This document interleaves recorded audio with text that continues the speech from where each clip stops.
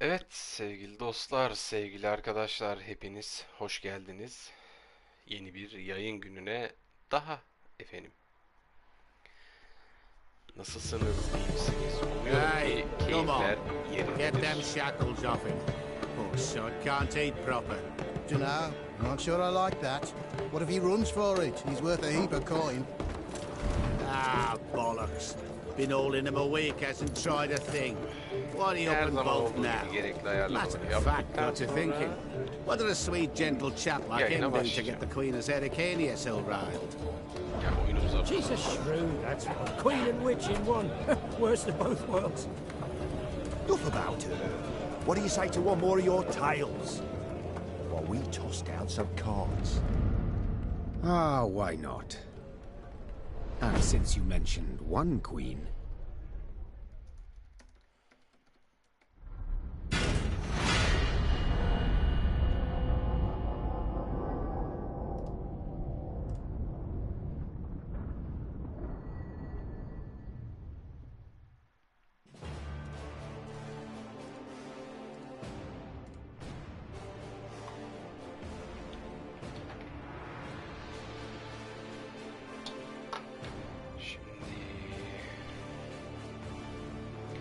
Geriye duyuru kaldı. Duyurumu da geçeyim. Sonrasında kaldığımız yerden devam edeceğiz. Mahakam'da devam edeceğiz.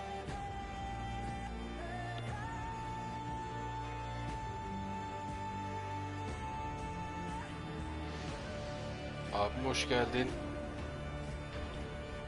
Hoş geldin. Sefalar getirdin abi. Hoş geldin. Nasılsın, iyi misin?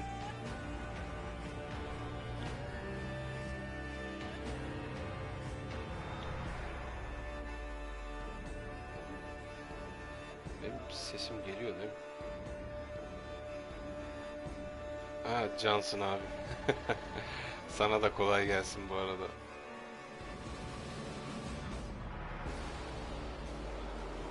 Ha tamam, sesim geliyormuş. Dedim bir an mikrofon da mı cortladı? Böyle bir şeyi bünyem kaldıramaz.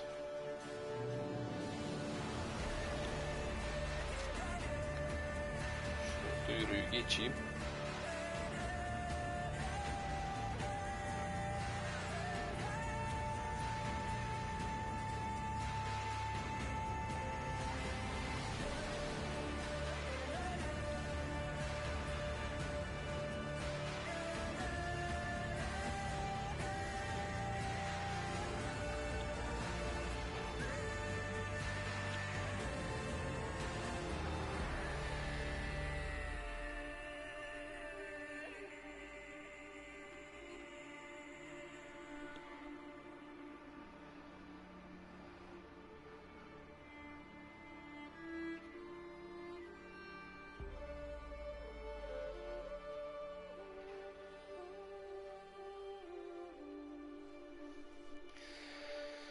Evet, bir önceki yayınımızda, yani dünkü yayında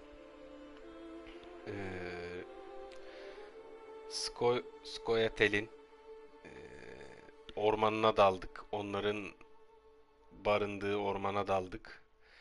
Ve orada o grubun lideri olan Eldain miydi? Eldain'di sanırım. Onu aradık ve bulduk. Ben yine iyi niyet gösterdim orada ama o beni tuzağa çekti. Yine her türlü kazandık tabii, onda bir sıkıntı yok. Sonra o öldü. Biz de yolumuza devam ettik. Kral Demavend, telaffuzu ne bilmiyorum ya. Kral Demavend'e yardıma gittik. Nilfgaardlılar biliyorsunuz ki her yeri yakıp yıkıyorlar. Ben de emrim altında işte kaç tane adam varsa onlarla beraber gittim. Yardım ettik. Şehirden kaçmasını sağladık kral ve halkın. Sonra yolumuz Mahakam'a düştü. Cücelerden yardım talep edeceğiz ama nasıl olacak, nasıl bitecek bilmiyorum.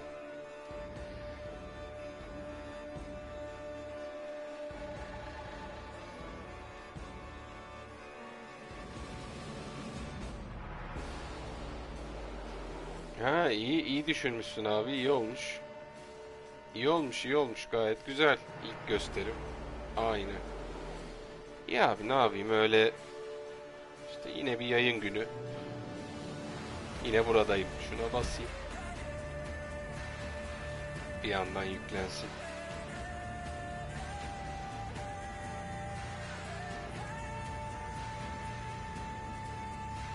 Doğru mu? Doğru.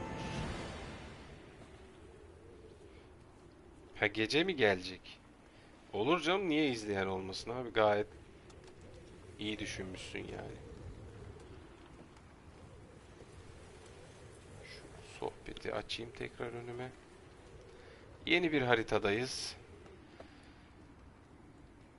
İlk yayında oyunun ilk haritasında. Dün ikinci haritada, bugün de üçüncü haritadayız. Bilmiyorum kaç harita var, hikaye ne kadar uzun ama şimdilik hızımı aldım. Her yayın bir harita, bir bölge olarak ilerliyorum. Bakalım bugün de öyle olacak mı? Telefonu şarja takayım, sonra başlayalım. %20'ymiş.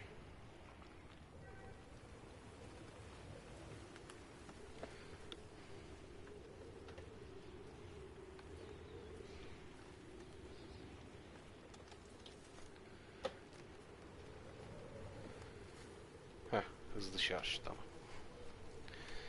Evet, ordumuzun morali normal. Şöyle biraz geri gideyim. Saçım başım her zamanki gibi dağınık.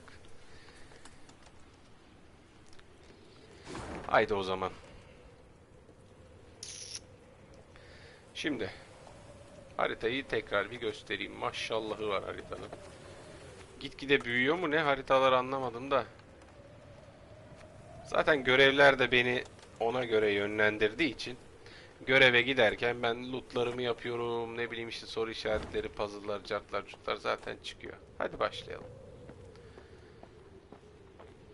A hearty Mahakam welcome to you. What an honor! Even the arbalists salute us with Ha, cocked şurada bir loot horns. vardır. Oh, that well. An ounce of prevention saves a slag heap of trouble. Kaçırmıyoruz çünkü bulutlar kampımızı geliştirirken çok faydalı oluyor. Bunlar bir dakika. Tamam, yolumun üstünde var. Oy. Çok güzel, çok güzel. Üf. Oyunun ben bu arayüzüne bayıldım. Gerçekten. Oyunun bu şeyine bayıldım.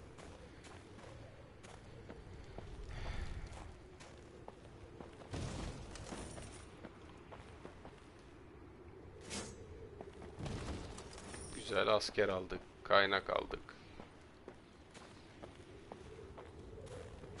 Oyun güzel güzel abi ya. Yani Gwent'i çözene kadar. Gwent'i çözdükten sonra daha rahat. Mesela ben ilk yayın haliyle hiç böyle çözemediydim.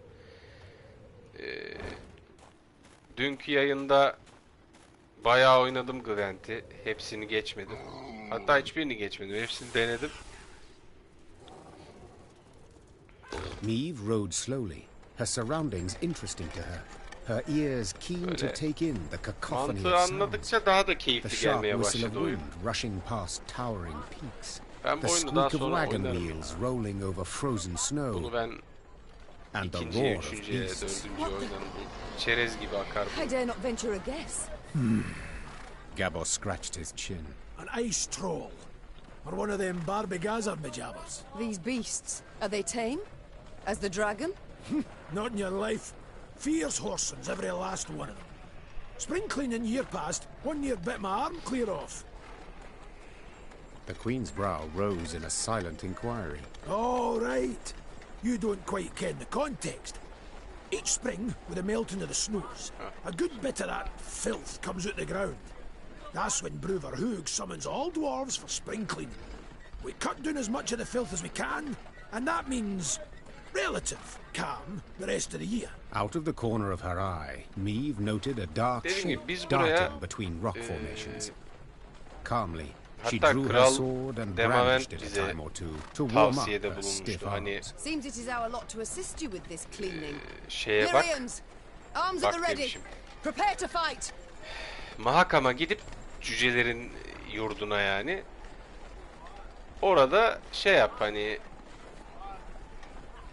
çünkü Nilfgaardlara karşı savaşacağım, yüzleşeceğim diyorsun ama elindeki ordu Nilfgaardları şey yapmaz, yenemez diye hani cücelerden yardım istemeye teşvik etmişti kral bizi dün. Biz de olur hadi bir gidelim de ne kaybederiz ki yani kıvamında çıktık geldik. Tabi cüceler pek hoş şey yani böyle kucak açmazlar ama en azından dinlerler demişti dün kral. Hani şansını dene tarzı. Aa, yolumuz kesildi.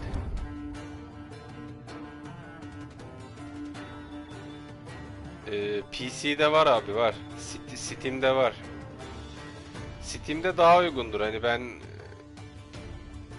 43'e aldım işte PlayStation'da.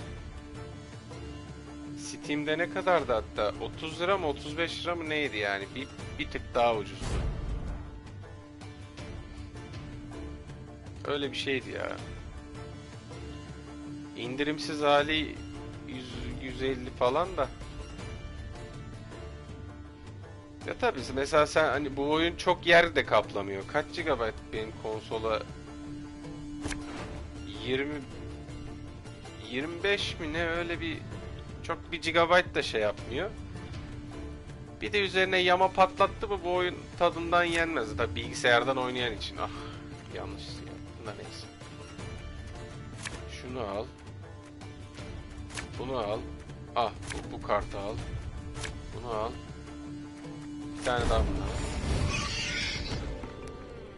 Stop standing around like Aa, pawns neydi on a bunun ismi toe. ya? Get to work.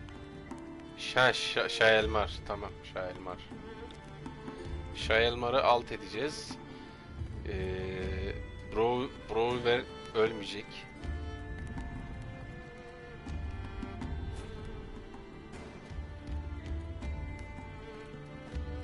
Şuna bir boost yapalım.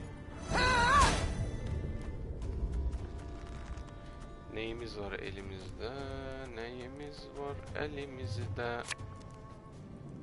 At bu. We got a job to do. Karşıya. Geç. Tamam, saldım. Ne yaptı o? Yine bende mi? Ha. My spirit's willing and how, but these damn boots are killing me. Watch out! It's rolling our way! Şahelmar maşallah. Zorluyor da zorluyor. The chase is on!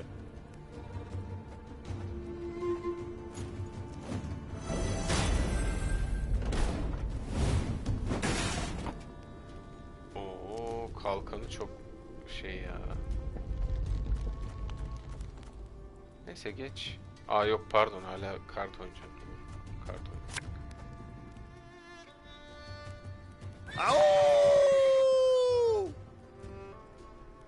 Tamam.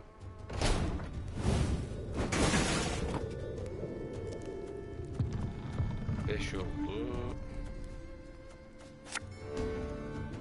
If anyone asks, you've not seen me. Buna bastım.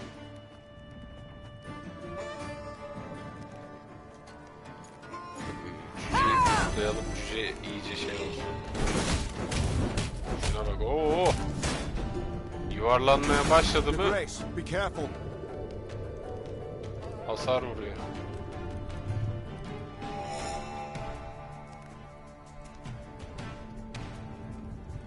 Evet evet, mobilde de çok tatlı oluyor abi ya, doğru diyorsun.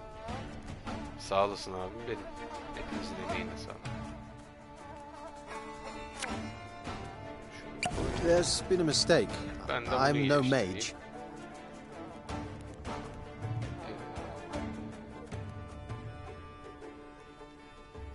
Hatta başka koyalım.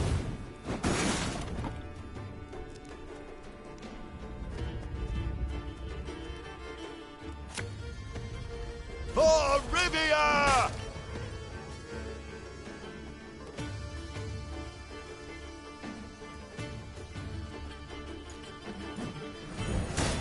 Ben cüceyi bosslayacağım. Cücenin korunması lazım.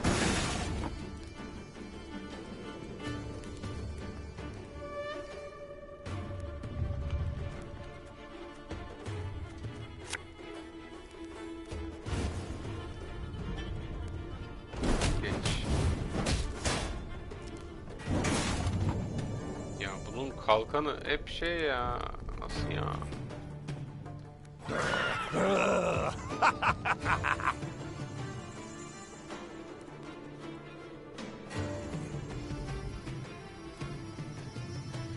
Bas bas cüceye bas.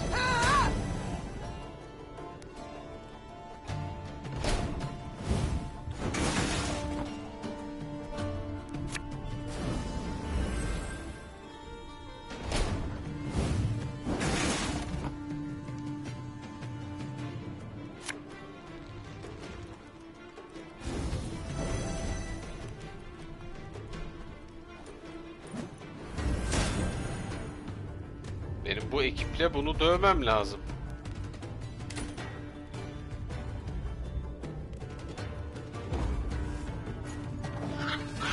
Fit mi?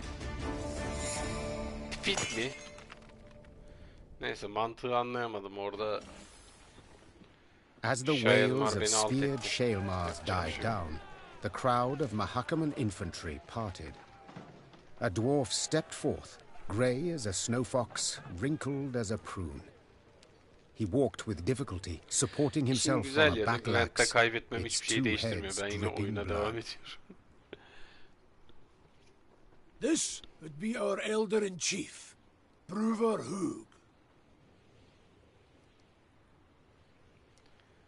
Ha, şeymiş bu adam ya. And who might your guests be, Gabor? Meve, Queen of Lyria and Rivia, and her associates. Lyria ve Rivia'nın kraliçesi Meve. My regards, Elder. I come... You come for something. Coin's my first wager. Fighting bodies my second. Well, what is it you want? I'm on in the years, aye, but I'm not gone dotty. Evet, buraya bir şey için geldin. You got to fall on hard times to remember Yani us dwarves. ilk tercihim, ilk fikrim altın için. İkincisi savaşmak için. Ne istiyorsun diyor.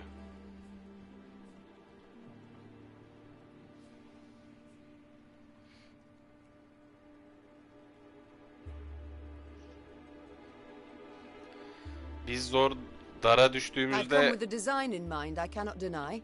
But hear me out and you shall see. siz neredeydiniz diyor. Yani şey diyor, Batı Ağıl düşerken Gondor neredeydi diyor ya. She's armed! Gabor! Why the Silahlı! devil did you let her in here like that? And without a sack or her heat! She has the leaden ring, Elder. A gift from a king. From Demavend, lassie, I ken that already.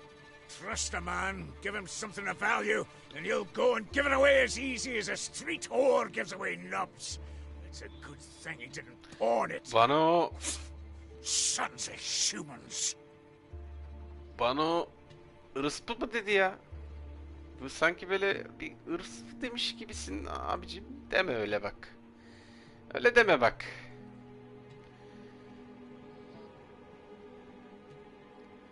Huyuna mı gitsem, tartışsam mı? Huyuna I've traveled gideyim far ya. to see you.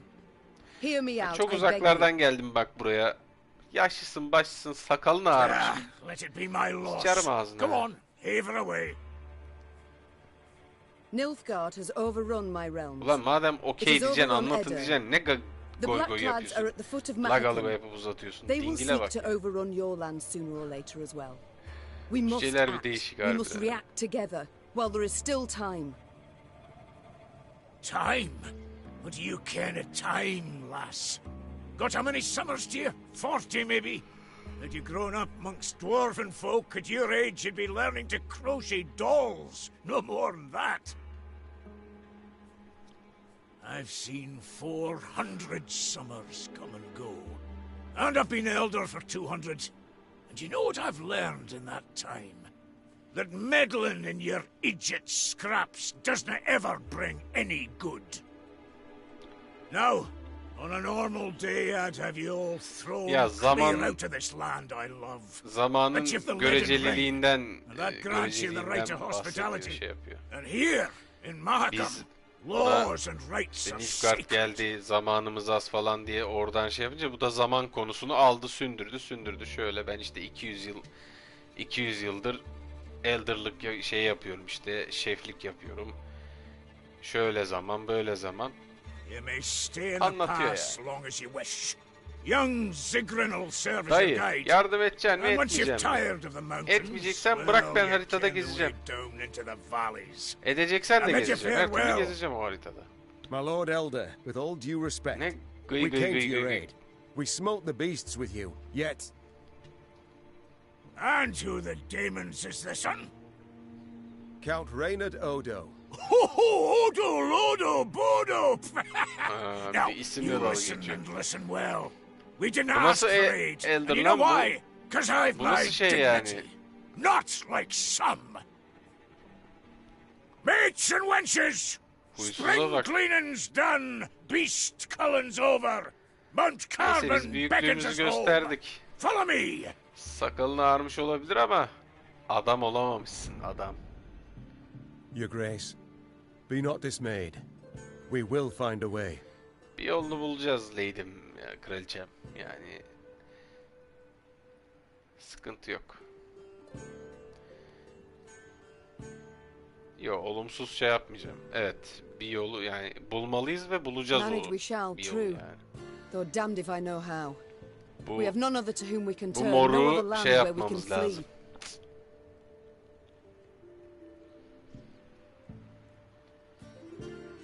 Let us convene in council, Your Grace.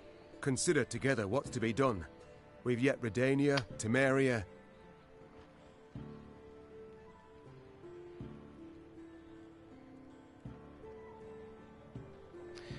Ya bir konsil araya konsül müydü ya? Her neyse işte bir konsül şey yapıp hani başka yerleri de yani daha Redanya var, Temeria Your var Grace, might diye I böyle draw you aside a konuşurken wee cüce moment girdi araya. for a yani. jab? Reynard, please excuse me. Well, what is it you want? I ken the Elder-in-Chief dinna make a good first impression.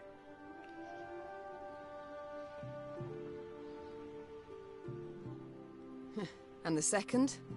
Is it any... To be quite frank, no. I'll try elsewise. Not all's lost, trust me. Brewer's a stubborn goat, no doubt about it. But a goat to be Konseyde bir persuaded. koltuk her zaman And bana I happen to ayrılmıştır. ken how.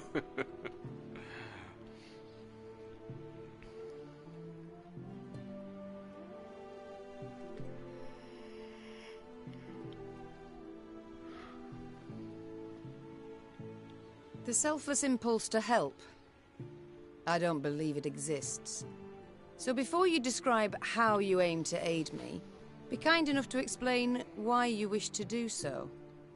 Unsolicited, mind you, and clearly against your elders' wishes.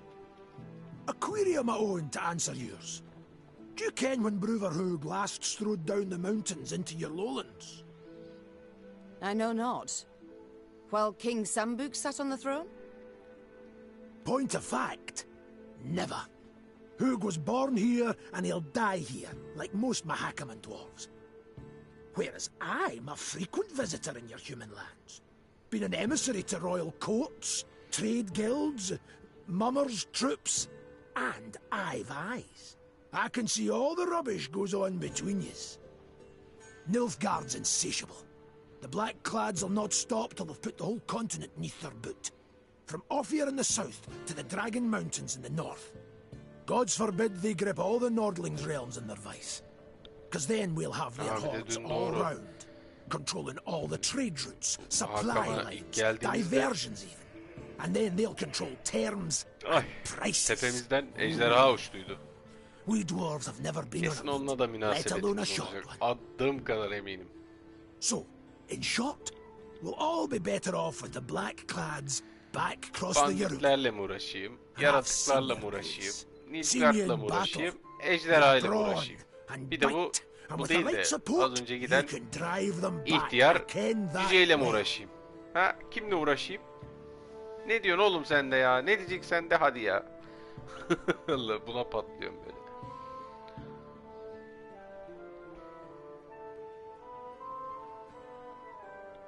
Very well, I'm all ears. Ha, tamam, her What türlü must we kabul do to edecekmişim spur zaten. Brotherhood to Pardon. aid us? Ben seçenek veriyor zannettim ya. I might start with the thorn in our side that are beasts. A bigger thorn than most expect. See, in our never-ending search for gold, we dug deep, too deep, and reached abysses where monsters are born, or however they come to be. Soon as it turns a bit warmer, they crawl out to feed. And there's more every year. What you saw there, the spring cleaning, that's just light yearly upkeep. It dinna go at the source of the blight. Every spring we cull enough so we can live and trade and mine normal-like. Oğlum, But there are boyun corridors kısa in the ama upper valleys dilin midst uzun. the peaks, where Beni more yordun lie aga. waiting to pounce. Sen konuş. So many, there's settlements that Beni have done yordun. been abandoned. I still fail to see how this relates to myself and Bruver. Your Majesty, slay the beasts down to Majestem the batsın last, senin. Hadi ne diyorsun? and Hadi de you'll gel. win the hearts of the clans, all of them. And with the 15 clans behind dakikadır you, why, konuşuyorsunuz ya. the elder will have no choice. He'll bend an ear, treat you Gerçi bu oyunun serious. da başka bir olayı yok zaten. Bir Gwent oynuyorsun, bir diyalog dinliyorsun. Yani benim söylediğim de laf aslında. Oyun zaten bundan ibaret.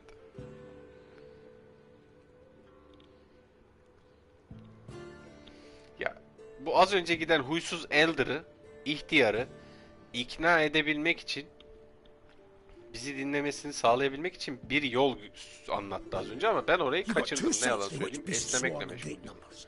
There's Davos Abyss and an abandoned underground settlement called Burr's Rump. Destroy those, Ama collapse the corridors, problem solved. bir teorim var. Tüm oyunlarda bu böyledir. Birini ikna etmek, kendi tarafını çekmek, saygısını kazanmak istiyorsan önce onun gözünü boyayacak, onun yararına olacak işler yapacaksın ki o da sana senin istediğini versin. Yani bu hep böyledir. Sarı olan asıl seçenek. Önce şu beyazı konuşma, nasıl olsa konuşuyoruz. You colour the solution as simple and known. Why has Bruverhoog not gone at the matter? Ya ben otomatik You geçecek must learn sanıyorum her one seferinde. thing Benim about us kareye dwarves basmam of gerekiyor. Mahakam. Unutuyorum onu. Customs, traditions, why, we're obsessed. Goes thrice for Bruver. The elder deliberates weeks on end. And that's in considering if we shouldn't wear suspenders, because they might be through outside, and should thus be forbidden. We've a set of laws, the Four Dwarves Codex, one of its tenants says, "Dare ye not close a corridor once oped." So, no self-respecting dwarf can nor will do it. But you... Bu cücelere ve Skelligelilere the laws didn't apply. You've a free İrlanda hand in aksanı sealing the eklemek corridors from which the bence beasts come. Collapse them, flood them, I zekice didn't bir ken, hareket. but solve the grief once and for all. Hani adamlar Viking temasını yapıştırmış. Cücelere değil de mesela Skellige halkına Viking şeyini yapıştırmış. Demiş ama bunlara biraz farklılık katalım. Konuşmaları da o yüzden biraz İrlanda aksanı. Ama cüceler de öyle. I believe it would. But find you other ways to win the heart of a clan or brewer himself. Do so. Can he bring no harm? Susar mısın artık ya? All this sounds rather toilsome, yet Hadi ben kaçırdım I bazı do şeyleri. favour this Bence to losing kraliçe de another moon anlamadı. seeking out a court where we would at first. You've my gratitude, Gabor. Geçtim pardon. You've shown me a way. Very well. Let us think on these beasts. See what's to be done. Tamam işte bak dediğime geliyor. Yaratık öldüreceğiz. Sonra kral bizim dediğimize gelecek. Oh be.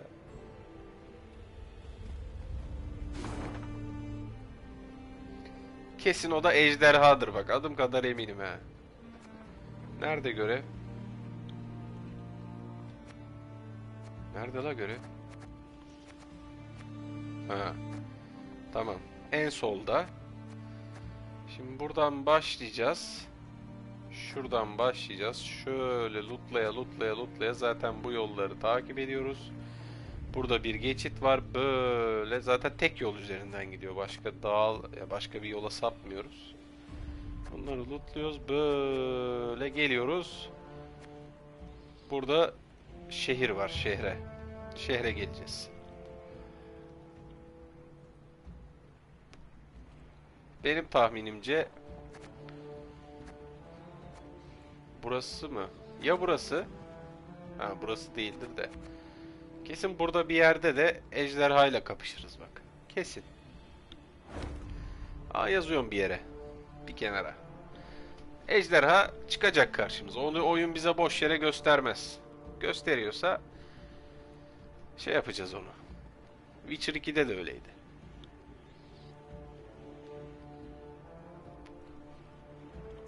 Kaçarı yok. Gelsin. Alayı gelsin. Şimdi ben kapattım ama düz devam edeceğim. Önümde şunları lootlayalım.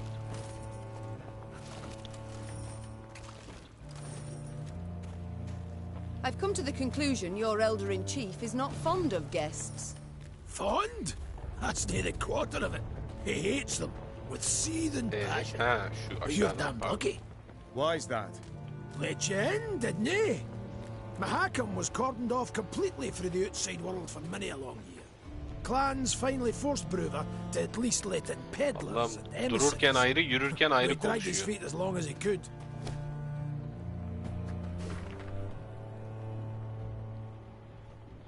Bir kart parçası. Aldık bunu. Şu arkada bir loot kalmış. Aldım bunu. Yoluma devam. Ordumun morali normal. Sıcaklık eksi 40. Rüzgar kuzeybatıdan esiyor. Yine mi sen lan? Yani yine mi sen dediğim şair. Geçerim ben bunu. Yine aynı hesap olacaksa. Az önce beceremedim. Bunda da farklı olmayacak belki. Şu ateşi al. Bunu al. Bunu.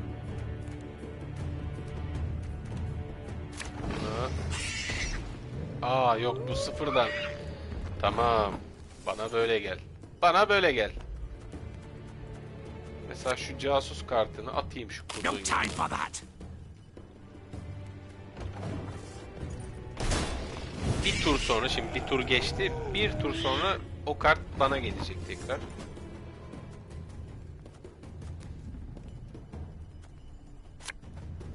The chase is on!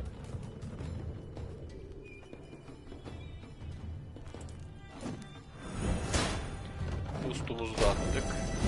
Hop geldi. 15 olarak geldi. Evet. Kurtlar da iyi hasar veriyor. Kurtlar iyi hasar veriyor aga. Şimdi bunu koy.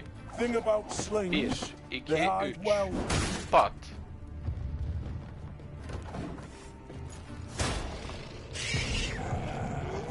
Hala kurt koyuyor maşallah. Sıkıntı yok. Olmadı ilk turu ona salarım. Sonra ben şey yaparım onu. Au! Au.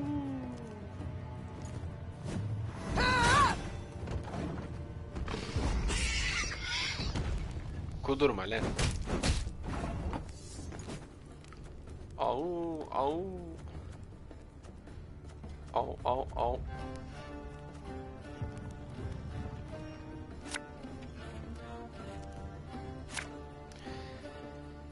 Ben pas geçeceğim ya. Aa güzel. Bak ilk turu hiç o beni geçmeye çalışmadı.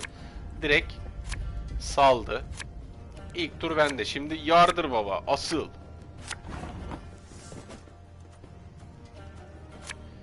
At bu casus kartını ya. Önce bir elden çıksın o. Puzzle olanlar kafa karıştırıcı ama bu düz sıfırdan başlamalık Gwent'ler daha işime geliyor, hoşuma gidiyor yani.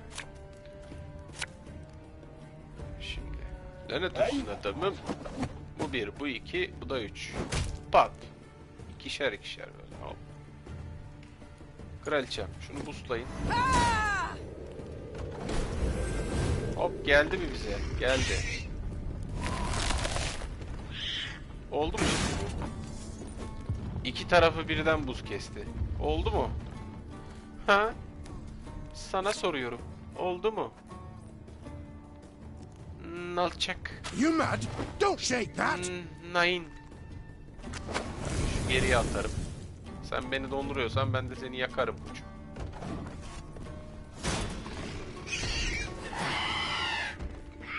Ne o? Harpi. Hiç de kolay şey de This harvest will be reaping black clad heads. Pusla.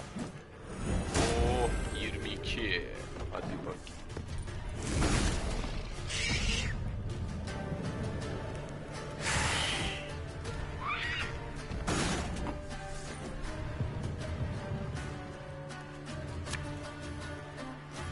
There's been a mistake.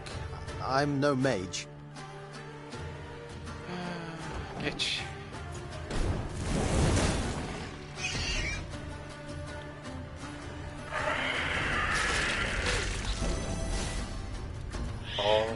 Yumurtayı büyüttü, şeye çevirdi. Ne oldu? Ejderhaya çevirdi. Ya da şu ejderhanlar falan onlardan birine çevirdi.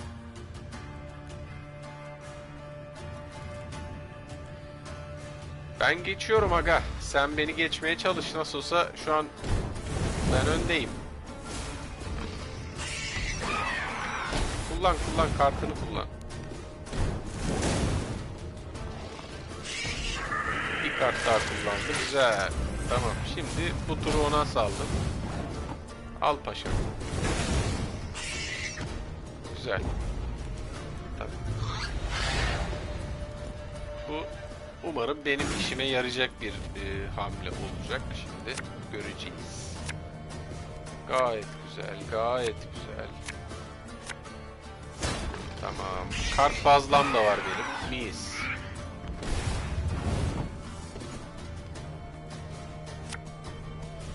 This could hurt.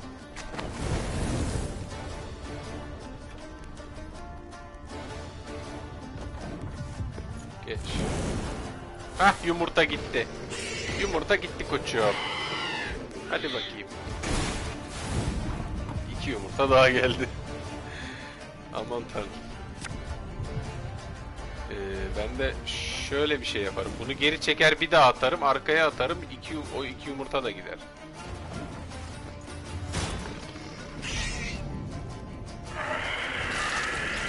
Ah be. Yapamadım. Sıkıntı yok. Her şey planlandı şu an. Watch your heads! Hop, arkayı da yaktım. Geç.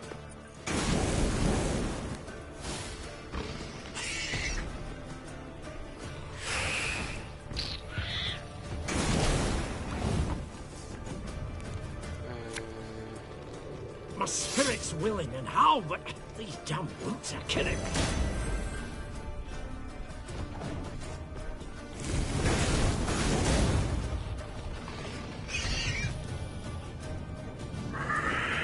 Onun son kartı 57 61 geçer miyim?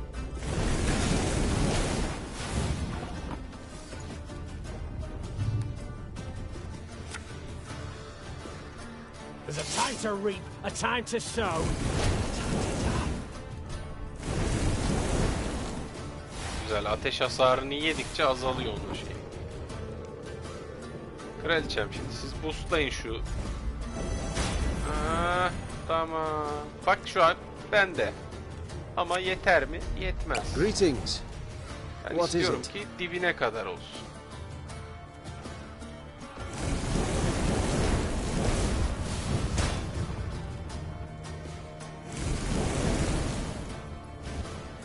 Sanırım harpiler öldüğü zaman yumurta çıkıyor. O yumurtalar şey oluyor. Ben de diyorum niye yumurta fırlıyor sürekli bir yerden.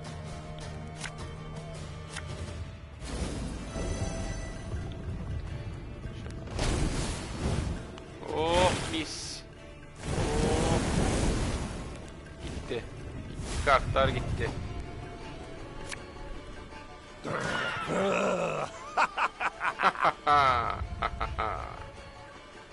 Buna vurayım.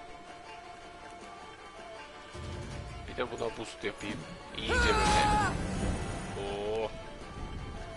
Hah. Tamam, al şimdi ne yapıyorsan yap. Victory. 3-3.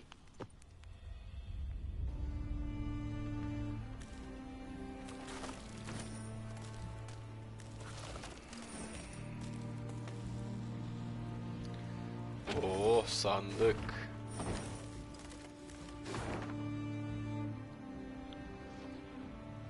Buradan böyle. Ha, şuradan geçeceğiz. Pardon.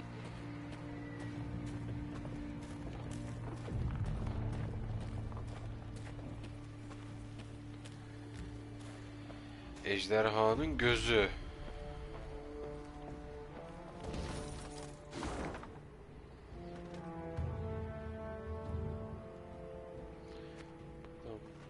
Ha, buradan böyle bunları lootlayıp buradan böyle devam edeceğiz. Tamam. O zaman buradan geçelim.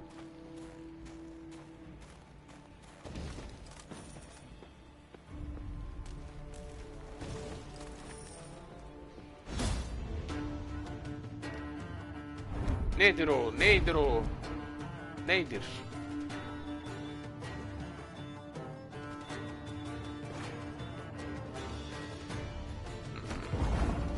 What? Liderin gücü yeteneğini kullanıyor. Okey.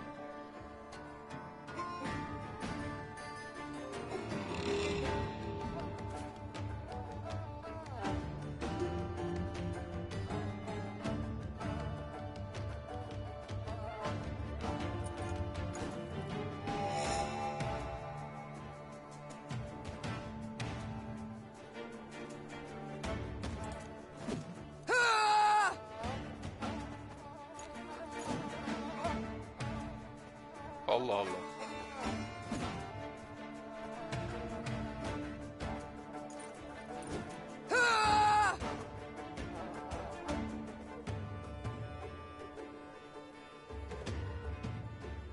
Tamamdır abim, hiç sıkıntı yok. Sana da kolay gelsin. Cansın abi, hiç sıkıntı yok. Aa, iyice bok ettik.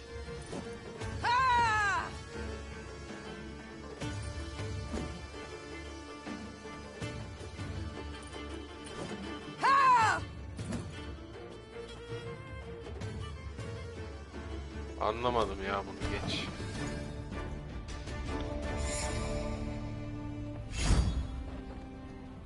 Ama claim'imizi alalım. Ödülümüzü, yani ödülümüzü claimleyelim. Claim'imizi alalım.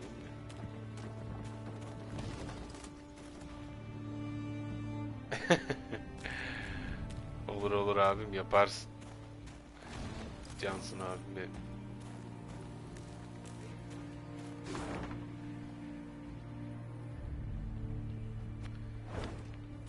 Şu yukarıda loot bırakmışız. Sonrasında şey yapabiliriz. Yolumuza devam edebiliriz. Nerede gözüküyor? Ha. Burası. Tamam.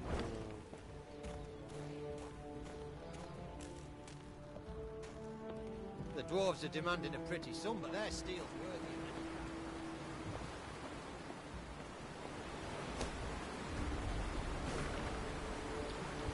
Hazine haritası.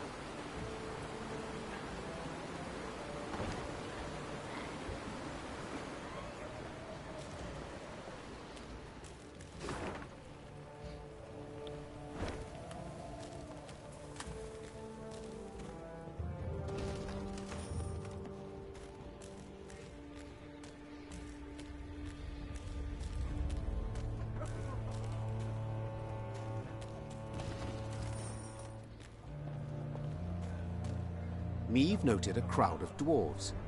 They were several dozen, many holding baskets brimming with dried sausages, soft, puffy pretzels, and jugs of frothy beer. What is this gathering? She asked Gabor. These folk, they're the parents of youngsters who are to return today from their Dreckthag. Gabor proceeded to explain that the Dreckthag was a trek upon which the local dwarves would embark when they reached maturity. During this year-long voyage, young folk would taste of life beyond their home. Burada But if they failed to return on time, they would be stripped of all rights and privileges accorded to Mahakam's natives. See, in recent years, young folks' blood's been boiling on account of the strict laws in force here. Gabor added. So, we send them out. Öyle Let them taste life in the lowlands. Once they've learned for themselves what it's like to live among humans, they come back and ain't likely to complain. Customarily, only a few dwarves ever decided to remain in the valleys for good.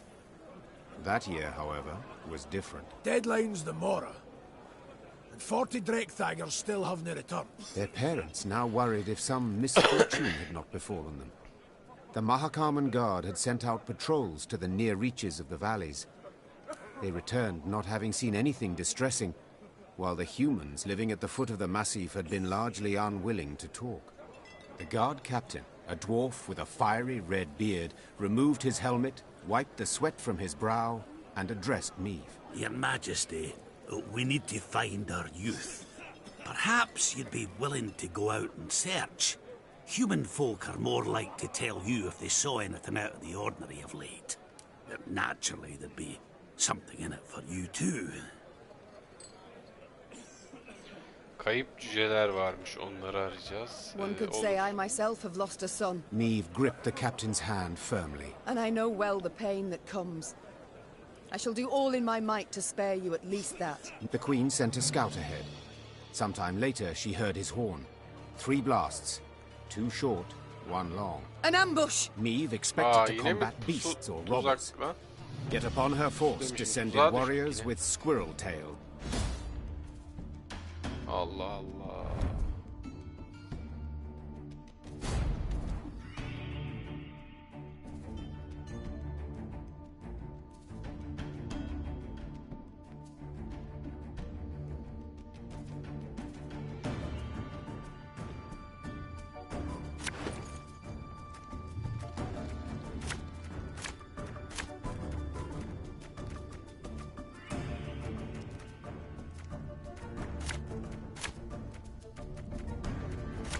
Scoia'tael! Don't let them escape! Oyna bakalım. Abayeth me epars!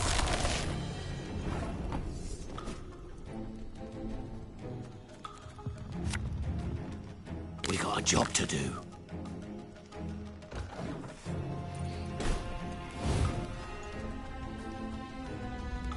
Right! Come on! Who's fast? Scoia'tael are a plague. They blight all they touch. Shh! Cork it!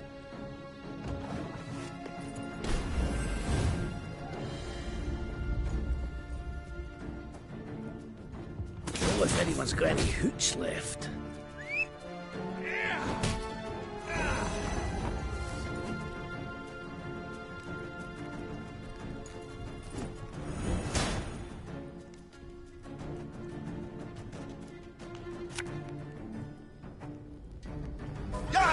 Çok rezil kartlar var ya.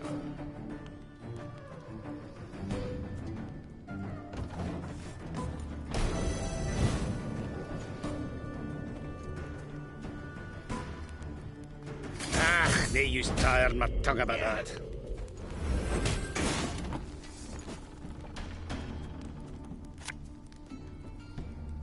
We'll catch 'em all!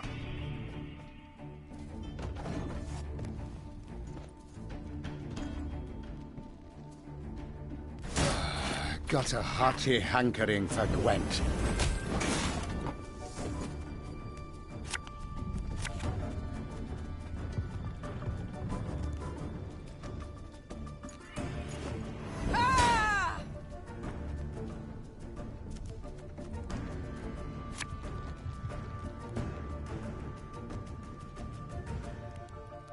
The chase is on!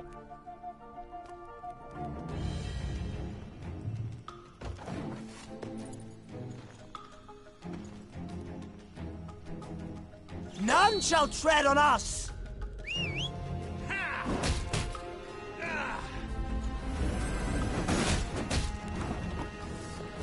Tamam, ben bu turu ona salıyorum. 40 olur. Saldım, ilk turu o alsın.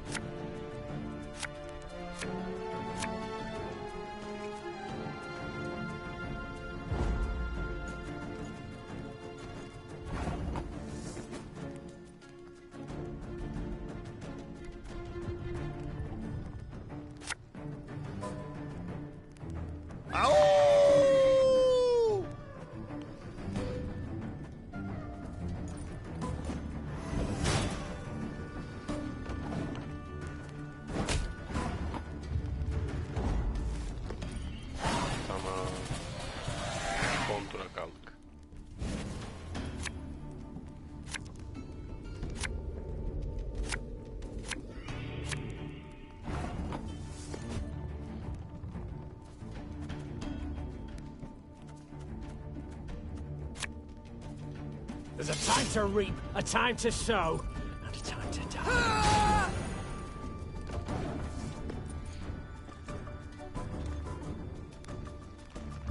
You should not have come here. Yine mi ya? Scoia'tael. Canımız sıkkı.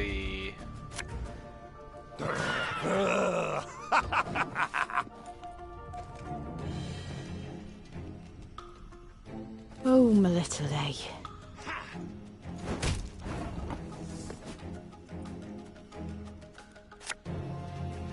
And just when you thought things were about to get dull.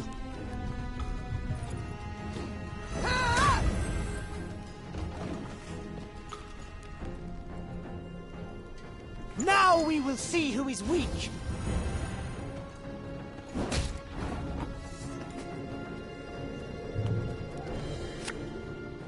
Thing about slings, they hide well.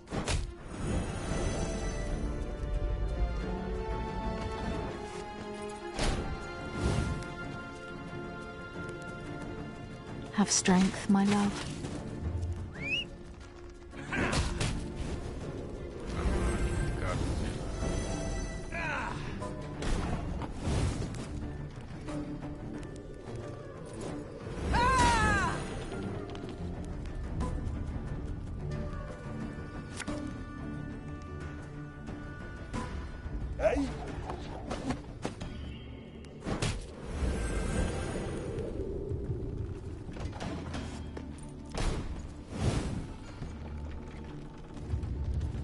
I shall not fail!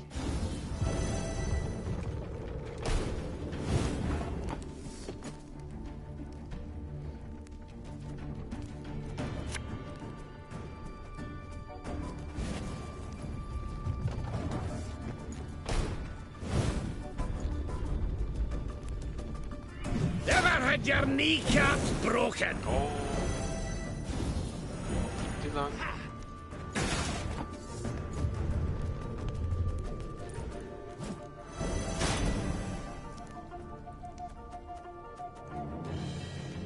Ever have a stone knock out one of your teeth?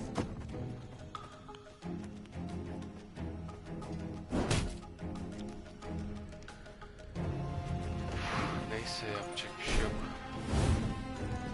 Ölenle ölünmez. Elven blarney. Oo abi. Adam nasıl saldırıyor ya?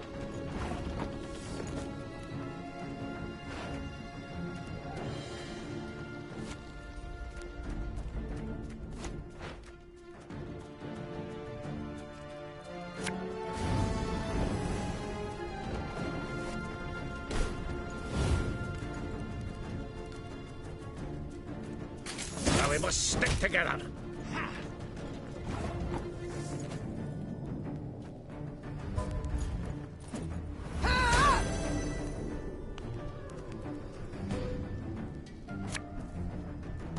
Greetings. What is it?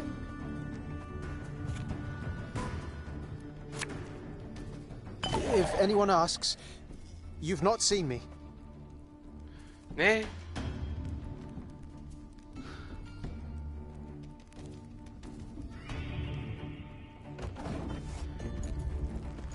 Ya neyse. Well, if anyone's got any hooch left. Yeah.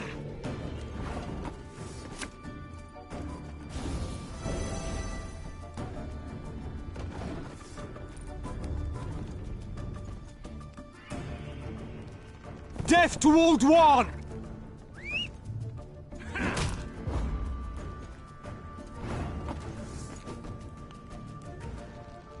There's been a mistake. I'm no mage. Abi niye azaltıyorsun ya?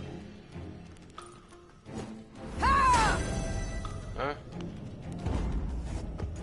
Kazandı They're ha. so young. No wonder.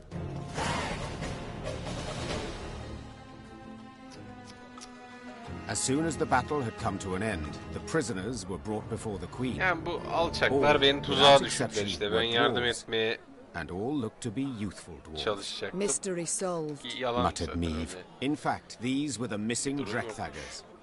Instead of returning home, I was impatient. Wanted badly to turn 50. I couldn't wait to see human cities. Vitsima, Tretogor, Novigrad. said one of the dwarven prisoners while pressing a bandage to a bleeding wound. And you know the welcome that awaited me there. I was spit upon and called names. I saw ghettos, massacres. And how was I to go back to the mines after that? We must fight while we still can. Before the humans come to cut us down, we must tell the rest of ours the same. Pull all Mahakam into the fight. Meve's soldiers stood waiting for her to protest, to accuse the dwarf of lying. But the queen could not. Along her way, Meve heard cries. She rushed to see what the ruckus was about. Upon seeing Black Rayla spattered with blood, she expected the worst. Reynard could only confirm the queen's fears. She entered the wagon unnoticed. The wagon carrying the prisoners. She then cut their throats, one by one. 40 dwarves. Alone. They were shackled. They could not defend themselves. Rayla had nothing to say in her defense. In point of fact, she exuded pride. Mahakam had been free of Cüceleri, till now. We'd have done all a questionable favour by bringing back a wagon full of enraged youth wearing squirrel tails. They'd have posed as martyrs for a just cause. They'd have shown off their scars and persuaded the clans to make war on humans. All that deserved to be nipped in the bud. Meve could see the blood rushing to Reynard's head. When he finally spoke, it was clear he was holding the reins of his emotions, preventing himself from exploding with some difficulty. Your Grace, We must banish her, drive her off. This was in no way ordinary insubordination. This was a grave crime. Your Majesty, you know I rarely meddle in your affairs. Said Isbel. Yet for this, I cannot remain silent. This woman must go.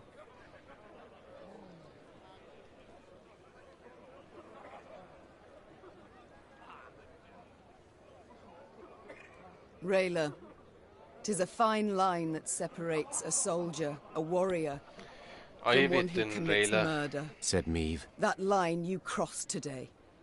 You are to leave my ranks immediately. And never do I wish to see you again. Rayla said nothing. She merely bowed in an excessively courtly manner, then moved off down the slope. The Lyrians remained silent throughout their return. Upon spying their downcast eyes and somber means, the dwarves awaiting the return of their offspring dispersed to their homes, leaving baskets full of treats in the snow. No one asked any questions of Meave. Didn't he find nothing? Not a trace. What?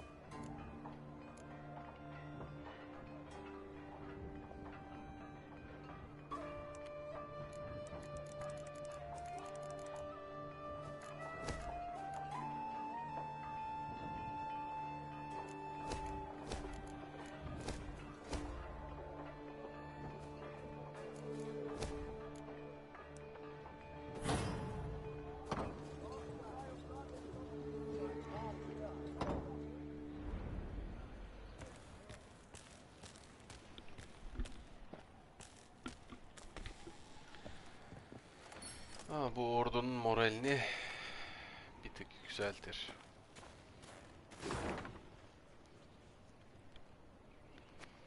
Şimdi buradan geçip şu var, sonra buradan böyle, tamam. Yoksa buradan geçilmiyor, tamam.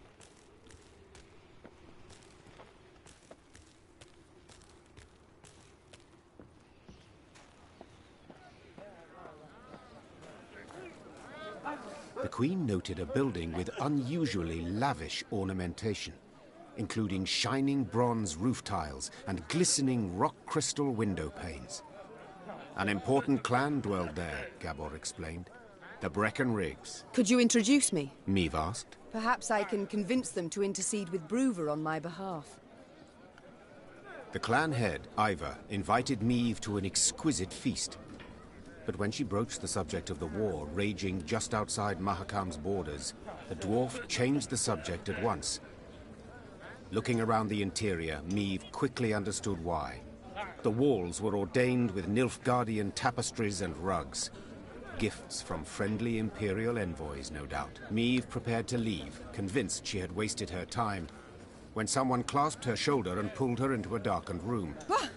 Her kidnapper turned out to be a young dwarf, female, it seemed, dressed in her nightshirt.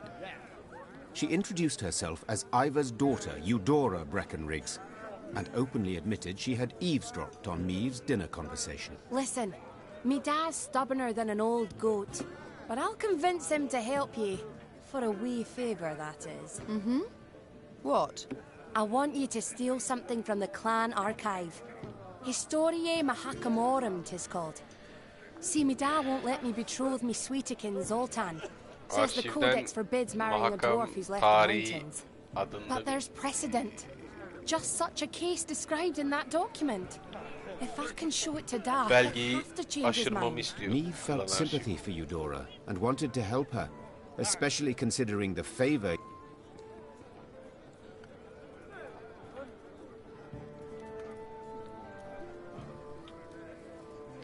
Hadi kızım, sana da. The pot's worth the play, I believe. Fine. I accept your offer. They then shook hands, sealing the deal. Meave had to bite her tongue to stop from crying out, for the young she-dwarf had the grip of a brawny blacksmith. Meve returned to her company and, massaging her sore hand, presented Eudora's offer. Gascon volunteered for the task at once. Thievery's my forte. The dwarves won't notice a single mothball. Gascon snuck into the archive under the cover of darkness.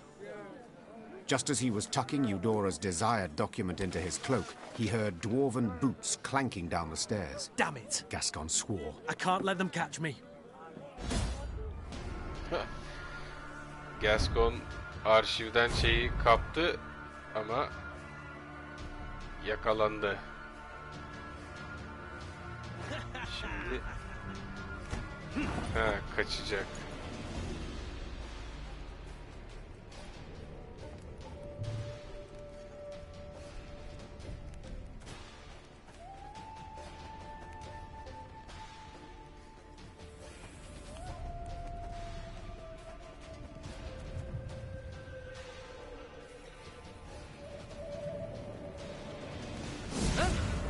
Who's there?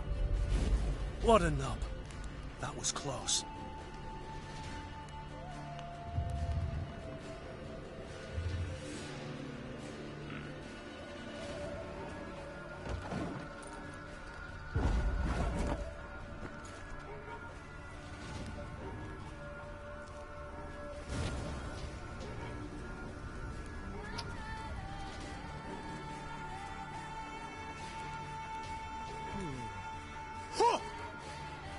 Stop! Who's there? Ya tamam, geç. Luckily, Gascon managed to do the deed quietly, so the dwarves never found out who had broken in. As agreed, Meve handed Eudora the stolen document. Ha! The dwarf shouted, raising the parchment in a triumphant gesture. Da can't do nothing to stop her making vows now. I've got to write Zoltan right quick. Thanks. Thanks a million times over. Valmir's whore. And Eudora did her part too. Soon after, the queen learned there'd been a gathering of the clans, and Ivor had indeed spoken on her behalf.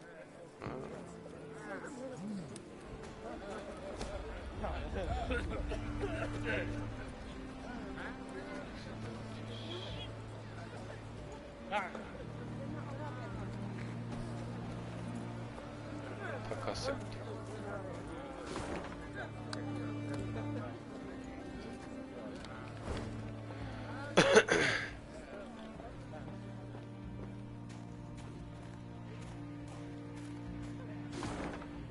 Ama buraya nereden gidiliyor? Buradan gidilmiyorsa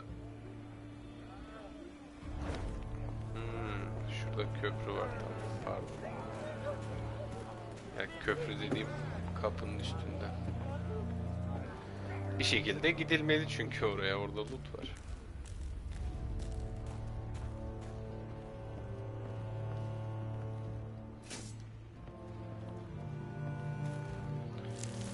Hazine buldum. Yaşasın.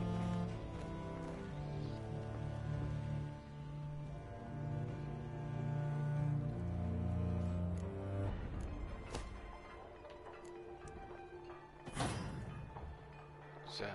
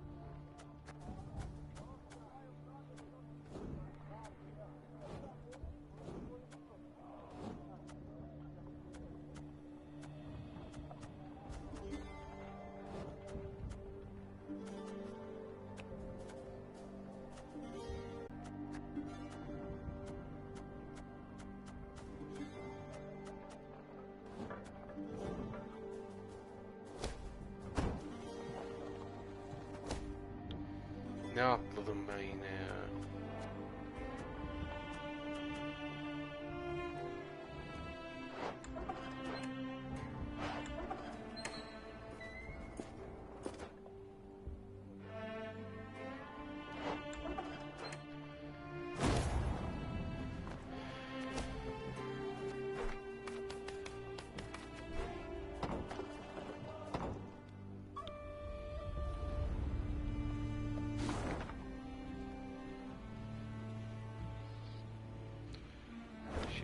yolumuza bakabiliriz.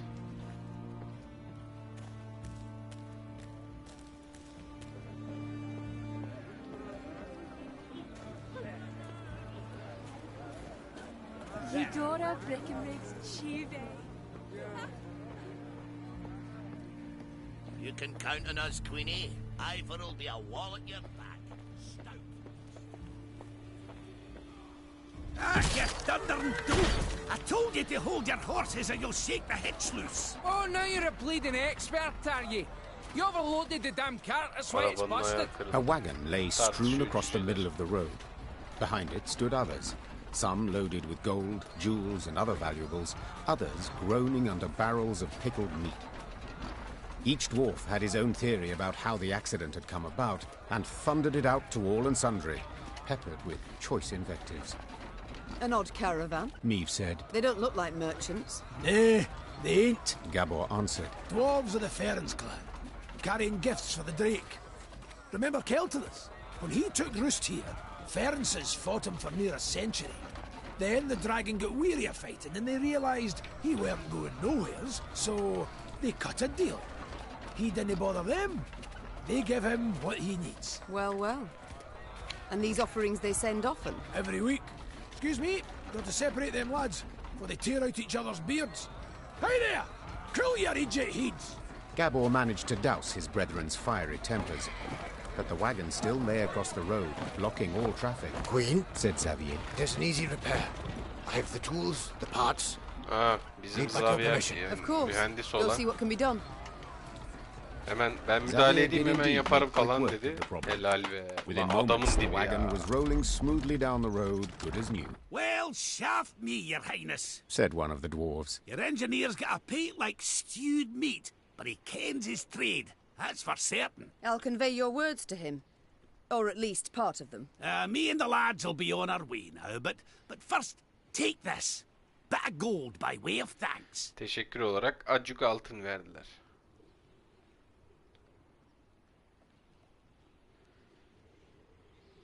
I appreciate the offer, but I cannot accept coin for helping a traveller in need. Common decency it is. Huh? In our times, decency ain't common at all, but as you wish. Farewell. The dwarf bowed in Reddettim hani parting, şey shook olsun the diye snow biraz. off his beard, then rejoined his Derdimiz caravan. yardım tarzı. Within a few moments, the wagons had disappeared around the bend. Cücelere karşı bir şey yapayım istiyorum yani. Gerçi kimsenin sağa solu belli olmuyor burada ama.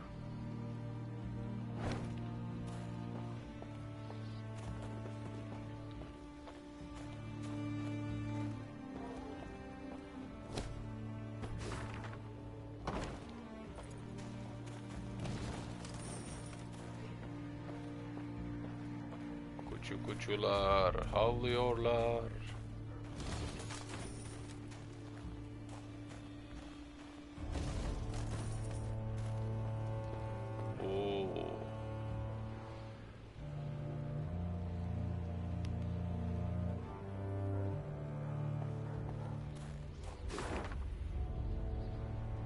Allah'ım yolumuza devam.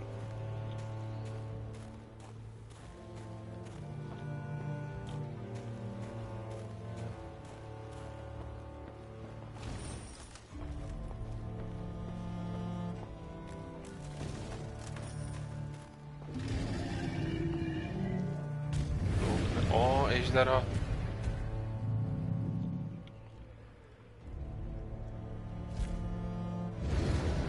A pillar of smoke rose above the mountains, and a sooty aroma filled the air. Fire! Gabor said, then took a fire. deep sniff. Perhaps a bolt struck some barren trees. No. Meave said curtly. I know that scent too well. All Edern reeked of it. It's the smell of burning. The Lyrians quickened their gait. Soon they saw a town fully aflame, and a roaring, furious dragon above it. That's your Celtulus? Gascon asked, shielding his eyes from the sharp glare emanating from the city. You were right. Perfectly harmless. Dinner Ken was get his knickers in a bunch. The dwarf said, grabbing his axe from his belt. Queen, we got to make haste to the rescue.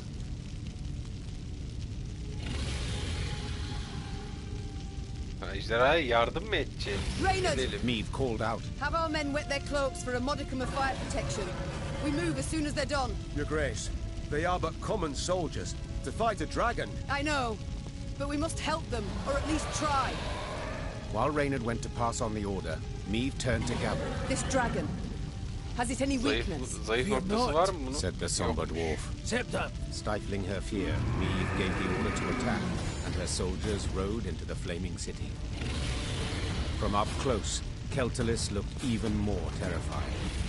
Though enormous, he moved with shocking agility, like a lizard scurrying over sand. With one swing of his paw, he snapped the necks of 3 dwarves, then bisected a 4th with a powerful bite. After that, he turned his attention to the Lyrians. More of you! He said, twisting his bloody maw into ejderha a konuşuyor lan bir de. horrifying smile. God!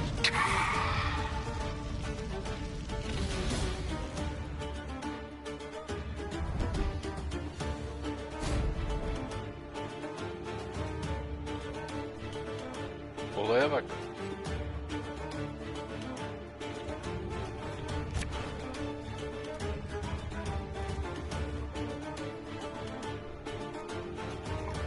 Şimdi bizim feriştahımızı yakacak.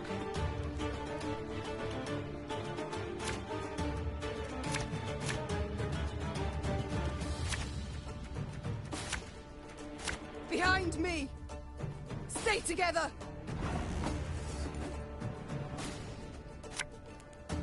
Yeah, yeah!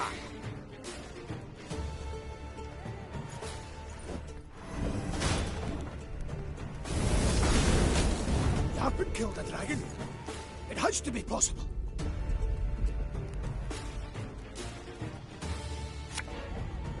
We'll catch them all!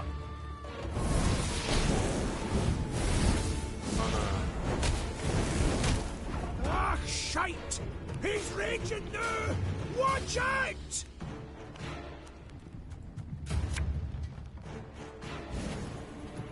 Your Grace, we're taking losses. Tamam.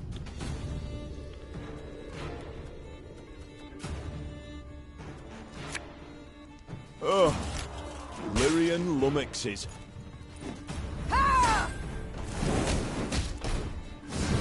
Vurun ejderhaya. Vurun.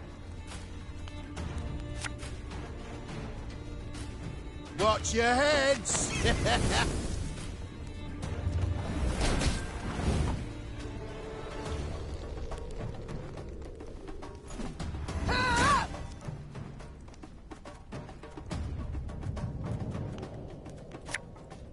The chase is on! Your Grace, he's vulnerable. We must strike now.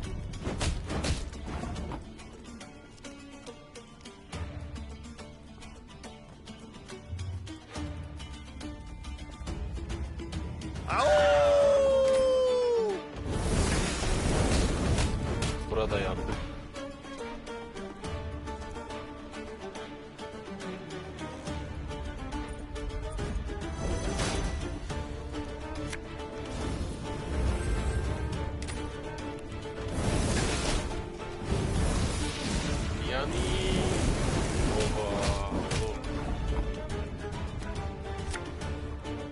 If anyone asks, you've not seen me.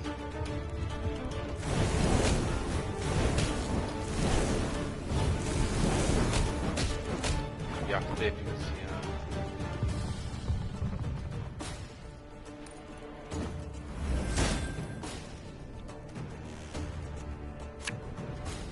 Hey?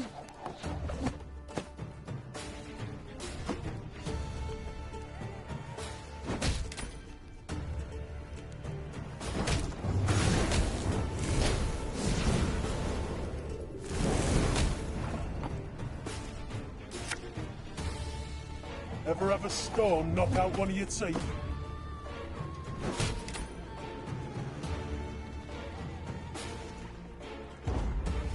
Geçtim. Olmadı. Yapamadım. That day, many Lyrians perished, either to the dragon's all-consuming fire or to its flesh-rending claws. Yet their sacrifice was not in vain. Together with the dwarves, they were able to grievously wound Celtulis, forcing him to flee. The howls of the wounded monster rang throughout the valley. That's right, howl, you scurvy snake! Shouldn't he have attacked us, eh? Damn. Meave, that's Vavrenik, elder of the town and all the fern. My regards.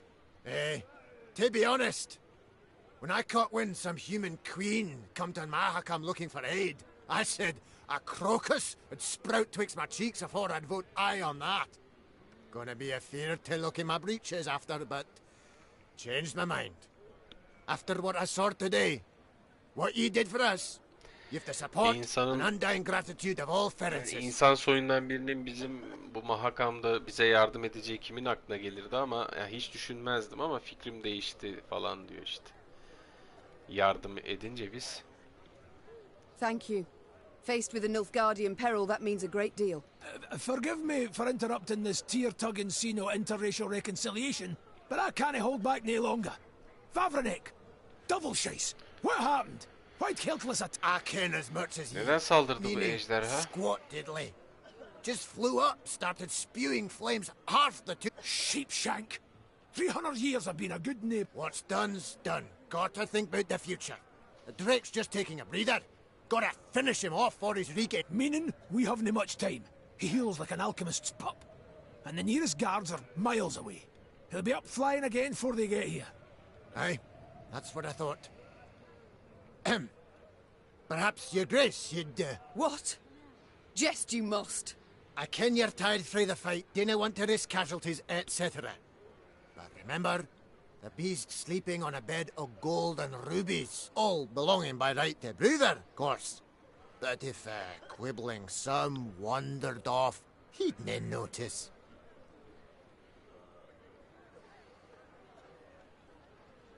Oh no. We fought a dragon once. That is more than enough, thank you. This shouldn't be much of a fight. Then why not deliver it yourself? Maeve, take a gander around. Everything's in ash. Nae a dwarf left whose skin didn't look like burnt porridge. I canna just... Bir kere daha ejderhanın peşine düşmeye ne dersin falan, hani savaşmaya ne dersin dedi de dedik yok.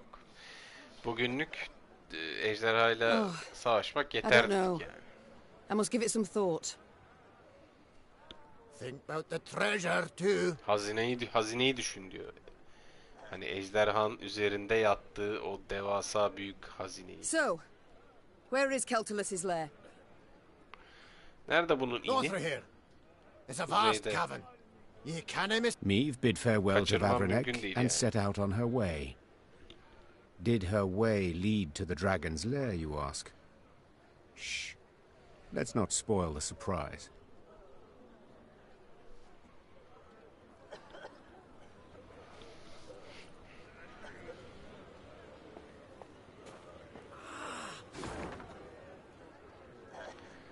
Yaktı, yıktı. Ejderha her yeri.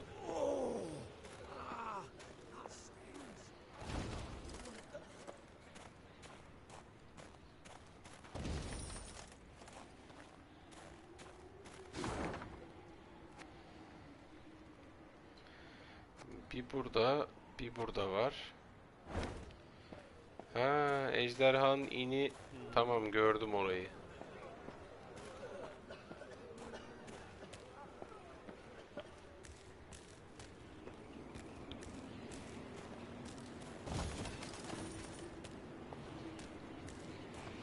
Burası, değil mi? Celtulis' lair was indeed impossible to miss, as would stand to reason, for any space capable of containing a dragon must be enormous. The lair's maw, a black triangle cut out of a vast plain of snow, loomed from afar. Confirming the dragon's presence was the powerful odor emanating from it, one of sulfur and blood. Well then, Gascon said, ready to become a legendary dragon slayer? My father oft said, never should you count pelts till the hunt is through. Maeve said, dismounting her horse. It's all the more true when you... The Lyrians crept across the dragon's threshold. They walked single file, shields raised, watched by bats hanging from the ceiling. Celtulis lay curled up on a bed of diamonds and gold coins turned red from his blood. Seeing how he strained merely to lift his massive head, Meve knew the dragon no longer posed. Come to finish what your poison began? The monster croaked hoarsely. Fine. Do it then. Keltulis turned over, exposing his vulnerable under...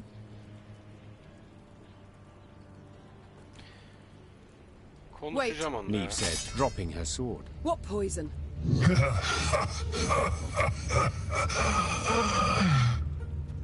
Keltulis laughed while squeezing his bleeding side in pain. So they didn't tell you? Sana söylemediler mi? Lousy munchkins. Hey! Watch your tongue! Gabor yelled. Sides! I didn't ken anything about it. Keltulis looked the Lyrians over mistrustfully with his snake-like eyes, then began to tell his tale. The caravan Meve had met on the road was different to the others. This time, Keltulis's meat had been pickled in a special brine, one spiked with poison. As the dragon lay curled up in pain, Ferenc dwarves entered his lair and smashed his head. So if I understand correctly... Meve interrupted. You're female? Correct. Same as you. As if on command, all Lyrian eyes turned to Gabor. Don't you look at me! We didn't peek under his... its tail. If I may. Reynard interjected. These revelations about Keltulis' sex are undeniably fascinating. But I'm more curious why the Ferences stooped to such a dishonorable deed. That's easy enough to guess. Meve said. They were afraid the dragon would soon demand more tribute to feed its young. So they decided to strike preempt... To the Ferences' misfortune, they delivered too small a dose of poison. Infuriated at the sight of the broken eggs, the dragon gathered its strength and flew to the nearest town. Meve saw for herself what happened then. And now it was up to her to decide how this story would end. The dragon had killed dozens, perhaps even hundreds, but had been provoked first by the dwarves' heartless cruelty. Did it thus deserve death or mercy? Ya şöyle bir durum var.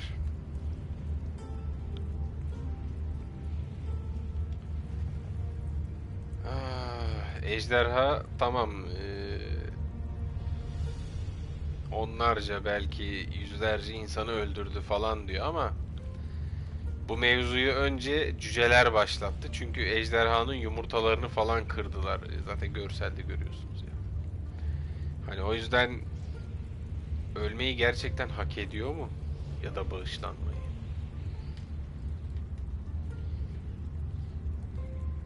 When judging my subjects, I would sometimes not know who bore the greater guilt. Said Meve. But as ruler, I had to reach a verdict, often a harsh one. The Queen returned her sword to its sheath. This is not my land. Meve said. Nor are these my subjects.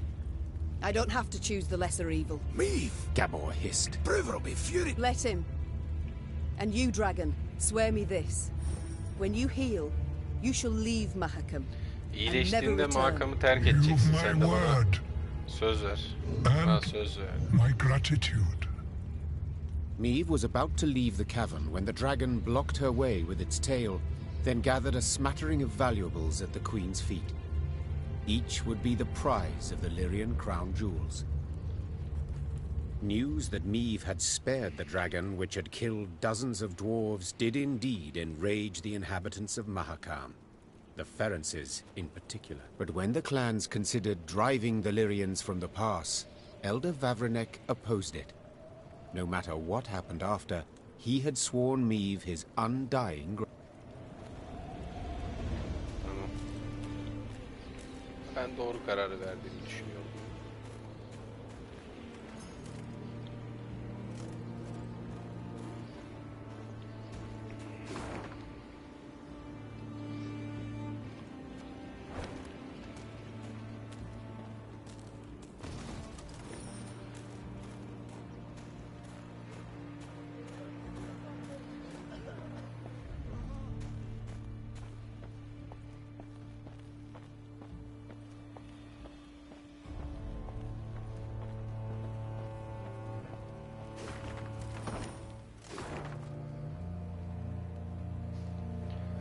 Burada 2 tane loot var.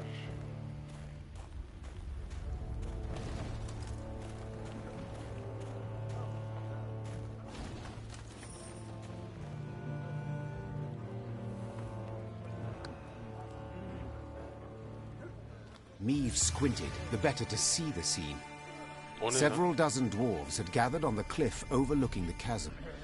Bir All grup were cüce turned towards a ramp, at the peak of which stood a barrel. What is that gathering about? Asked the queen. Have we a feast day? Nay, answered Gabor grimly. Aa, it is an execution. Aynen. Biri var fıçın içinde, onu uçurumdan A aşağı hairy atacak head cüceler. peeked out of the barrel. The long, pointy nose and ears left no doubt that it belonged to a gnome. The first Meave had ever seen in her life. Help! Save me! The gnome yelled. They aim to kill me! Cast me in the chasm! Shut your maw! Barked the dwarf standing next to him, who then shoved the gnome inside the barrel and covered it with a lid. Your crimes! The sheer weight of him, hey? No lighter punishment is fitting. The other gathered dwarves nodded approvingly. Two gripped the barrel, lay it on its side, then lifted it to cast in the chasm, paying the thumping from inside it no heed.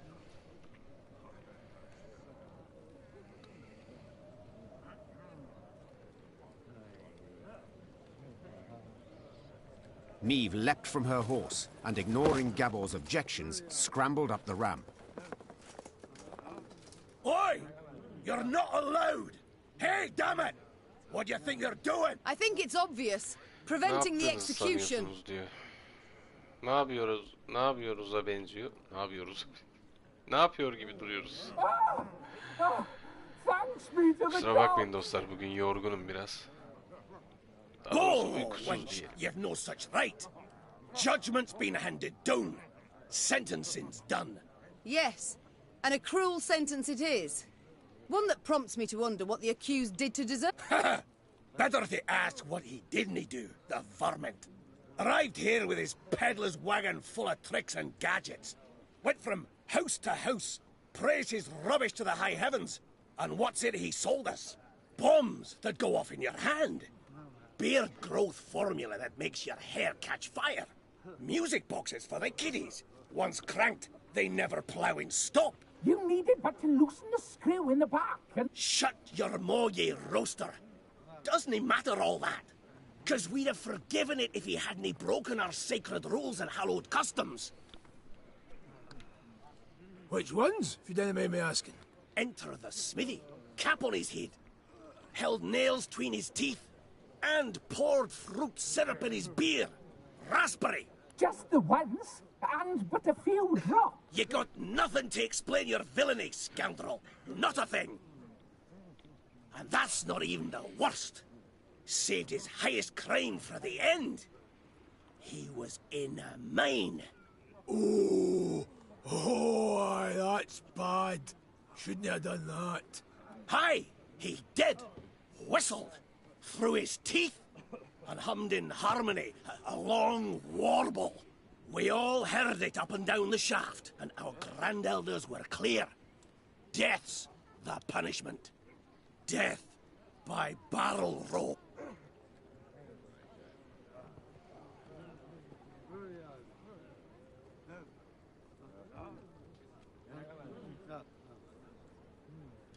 Wait 1 minute. What exactly does the Four Dwarfs Codex say? Which stricture did he violate? What did... How's it a wench and a human one to boot? Know about the code? This human wench has a head, and a capacious one. Well, have you an answer? The code says thus. 'Tis a crime most grievous to whistle in a mine. Any dwarf committing the cock-up shall be placed in a barrel at once. Said barrel then to be rolled down a mountain. Any dwarf. The situation's clear. If my senses do not deceive, the accused is a gnome. Aye, but the code's not to be taken literal, like. It's to be interpreted. What the ancient elders had in their heads, why, that's got to be divined. Nothing to be divined here. You got to be a dwarf to be a dwarf, not no bloody gnome. So, am I, meaning... Perchance we ought to let the elder-in-chief rule on the matter. Oh, aye. Oh, for we all ken how old Hoog loves to be bothered with such things. Ya işte doğru diyorsun yani. Now get the hell out of that barrel and out of my sight, you hairy hamshanker.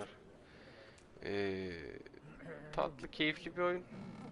Ama öyle şey, savaş... Lady, I haven't a way to thank you. Savaştı, ne bileyim, carttı curttu, o tarz aksiyonların hepsi Gwent'le oluyor. That we've yet to discuss. Perhaps Onun first dışında we should learn each sürekli other's diyaloglar var yani. Haritada geziyorum ama zaten tek bir yoldan ilerliyor. Ben yoldan ilerledikçe de hikayeler dallanıp budaklanıyor. Hikaye dallanıp budaklanıyor. Meve, Queen of Lyria and Rivia. Queen? Cows in the corn, kill me on it. Your Majesty, Vallahi güzel. None necessary. Yani Protocols for use at sıkılmam court, dersen not beyond tavsiye ederim. An inventor you deem Yani yourself. Steam'de falan daha Am I uyguna bulunur sanırım. Most assuredly. Though, truth be told, the dwarves saw no ingenuity in my Bundaki craft. Gwent de Witcher'daki Gwent'ten biraz farklı tabii. Daha böyle şey. Fiery bursts in the palm of your hand. Kimisi normal tarzda işliyor. Oluyor yani. Kimisi de puzzlevari. Nay, just a bit of Mesela az önce bir ejderhayla kapıştım. Gwent üzerinden. O mesela puzzlevariydi. Kimisi de daha normal oluyor, böyle bildiğimiz şeyde başlıyor. 2 yapan kazanıyor falan. The details I need not know.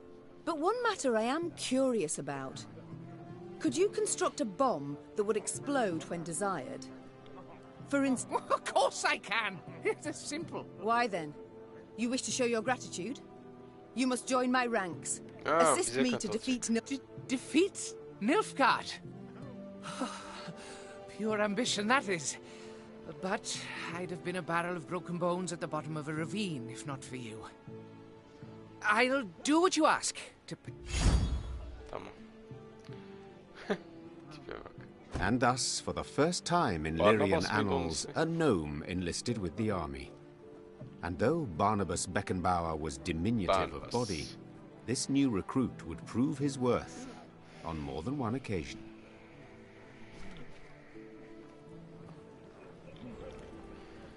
Evet.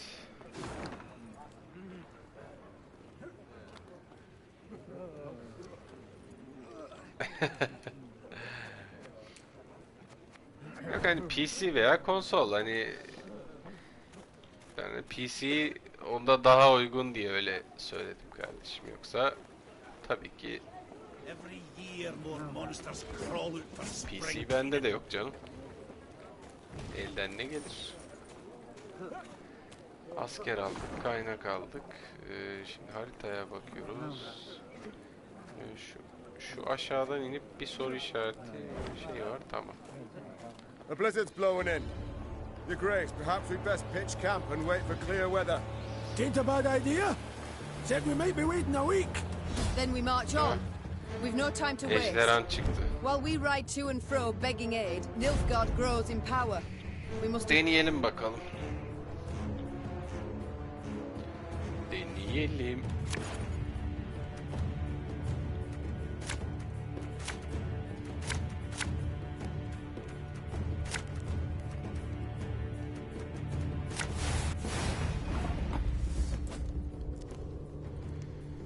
Sıfırdan başlıyoruz, güzel. Thing about slings, they hide well.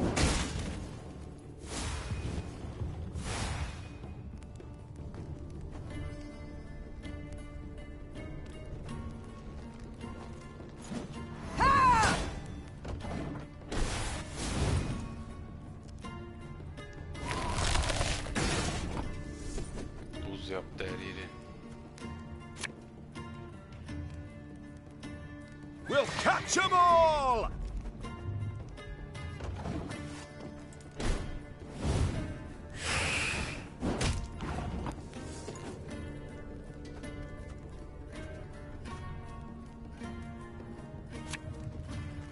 Hey?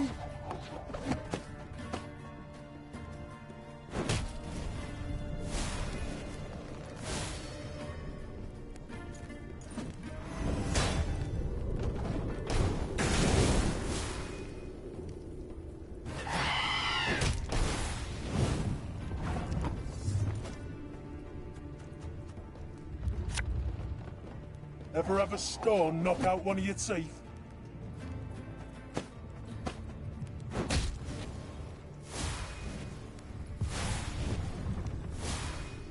Ya ben yumurtayı kırdıkça daha fena oluyor. Neyse.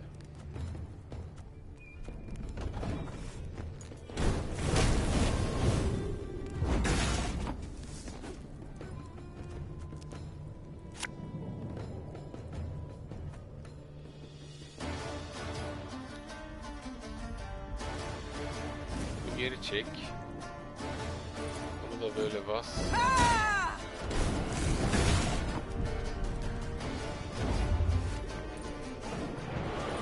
Tamam, ilk roundu ona verdim.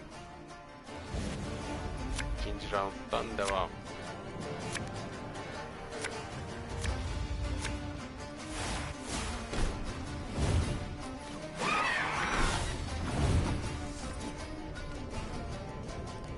Ha, olabilir tabii. Doğru diyorsun.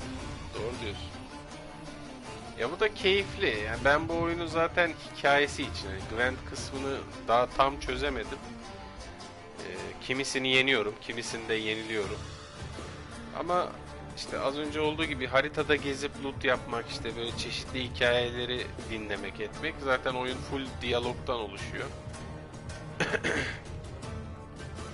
Biraz böyle Witcher evreninde kenarda kalmış bir oyun. Türkiye'de adam akıllı oynamış Türk yayıncı bile yoktu ya. Ben başlamadan önce bakmıştım bunun yayınına.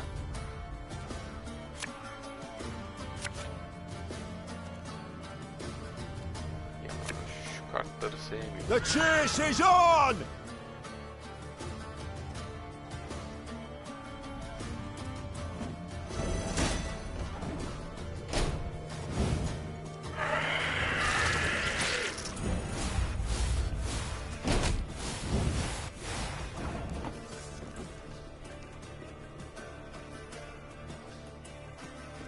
Have it the white of an eye from half a league away.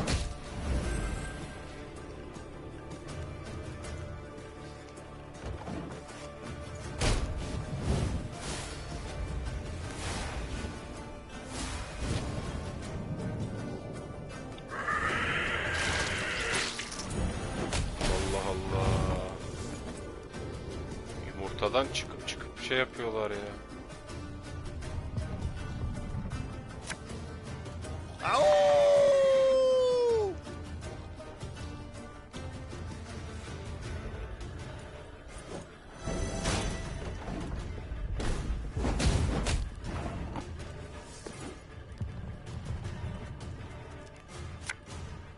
Coin never stinks, no matter how rank the pouch. Tamam. O da bu tur geçti. 3, 6, 7. Bende 5 var. Benden 2 kart fazlası var. Hadi hayırlısı bakalım.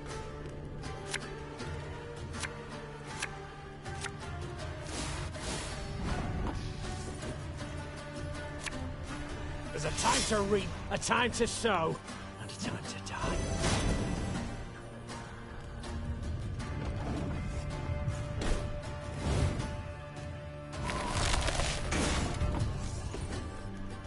Bunu yapmayaydın. Aye.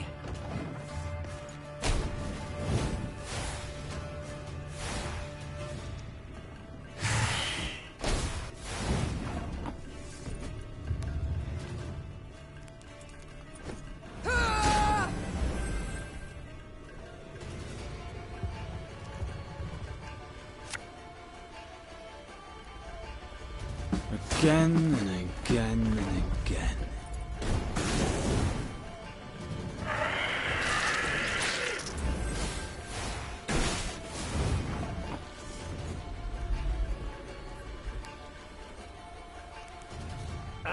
should have listened to me old lady.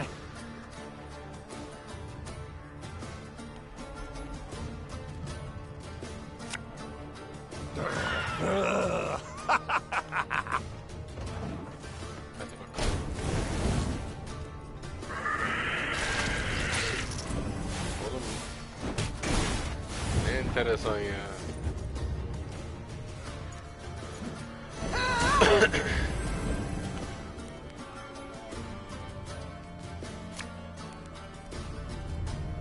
Ya ya!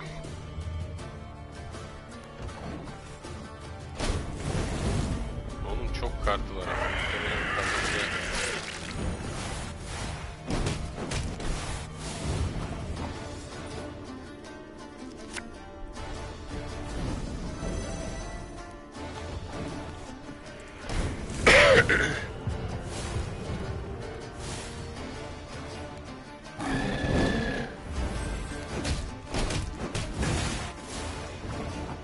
Şuna bak.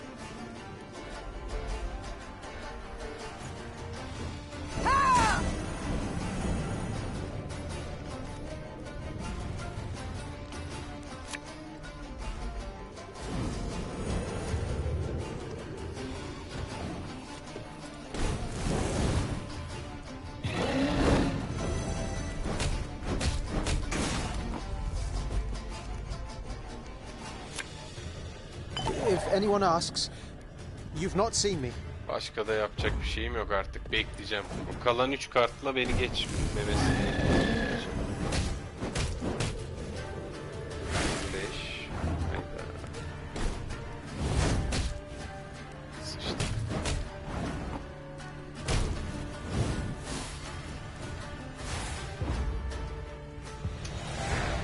Bittik. Olsun.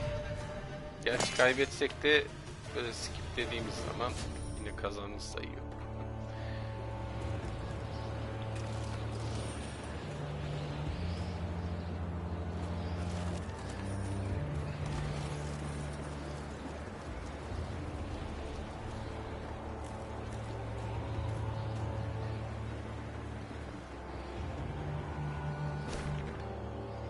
Harita.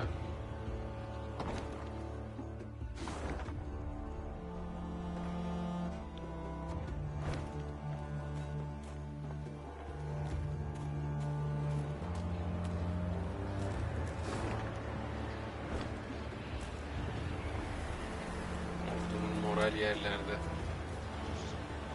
Hop hemen bir tık yükselteyim.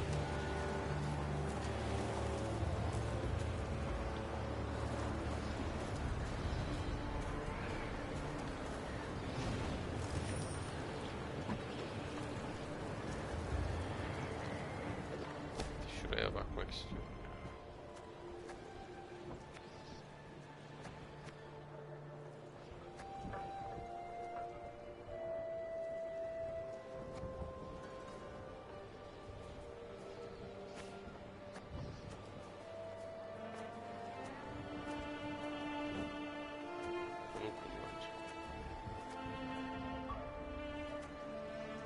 Tamam.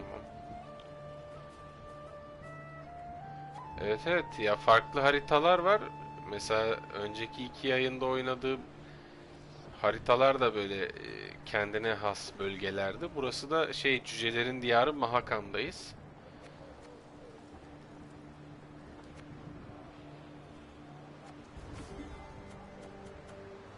Öyle olunca kardeşim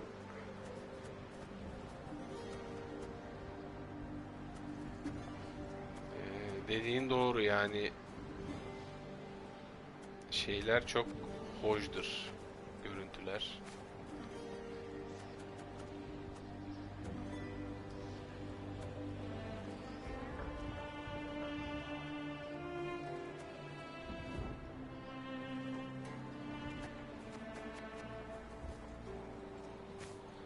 Bunu çıkar, yerine mi koy?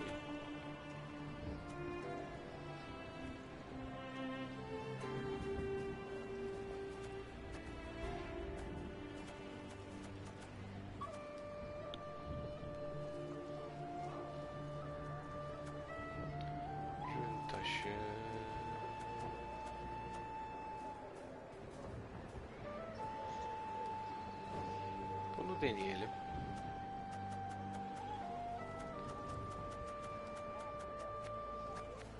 Bunları değiştirdik. Aa, bir tane daha seçebiliyormuş. Dur, onu çıkar. Madem bir tane daha seçebiliyoruz.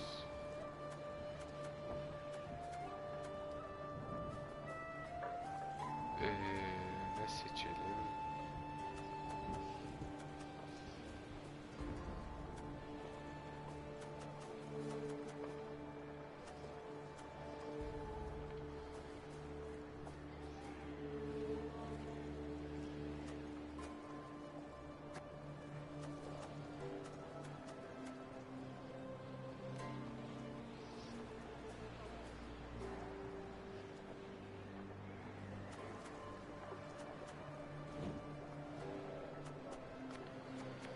Deneyelim.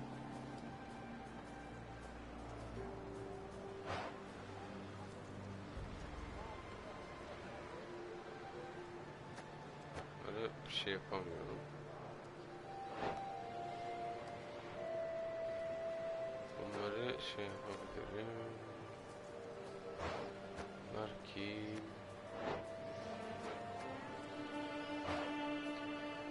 Bunları gelecekse bir tane gelsin bundan ya. Bu nesi?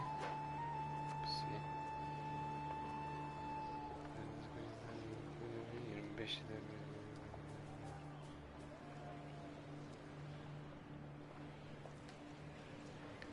Syndicate mi? Şey mi diyorsun? Şu benim Chronicles'ı mı diyorsun? Ben Syndicate daha oynamadım da sanırım senin dediğin o. İlk bölüm 20 küsürlerde izlenmiş falan. Videolar zaten çok izlenmiyor kardeşim ya. Yani benim kendi kanalıma göre yani.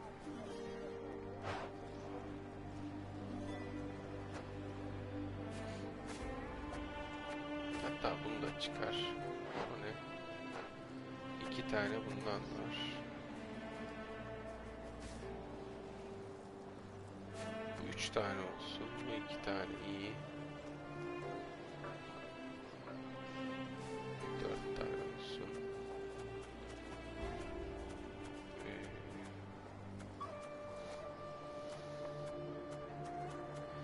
Valla düzgün insanlar gelirse gelir kardeşim, ne diyeyim.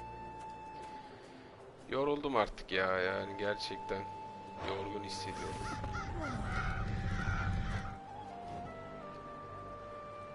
O yüzden umarım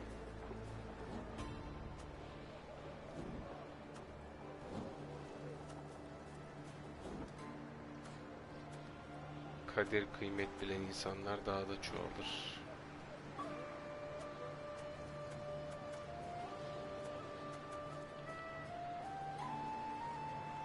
Çünkü milletin 2 beğenip bir çıkması ya da bir beğenip 2 çıkması, yani bir kere abone, bir kişi abone oluyorsa 2 kişi çıkıyor. Abone oluyor sonra çıkıyor. Madem çıkacaksın niye abone oluyor? Mesela bunun gibi türetilebilir yani.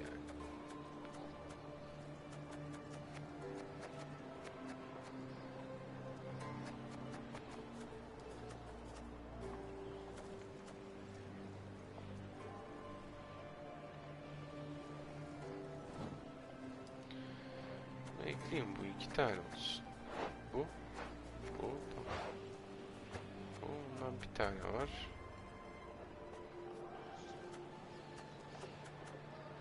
Evet, şey yaptım. Şu benim kraliçenin gücünü de şey yapayım.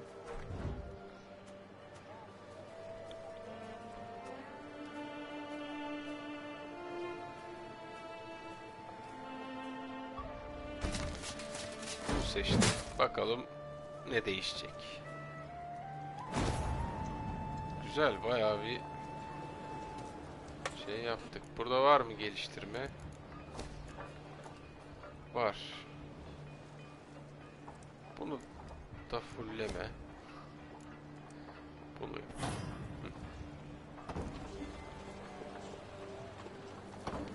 Tamam. Evet evet. Yo, anladım zaten kardeşim, hiç sıkıntı yok.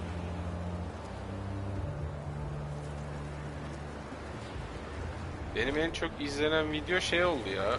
2500 2600 küsür izlendi. Şu Spider-Man Miles Morales vardı ya.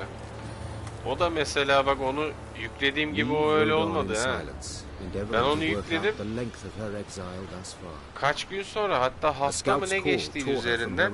Yok, hafta değil pardon. 2 gün falan geçtiydi. 3 gün vesaire. Sonra en son 22 idi o, bak hiç unutmuyorum onu. Sonra bir baktım, ana 500 oldu. Sonra bir saat sonra bir baktım 900 oldu. 1000 oldu, 1500, 2000, 2500 öyle gitti bir günde. Birden patlayıverdi YouTube algoritması, şey yaptı, havaya uçurdu yani. Bir tane daha video öyle. En çok izlenen 2 videom onlar. Biri 2000, bir tanesi 2000, diğeri 2500. The scouts had learned a Nilfgaardian caravan with an armed vessel had recently arrived in Mahakam. The invaders had brought with them chests brimming with gold and jewels, then exchanged these for the finest Mahakaman-forged swords and spears. Tabii kesinlikle. A scout gave me one of the coins the Blackclads had used for payment.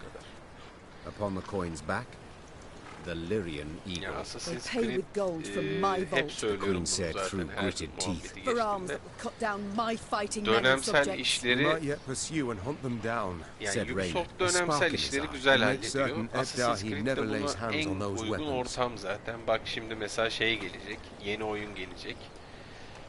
Bir sürü farklı dönem görüyoruz ve bence bunların hepsini çok başarılı bir şekilde ele alıyorlar. O atmosferi sana hissettiriyorlar yani. Mesela ben Origins oynarken kendimi Antik Mısır'da gibi hissettim.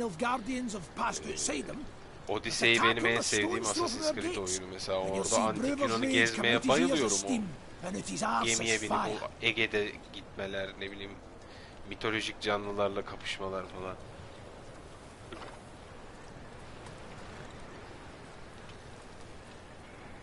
Bu mevzuyu seviyoruz yani. Nilfgaard konvoyu, saldır. Forgive me, said the Queen. This caravan we must attack. Nilfgaard konvoyuna saldıracağız. Lagaluga anlama. Hazır ben de şu yeni destemi bir deneyeyim bakalım. Bir şeyler değiştirdim, bir şeyler yeniledim. Kullanmak istemedim, kartları çıkardım.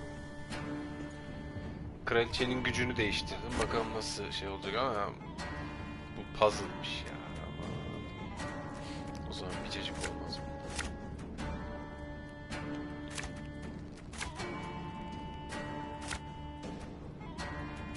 I want that transport in one piece. In retreat. Oh maşallah.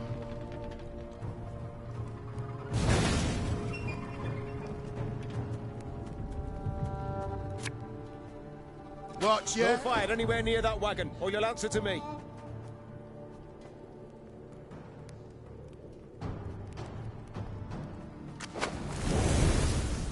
Damn it. Adam bir de uyardı beni ya. Neyse geç. Şeyi ateşi oraya atarsam bak vagon yanar dedi ama boşluğuma geldi. Ya yorgunum gerçekten. One chest burst open, revealing a weapon wrapped in greased leather.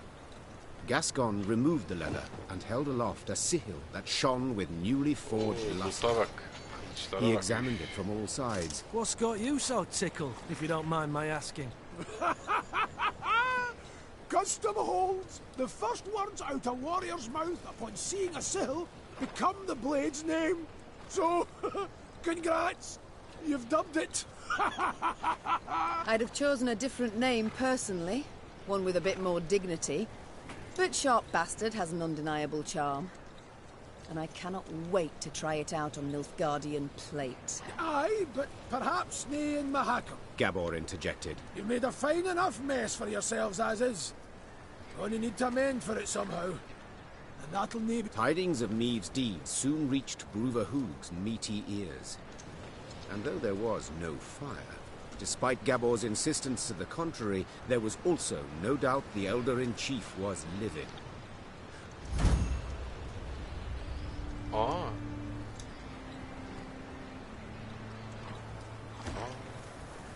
Yeni özellik geldi herhalde. Özellik mi oyun, bakayım.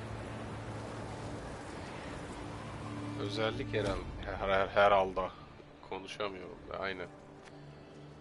O yeni özelliğimiz ne yapıyormuş bu?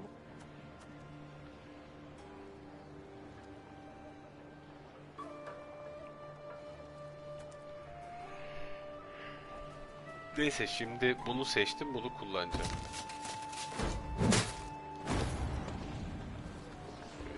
Devam. Biz gezmeye devam edelim.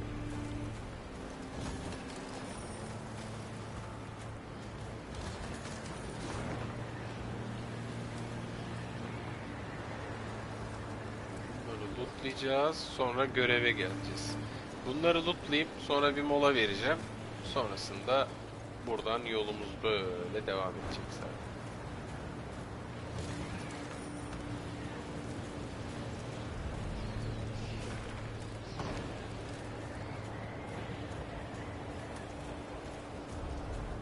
Hayla.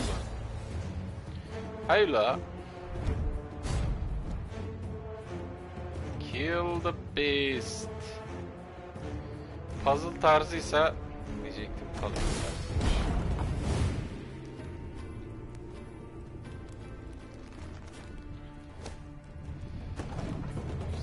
Geç. Puzzle tarzı şimdi uğraşasım yok. Ben loot'u alıp yoluma devam edeceğim. Hop.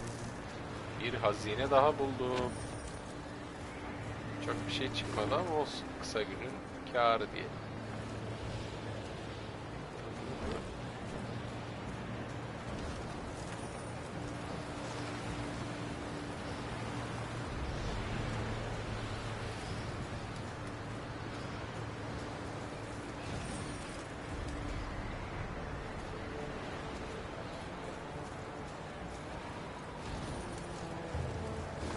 Aldım sanırım değil mi?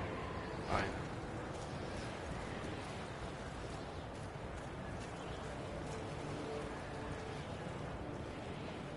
We shan't pass this way. Oh, Beğeni, whatever would we do without you? Plummet off the cliff like lemmings, no doubt. Bunlar da sürekli atışıp duruyor.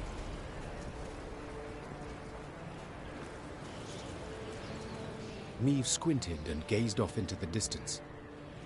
It seemed to her that hundreds of black patches covered the peaks on the horizon. Once she had ridden up closer, she realized these were the windows of homes carved out of solid rock. Our pride this was, sighed Gabor. Burra's Rump. A city carved out of mountain rock. Hundreds of miles of tunnels, dozens of steelworks, smithies and forges. Ramp ne bilmiyorum da Boron'un rampı işte. It's a vast lair to monsters. Maeve stood at the entrance to the underground city. The monumental gate, cast in bronze, lay on the ground, folded multiple times as a scroll of paper. Out of blackened windows oozed a stench of rotting meat and mold. The queen bent an ear to hear water dripping, and, in the distance, a metallic scraping.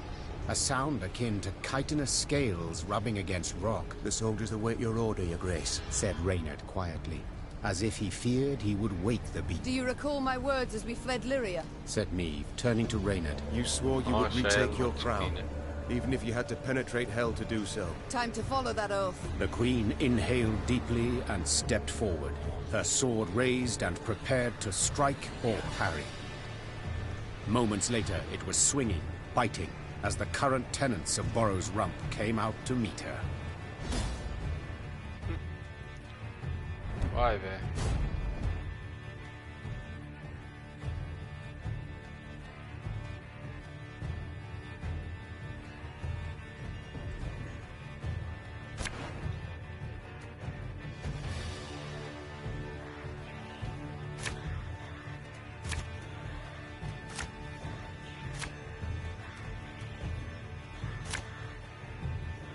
Oh, this stench is foul.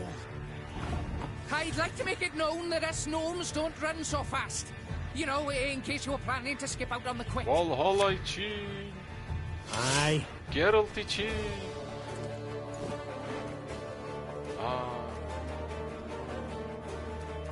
Doğru ya, ben gücü değiştirmiştim.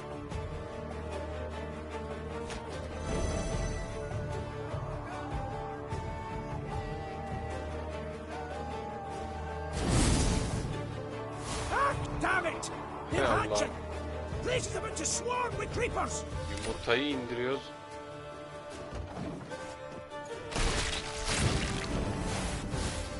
Çoğalıyorlar ya.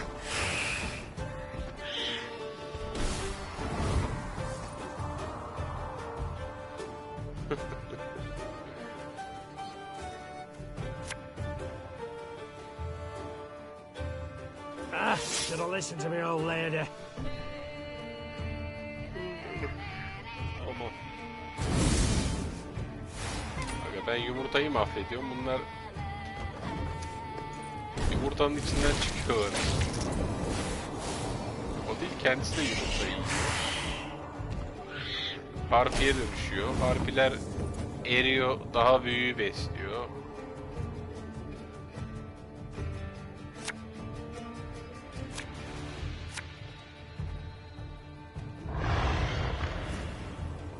Ne yaptın? Hiçbir şey anlamadım. Neyse.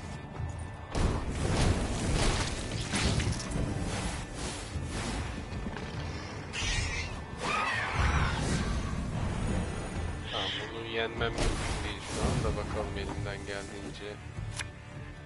Hey.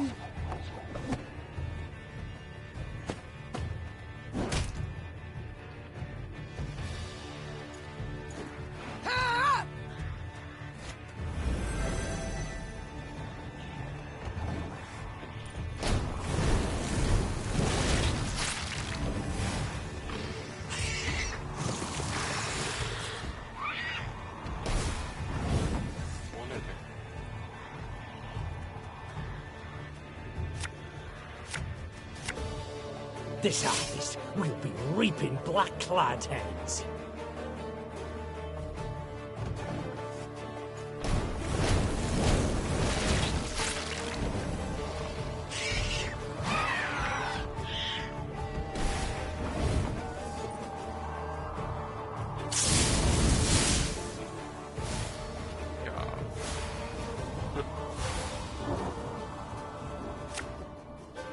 Getting to work.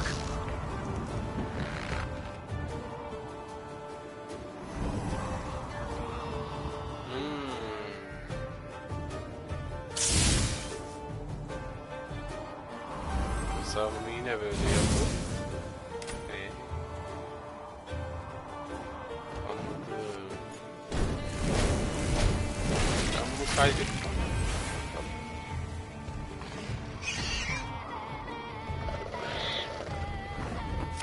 Bu kart ne işe yarıyor? Mesela ben o 75'liği aradan çıkartmak istiyorum. Niye ona müsaade etmiyor? Eşşoğlu eşek.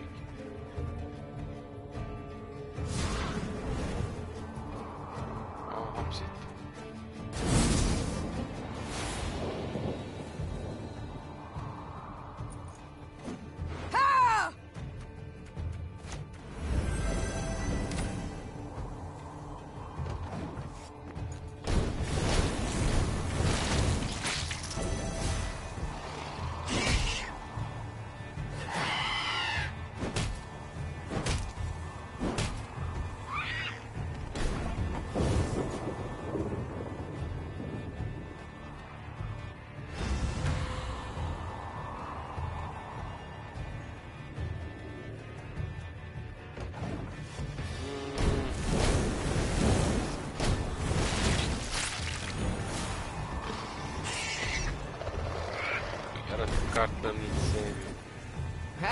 Not supposed to be any smoke.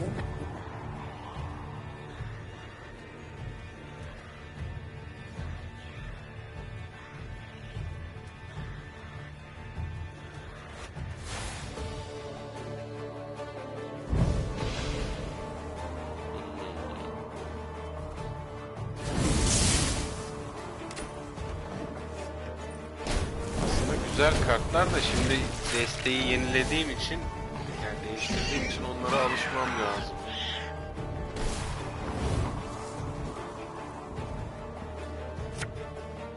Oh, Lyrian Lummoxes.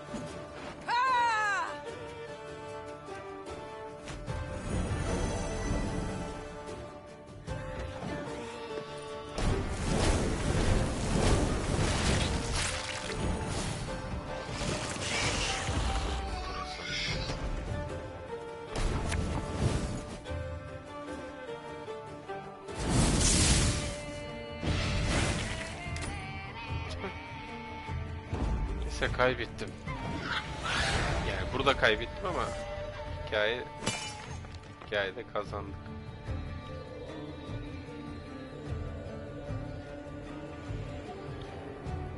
Though wounded, Meve approached the Shaelmar, which lay writhing on the ground. Canavar desteleri çok zorluyor. Tuhaf kartlar geliyor. Şuna bak. Yet so spent Adam was she sürekli that she yoktan lacked the strength to pull kart her var blade etti from yani. between the plates of the chitinous armor. The beast near took me. She whispered. It was very close.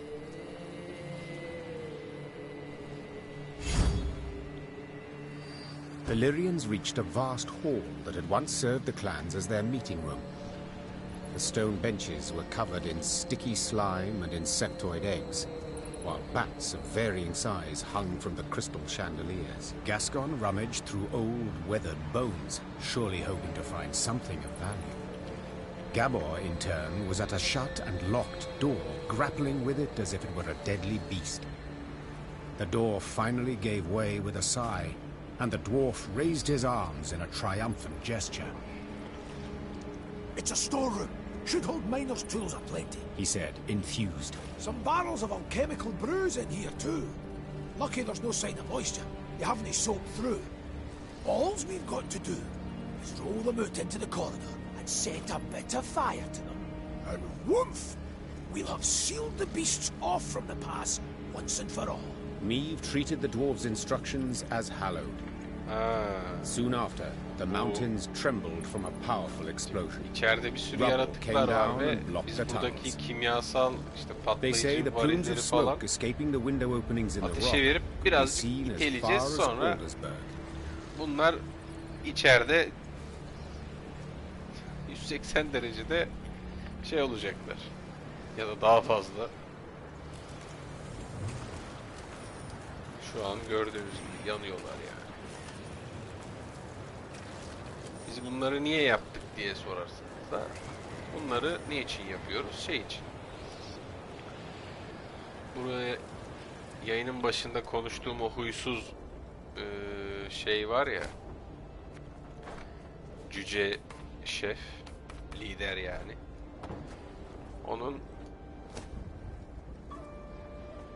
yardımını, ne bileyim, bizi görmesini, dinlemesini sağlamak adına yani.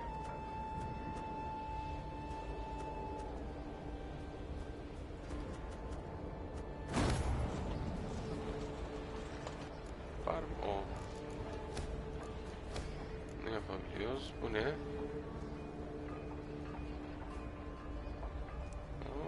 Bunu yap. Artı bir armorla başlar diyor savaşa başlayınca üniteleri. Tamam. Burada yaptığımız gelişmeler Gwent'e de yansıyor haliyle.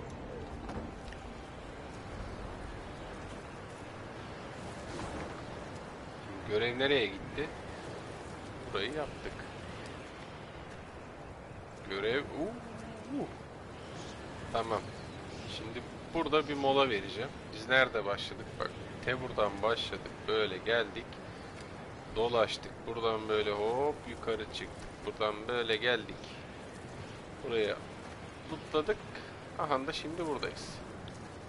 Buradan da bir kahve yapacağım ben kendime. Biraz gözüm açılsın. Buradan böyle devam edeceğiz lootlaya. Buradan geçiyoruz. Hem lootluyoruz hem ilerliyoruz. Sonra geleceğiz buraya. Sonrası zaten buradan böyle devam edeceğiz. Ve buraya gidince de artık bu haritayla da işimiz kalmayacak.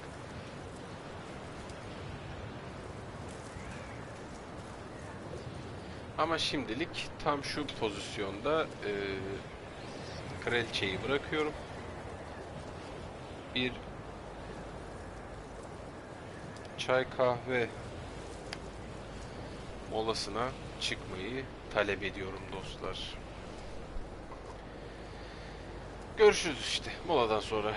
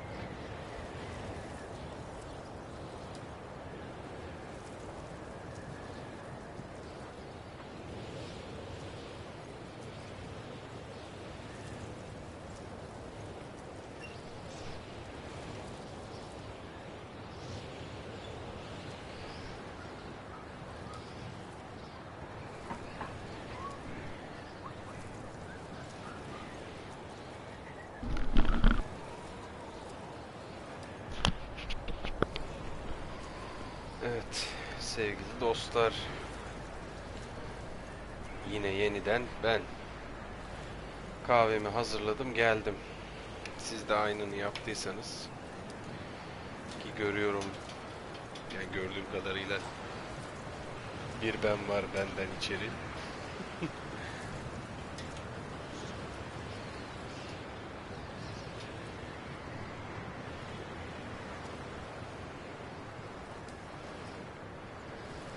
O halde başlıyorum ben. Yoldan devam edeceğiz. Böyle. Hele böyle.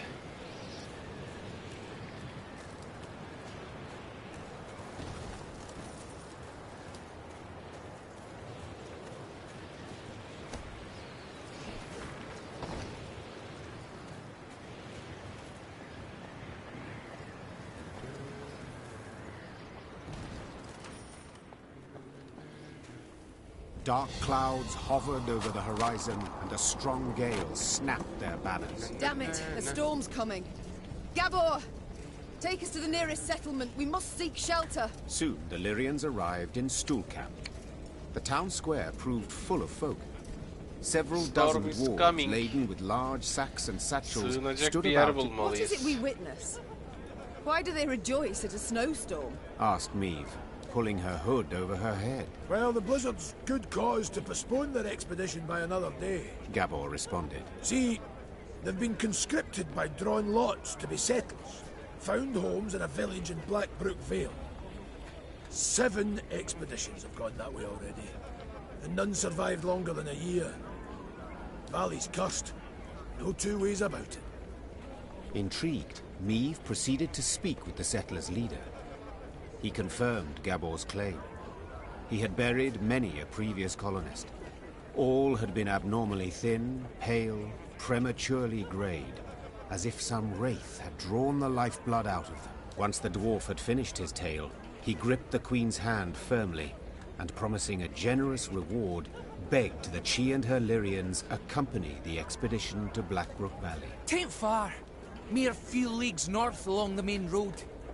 We'll make the march much easier to ken with the whole army, in case of any danger.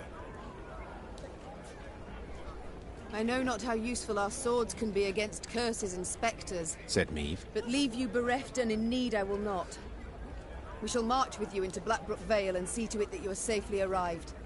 Then we will march on. The dwarf sped off to announce the good tidings to his settler brethren. By the time the blizzard had abated, they were ready to march.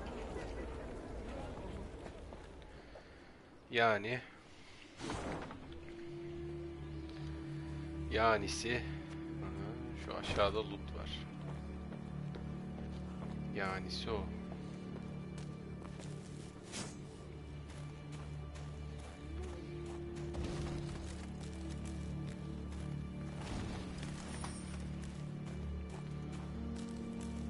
Bunları aldım. Şuna gideceğim.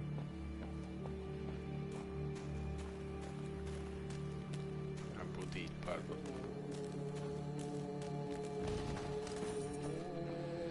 Sonra bu aşağıdan harpi.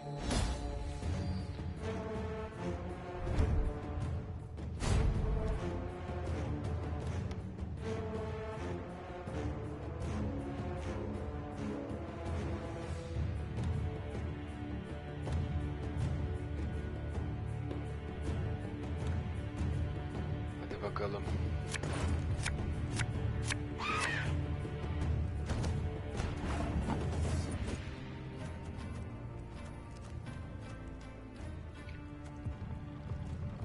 Geçeceğim.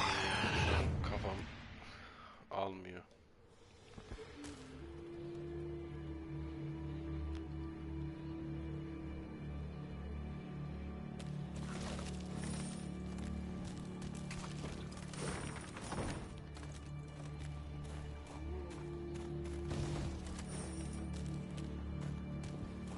Sandık.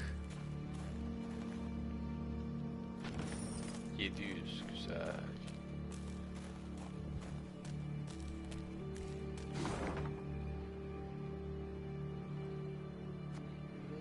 Tamam, buradan böyle çıkıp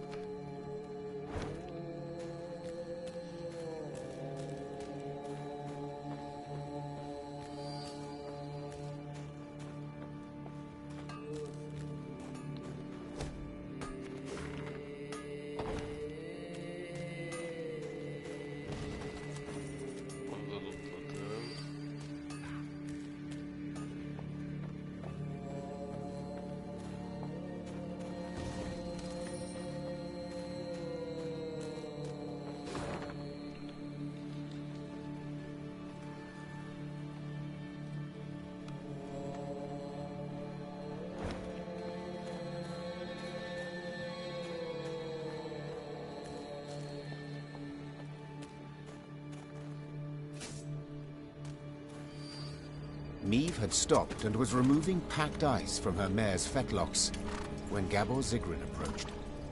The dwarf squatted at the Queen's side, glanced about quickly, then started speaking in a barely audible whisper. Your Majesty, I overheard some folk talking in the smithy. Birdies claim there's treasure, true riches, in the hills near Blackbrook Vale, south of here. Stowed away there. And nobody dares go looking for it on account of beasts that have made their lairs there. You've got a wee army behind you. I reckon you could try. Might be worth the risk, eh? The Queen brushed the snow from her knees and raising a...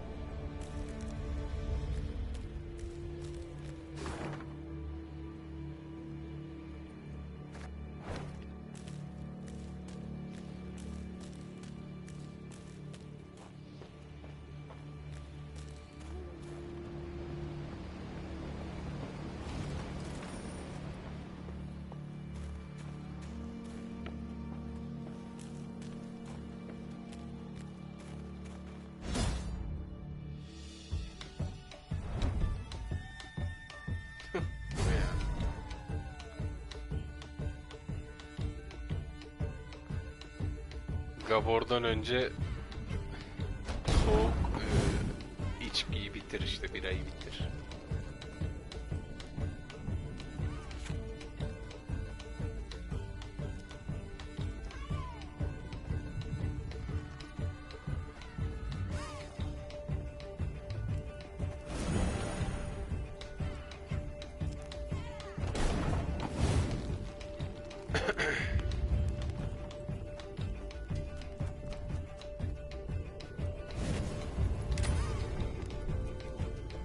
Ya anlamadım ya. Impossible. I can't believe it. Gascon, he drank a dwarf under the table. I've said it before, I think, dear Reynard. You simply underestimate him.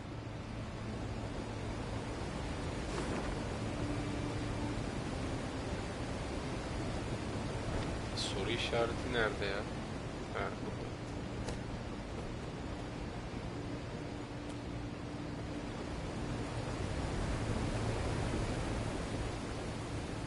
Çok güzel gerçekten.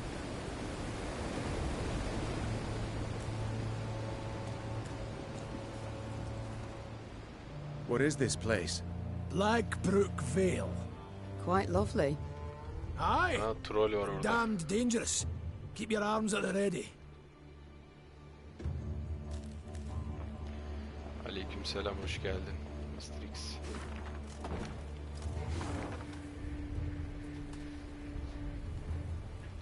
Böyle he, aşağı.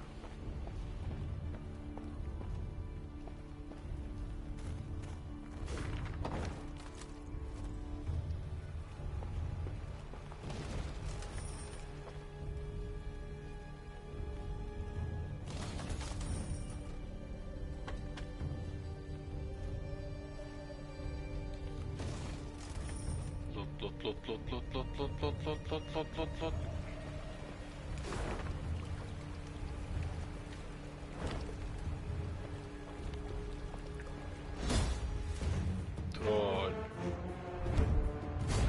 Troll.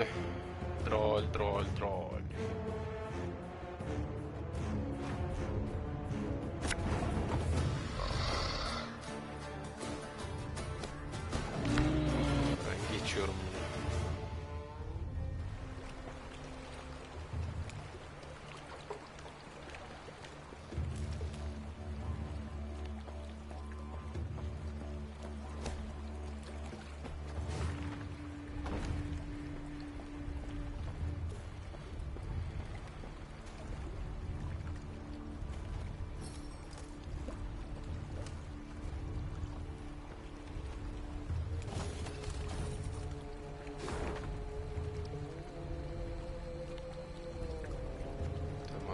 Buradan böyle gidip devam ediyoruz.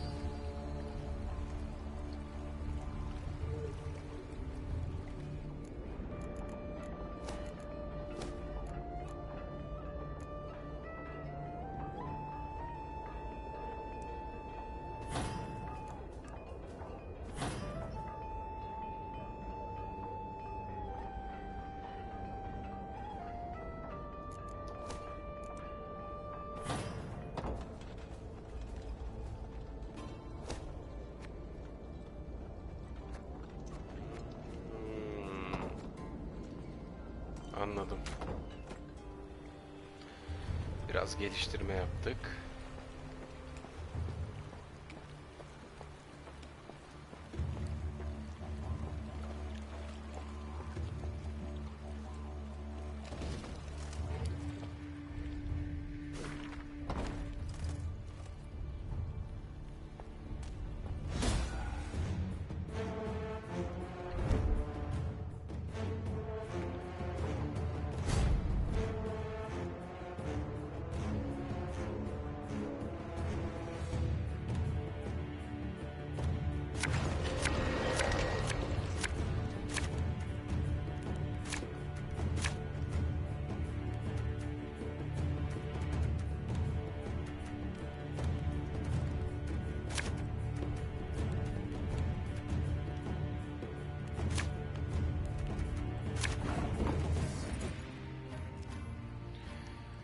Hadi bakalım.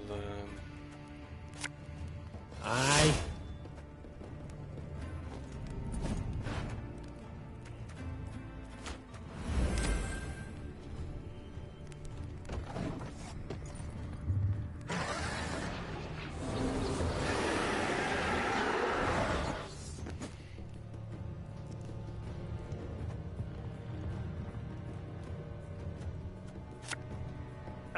Should have listened to me, old lady.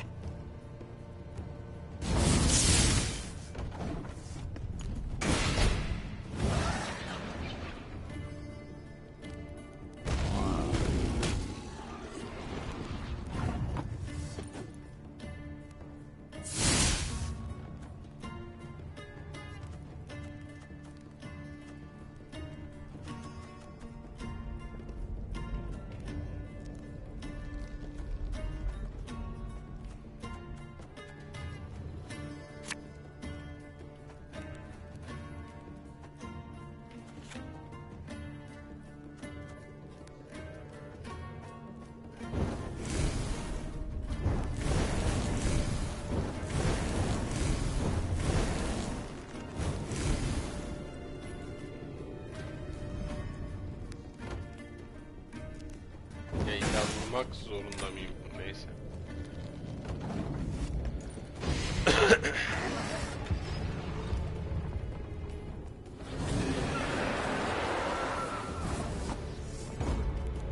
Sen oyna kartlarını, ben ilk turu salıyorum.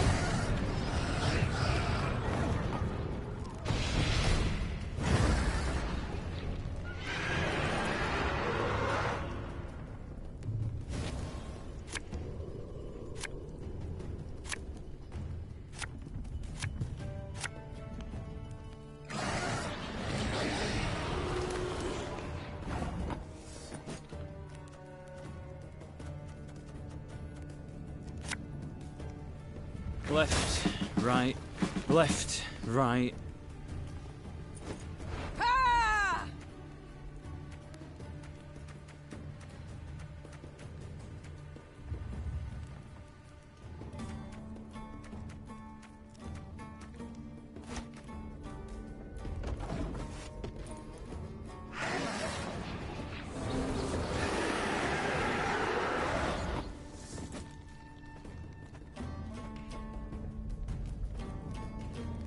This artist will be reaping black clad. What? Oh, yes, yes, I'm on it.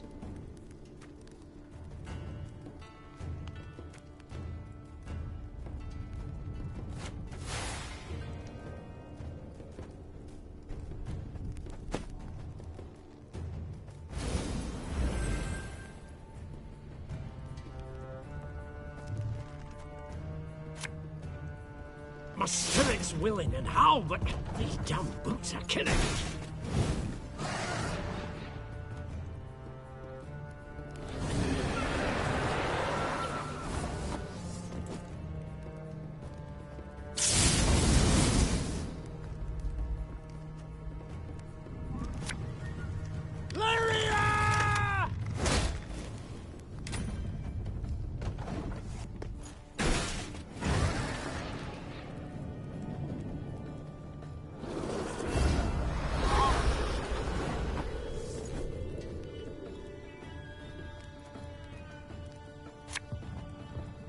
Hey?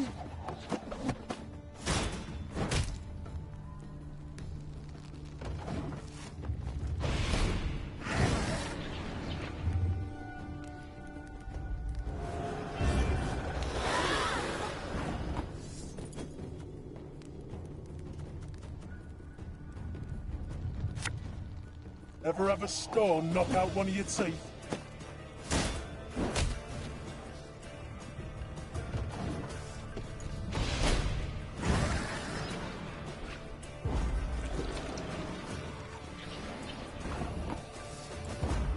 Tamam, bu turu da ben alayım. Bir kart fazlalığım var.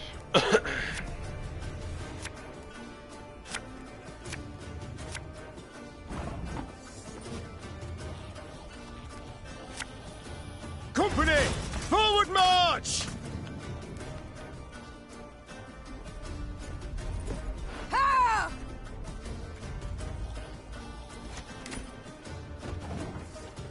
Anlamadım bu özelliği ya.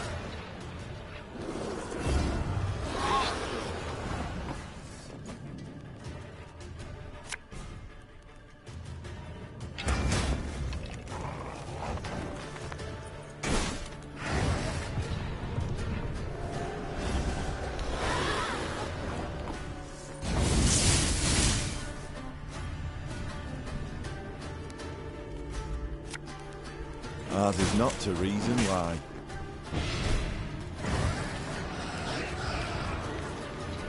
Kaan hoş geldin kardeşim. Ne yapıyorsun? Ha, bayısın. It's not too late to walk away.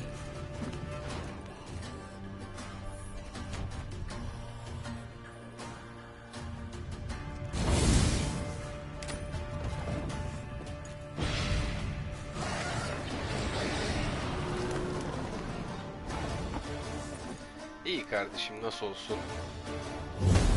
Aynı yine devam. Sende ne var ya?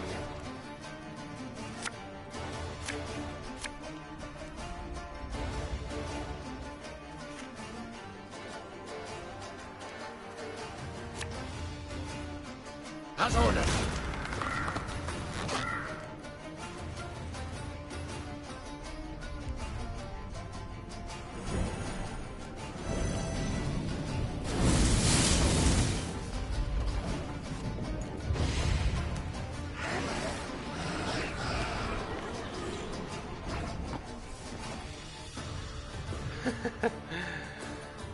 Yok be kardeşim ya. Bugün biraz böyle sersem gibiyim. Sabah erken kalktım böyle. Ondan böyle biraz bayık bayık bir halim var.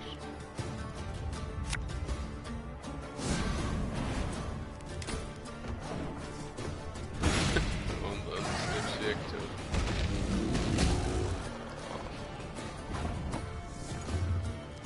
Artık şu halinle beni yenersen bana da yazıklar olsun.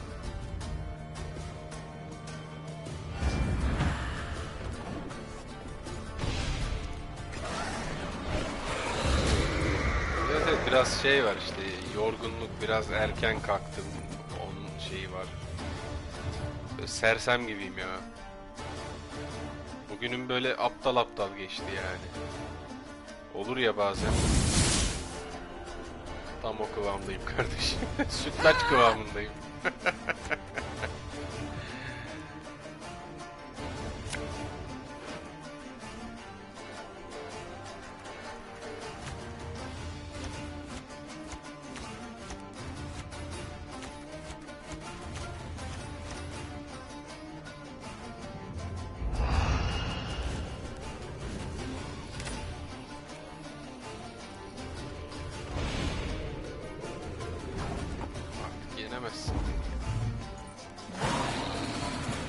Aşure. Aynen, aşure de olur bak, doğru diyor. Aşure de olur. Biraz kendime geleyim de kahve içtim ama yok.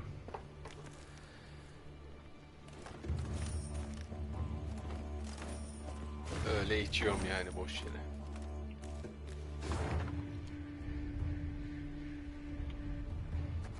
Şimdi buradan böyle ineceğiz. Şu aşağı, tamam. Ay, sende ne var ne yok brom? İyisindir umarım. Dünden beri. Bunları aldık. Başka var mıydı? Soru işareti varmış burada. Nerede o? Morali yüksek tutalım. Aynen. Ah, gullar. Blackbrook Vale. The name itself embodied infamy.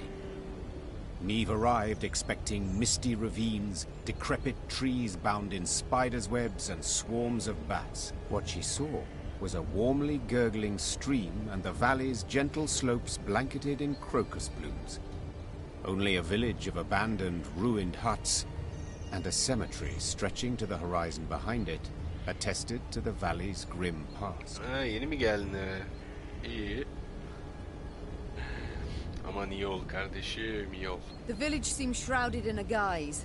Be not deceived, said the Queen. Reynard, some men to search the environs for any sign of life. The blood-curdling roar that came from the ruins. Sana benden daha güzel güneşler doğar umarım kardeşim. Doğdu güneşim diye açıyorsun böyle. Ben böyleyim yayında falan. Nasıl doğdum? Teletubby'deki bebekten farkım yok. Sadece ben gülmüyorum böyle. Eblek eblek.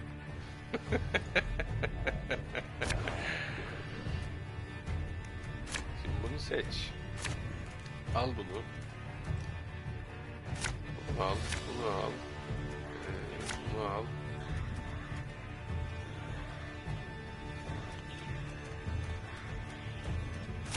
Protect the settlers. Ya yine mi puzzle ya? This house will be reaping black Daha baştan cloud sis heads. atmış. Sis atma. Orçun.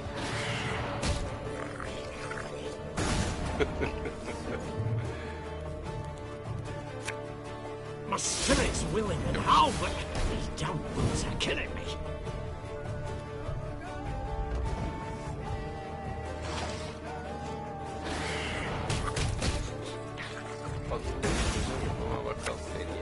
There's a time to reap, a time to sow, and a time to die. Yaratık desteleri her zaman çok pislik oluyor.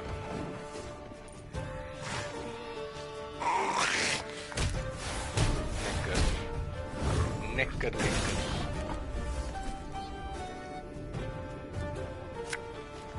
Her Majesty is exceptional.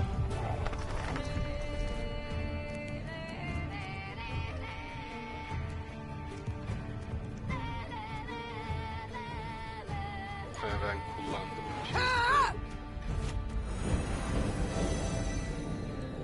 Güzel. Şöyle ağızlarını aldım ha.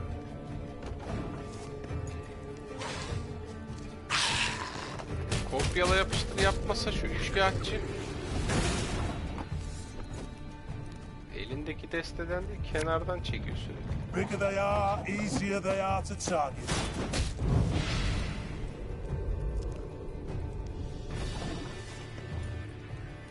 Şu an önündeyim ama onda 6 kart var. Bende kaç tane var? 5 tane. Sıçtık.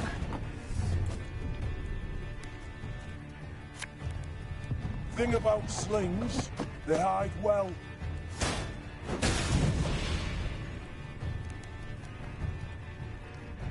Oh dear. Aa bu varmış bak. Tüh, bunu en başta atsaydım keşke. Neyse şimdi. Ne kaldı şu an?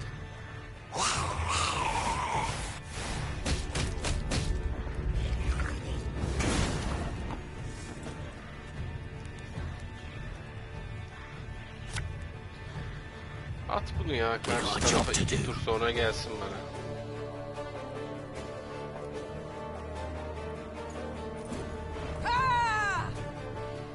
Bunu seç. Güzel.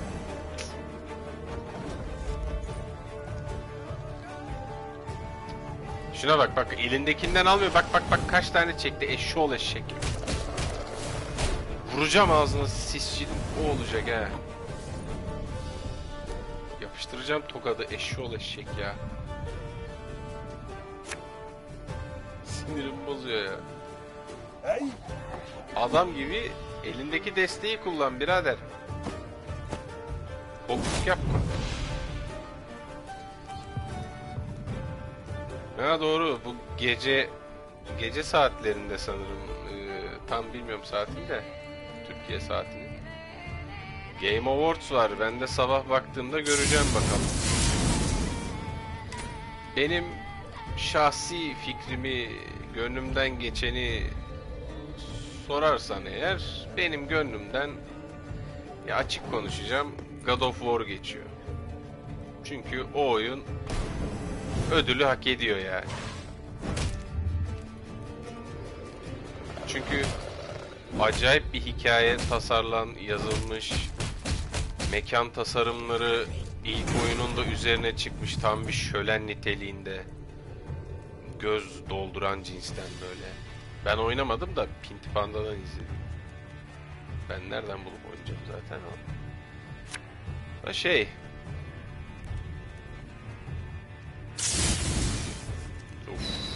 Oy, hadi güle güle canım.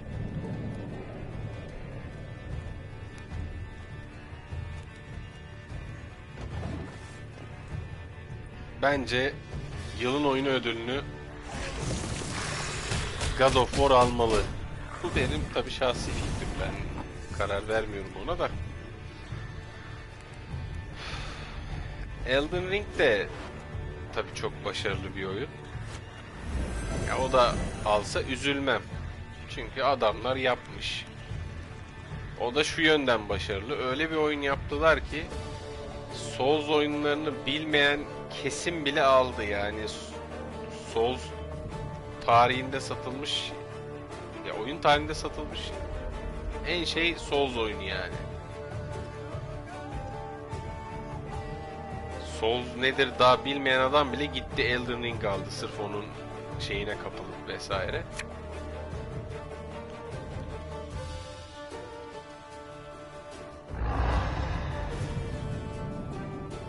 Bu ne şimdi? Hani bir kartı kaldı. Umarım şey yapamaz. Diğer adaylar kim bilmiyorum. Stray vardı. Stray çok güzel oyun ama Game of the Year değil o ya. Ben bayılarak oynadım Stray'i. Ama Following the victory, the settlers' hopes seemed renewed. Vallahi helal olsun kardeşim. Souls oyunlarının hepsini oynayıp bitirdiysen sana şapka çıkarttım. Başka bir şey yok. We thank you, Your Majesty. Biterim vaktim.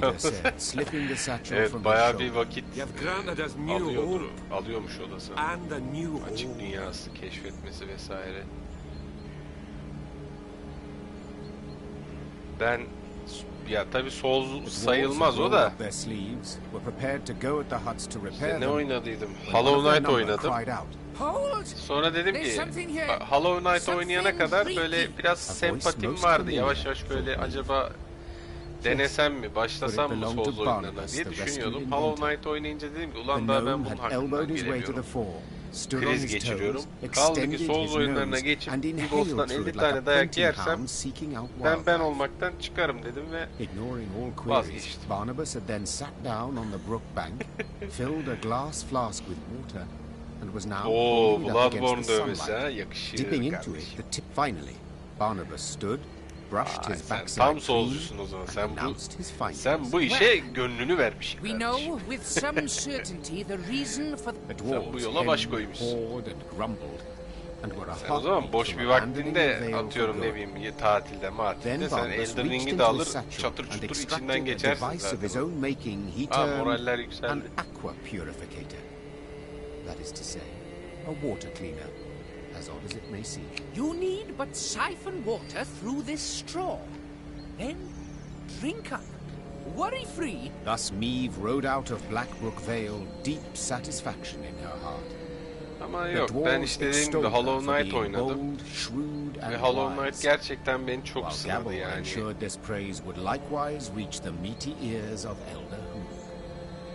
Çok zorladı. Onda da hani biliyorsundur bir sürü boss var.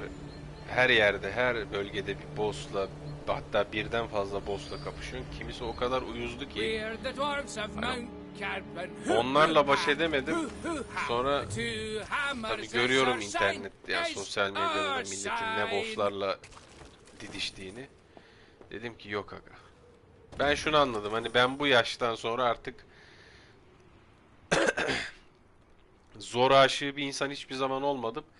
O yüzden girip de oyunlara kriz geçiremem. Kendimi biliyorum çünkü. Hani zoru severim ama mesela bu zorluk, atıyorum God of War'daki Valkyr zorluğu gibi. İlk oyunda hani şu Valkyr kraliçesi vardı ya mesela, onun gibi. Ya da ne bileyim Assassin's Creed Odyssey'deki osuran domuz mesela benim için yeterince zorlu bir rakip. Dahası beni aşar yani.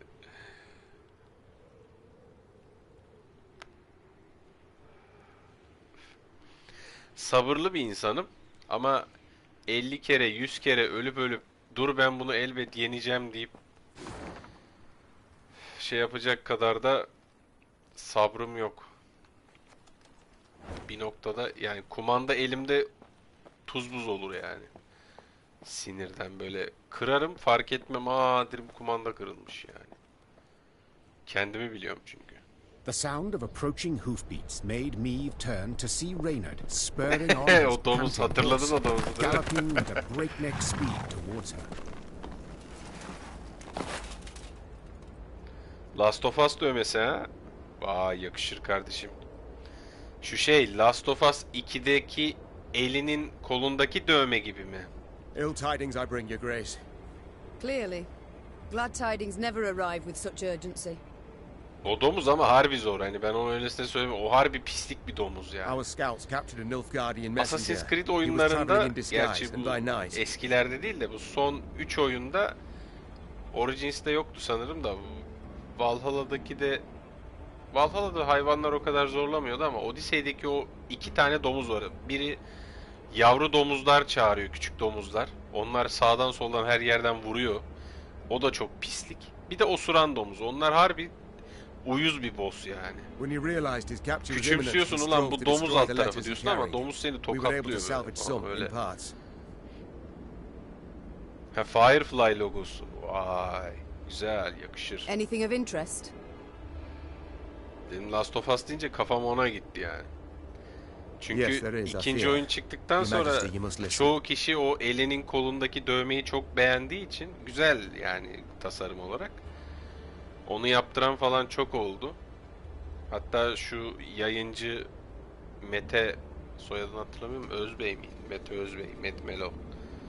Easter Gamers işte o. Consider your offer accepted. O da Direct Meve and her force to the agreed site. We await their arrival. Your reward shall be as agreed. Hail Keritsa. Şaka. Niye kardeşim? O da olur. O da olur bir gün. A traitor. We might have. I suppose the scroll bears no name. It does ben not, de Your Grace. 3 tane dövme yaptırdım, bir daha yaptıramadım. Çok istiyorum dövme yaptırmayı da dövmeler de çok pahalı ya gerçekten. Her şey çok pahalı ama dövmeler de ayrı pahalı yani. The messenger. Have you questioned him? Benim şurada Dogi yazıyor Göktürk alfabesiyle. Tablet görünümünde. Taş tablet görünümünde. 18'ime girdim. Gittim onu yaptırdım. Dogi benim çünkü yıllardan beri çok eski lakabım. Bir de o dönem tabii tarih okuyordum ben. I take it tidings of the whole affair have spread throughout the force. Göktürk alfabesi yazdırdı. Burada da böyle tam şurada böyle yazı yazıyor.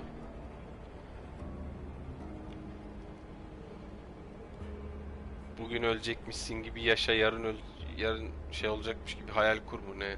Öyle bir şeydi, tam hatırlamıyorum. Kendi kolumdaki dövmeyi.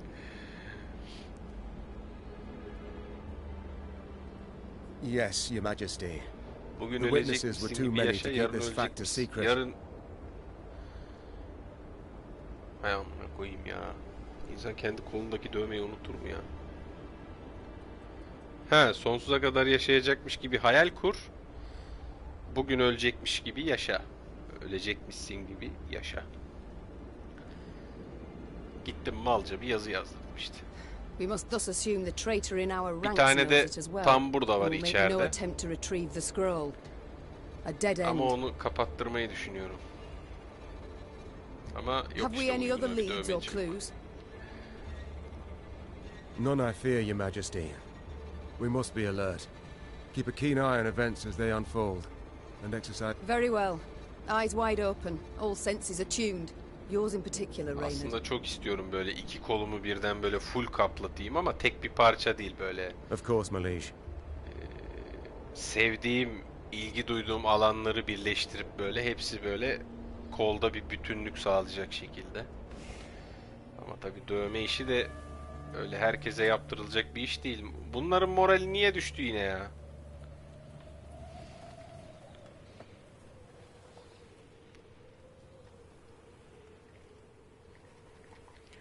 O yüzden öyle ucuz diye herkese de yaptırmıyorum. Sonuçta ne demişler? Ucuz etin yahnisi yenmez.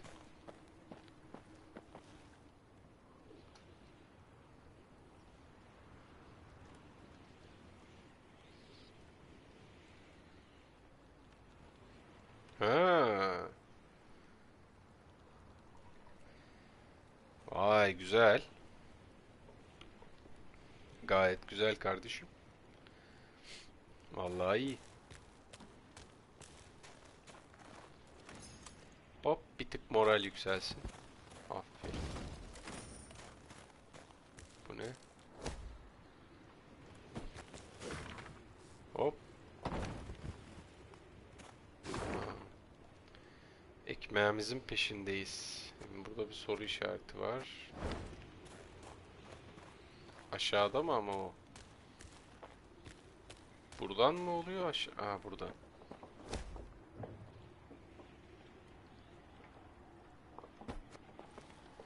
Ya düşsün ya, ne yapayım anasını satayım.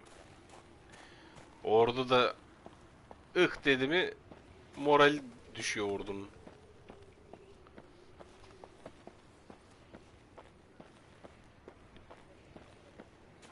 Curse a black... Get up. I'm with you. Riding past a mine, Neve noticed a group of miners gathered around the entrance to a shaft. Frost had settled on their moustaches and beards, suggesting they had been there for some time. The Queen summoned Gabor and asked him to determine the reason for this sit-in. He returned after a few minutes and announced a most curious thing. They're waiting for the knocking to stop. 2 gündür de kulaklık bakıyorum. Bir tane kulaklık beğenemedim ya. Neve's frown prompted Hiçbiri Gabor to içime explain sinmiyor. in greater O detail. kadar böyle şey kulaklıklar türemiş ki. Ya markalar türemiş daha doğrusu. Ya ismini ilk kez duyduğum markalar var. Ama onlar bile 300-400 lira ya. İnanılmaz They bir say şey. the knocking is that of a treasure unearthed behind a mine ghost. With all due respect, your miners are dimwits. Gabor said, patting Reynard on the shoulder. Knocking Benim means kardeşim an imminent and abrupt Razor'ı var. discharge of the potential Razor diyorum, pliable pardon. energy of rock formations. In other words, you can, a rock Rampage burst. kulaklığı var. Usually, Onu denedim it's all bugün done in a day gündüz. or two. Whereas these Bir lads ufak have been böyle waiting around 2 weeks. silmelik bir Foreman's kayıt grown aldım hemen, impatient. video kayıt. He'd like to send someone Ama down the mikrofon shaft, kalitesini have falan them beğenmedim. see it's Benim sesim hiç duyulmuyor ya. The code forbids us from doing Bundaki gibi anything of the gelmiyor. sort. Tabi bu Logitech, bu hani şey, ikisi arasında fark var da.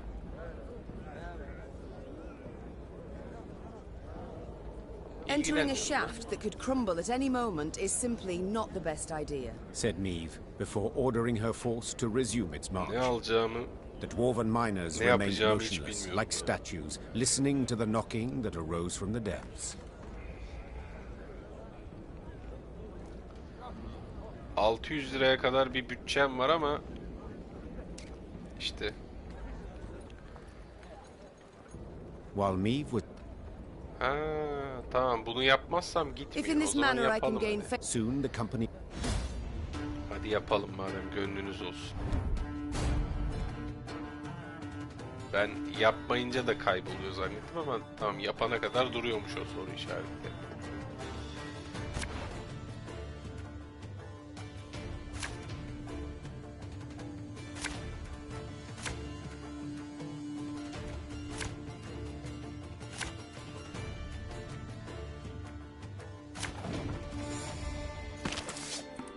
Did you hear something? What was that? What was that? My gnome senses are telling me. Those definitely aren't ghosts. Left, right, left, right. Ordunun moraller nanay. Şinanay da yavrum, hopa şinanay.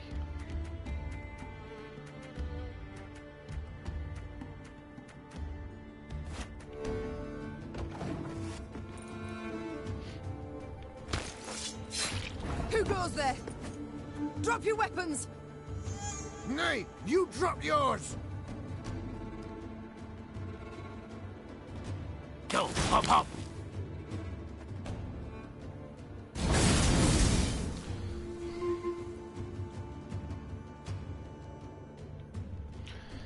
Salam ben ya. Gerçekten. Haksız böyle süzme salam yani.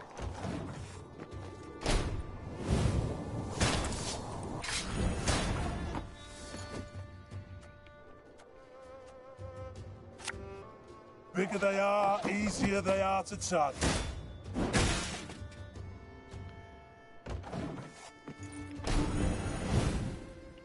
Tamam. Who just grabbed me? Oh, apologies, Maeve. I thought you were raining.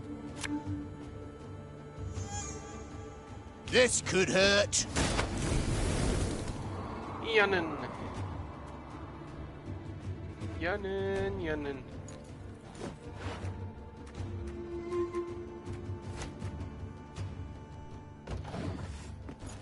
Şu kraliçenin özelliğini değiştireceğim.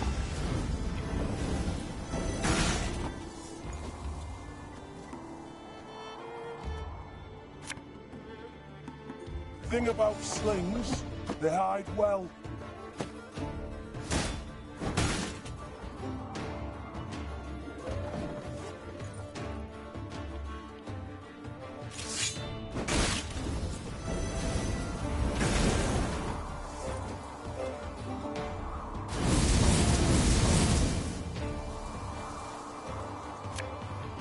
This harvest, we'll be reaping black-clad heads.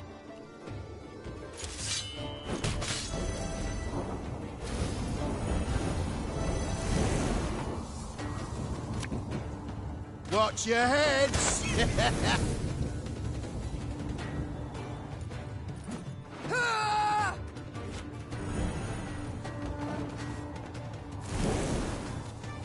Hadi bakalım kazanabileceğim mi? Reynard, Sanmıyorum ama. are we winning? I can't see a bloody thing. Spirit's willing and how, but these damn boots are killing me.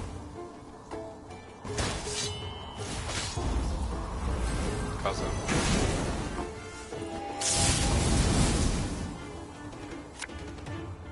Hey?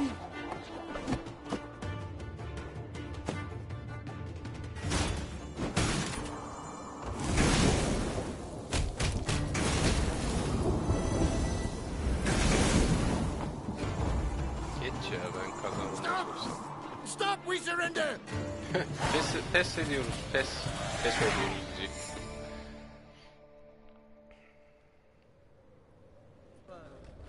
Both sides were surprised.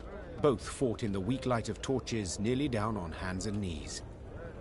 In the end, the queen emerged victorious, and as soon as she had returned her sword to its sheath, she asked the new prisoners a question that was on everyone's mind. Who the devils are you? The captives looked at each other in disbelief, as if before them stood a ghost.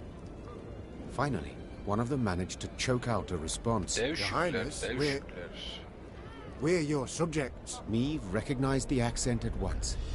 The men came from Rivia. But what were they doing so far from home? Rivia mı? Ne arıyorsunuz lan bu kadar uzakta? According to the prisoner's account, after the Nilfgaardians' invasion of their kingdom, terrible poverty gripped the land. Seeking bread, some desperate inhabitants had gone to the mountains of Mahakam, engaging in wildcat mining in search of precious ores. Without asking the dwarves what they thought of this. You know yourself, my queen, explained one captured Riv. They guard their treasure real jealous-like, don't care a whit about the suffering of others. They see us starving down in valley and don't lift a stubby finger. Sadly, the Rivians had dug close to existing corridors. When Gabor destroyed the wall that stood between them and the dwarves, they were convinced they were being attacked by monsters, so they raised arms in self-defense. Maeve! 'Tis a tough nut to ken, said Gabor. But let's nae kid ourselves. These men are thieves, and we must hand them over to the Mahakam guard. So they may do what? Sentence them to hard labor, or hang them at once? Said Reynard, his usual calm shaken and his voice raised. These are your subjects, Queen. They coveted their neighbors' goods, true, but only because they had nought themselves.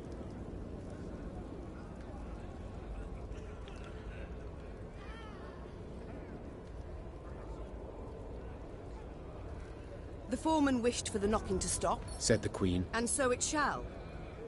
As for you, go back to Rivia, and tell all their queen shall soon return, leading an army. The grateful Rivs quickly packed. Well, boys, we swig and we get back to work.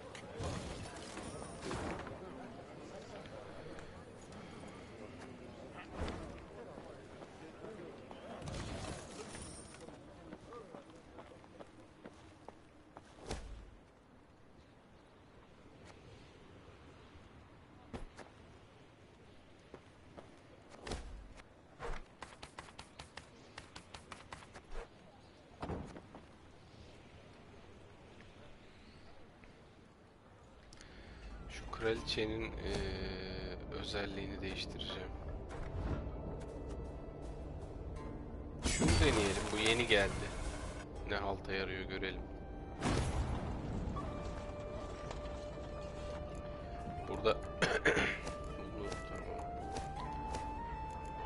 bu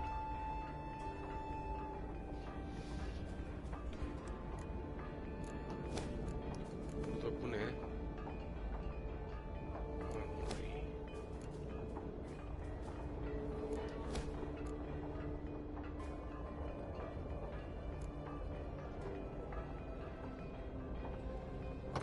Biraz daha dursun ya. Şimdi bunu da yaptık. Buradan aşağıya, sonra zaten ana göreve geldik, ana hikayeye.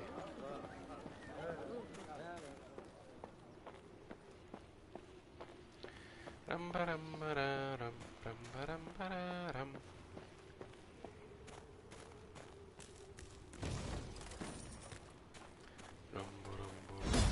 Ya yine mi ya? Öf.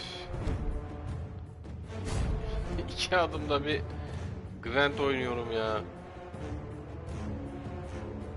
Mivin ölmesine izin verme. Bak vermeyeceğim şimdi, dur. Bak vermeyeceğim. Bak izin vermedim. Aa, kazandık. Nasıl oldu ya? Gerçekten üst üste oynayınca daral geliyor bana ya. Böyle baygınlık geliyor. Yeter da.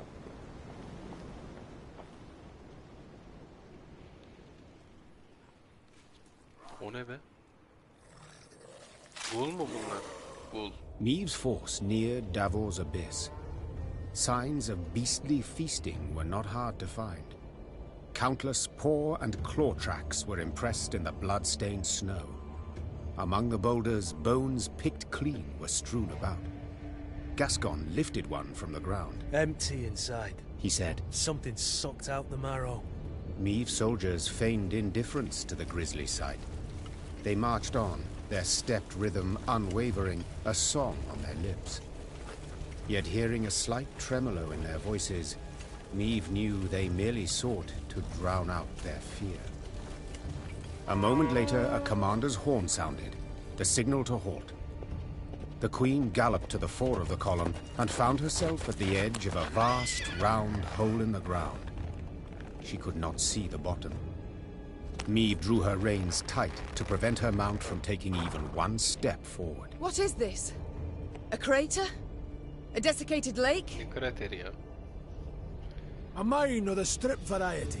Gabor explained. Treasures we picked and shoveled for here. Tamam, bizim kraliçe madeni ilk kez görüyor Till we belli. happened on the beasts, that is. What now? Orion's a dam. Holds back a lake.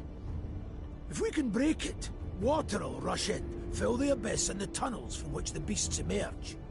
Just need to get around the mine first. Way down's on the other Barajı side. yıkarsak maden suyla dolar, içindeki yaratıklar da nanay diyor. Meve squinted and gazed into the distance. Indeed, there was the dam. And at its foot, a swarm of beasts roiled about. Her soldiers gazed at their queen expectantly, their arms at the ready. She knew well they would rush into battle, in spite of their fear. Gabor! Meve cried out over the whirling wind. Have you bards here in Mahakam? Of course, Your Grace! Then we shall give them good reason to compose this day, on the themes of courage, of heroism, of Lyria! Geoff! And with that cry, the queen spurred her mount, grabbed a banner, and raising it high over her head, Al beni yanına yaverin olan yani. horrid swarm.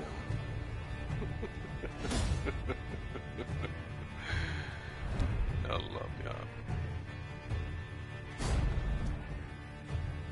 Al beni, al.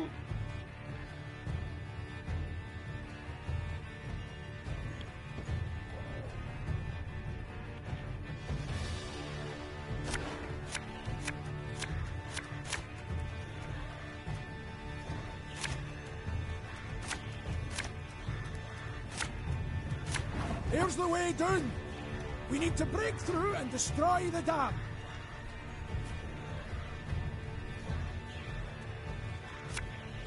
My spirit's willing and how, but these damn boots are killing me.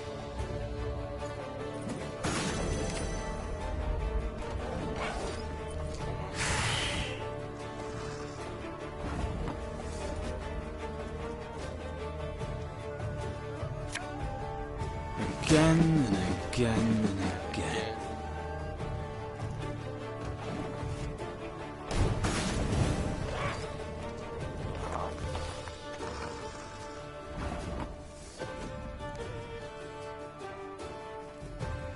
Watch your heads! I bit the white of an eye from half a league away. Niye illa 3 tane seçmeliyim anlamıyorum ki ya.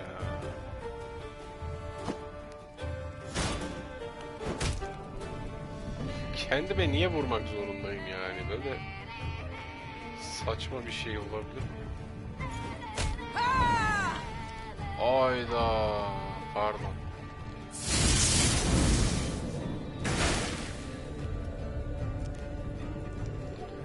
Bazı kartları gerçekten anlamıyorum. You sure about that?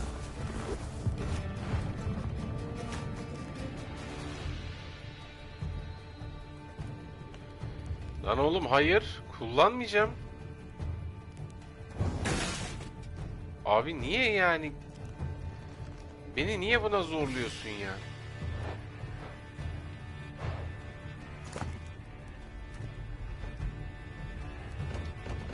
Sal sırayı sal, ben kendime vurmak istemiyorum. Allah'ım yarabbim. Şuraları. Neyse.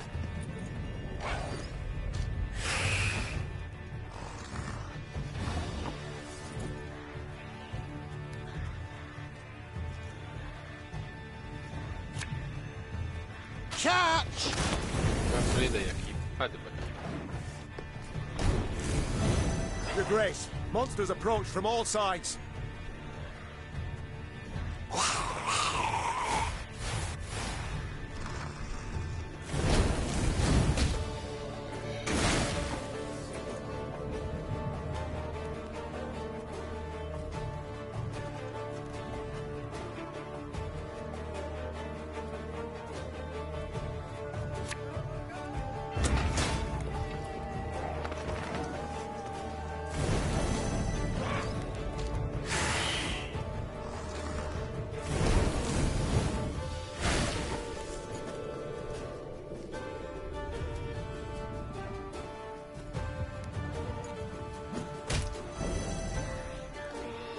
Bir hasar verdim. Sonra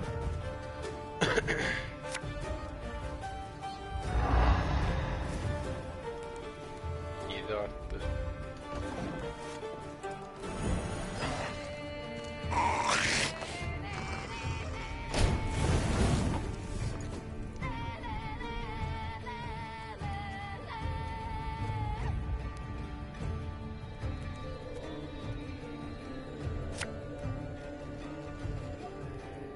Bigger they are, easier they are to target. Şu kendime vurma olayı çok saçma ya. Ne gerek var böyle bir şeye?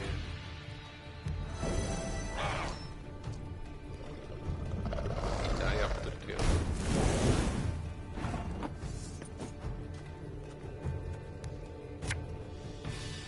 Thing about slings, they hide well.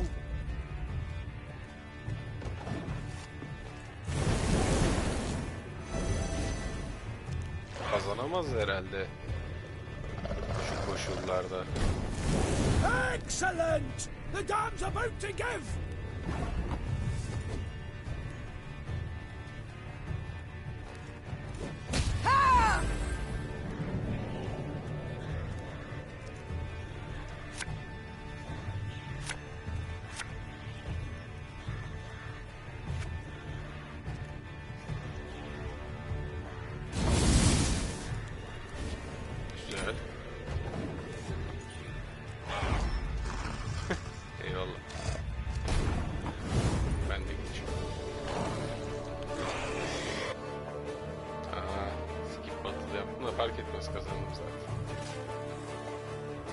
And indeed, bards sang of this battle soon after.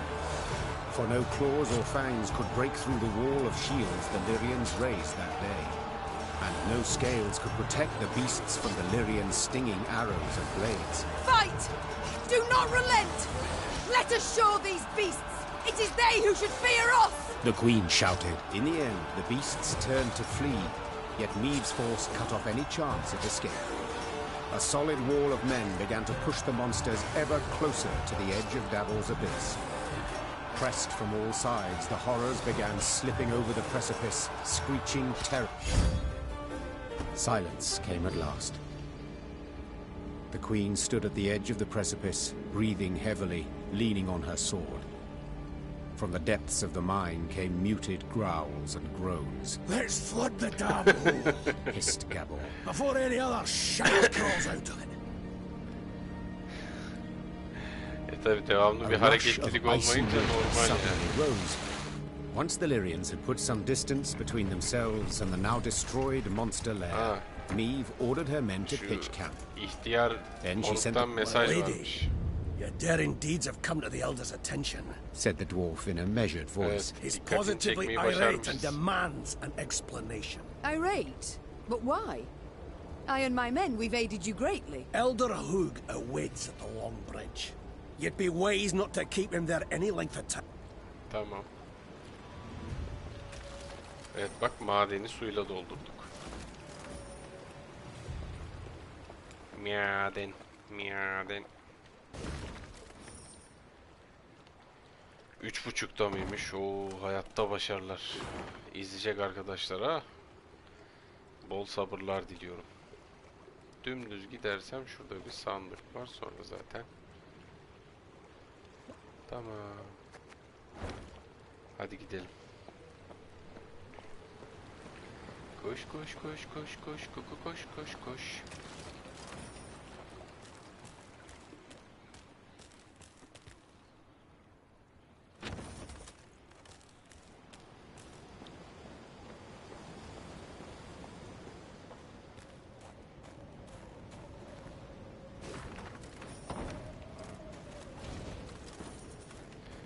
verdiğine göre burada bir yerde kilitli bir sandık olmalı.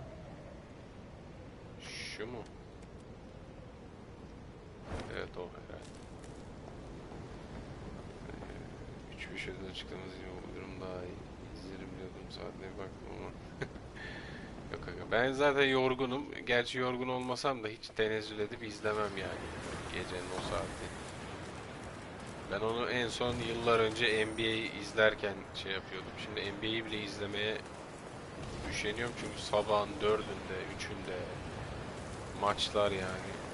Uyku daha kıymetli geliyor bana. Önceden çok izlerdim ya. Gazing towards the horizon, Meave noticed a dark shape outlined against the mantle of snow that lay on the ground. It proved a tower, toppled and broken in pieces.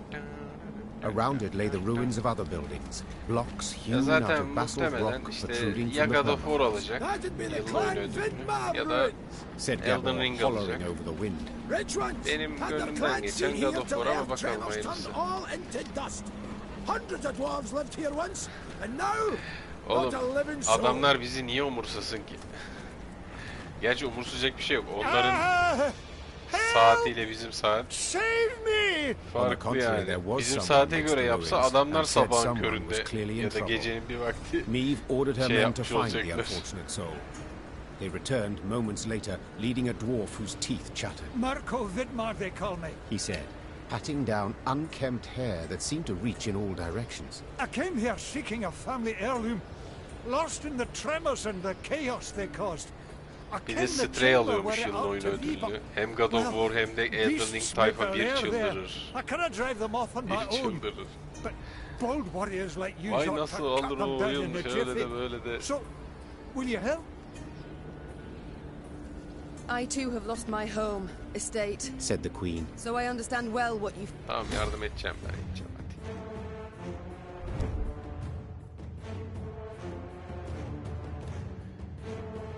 Aman tanrım. Ha. Tam yayından sonra yazarım. Unutmazsam tabii.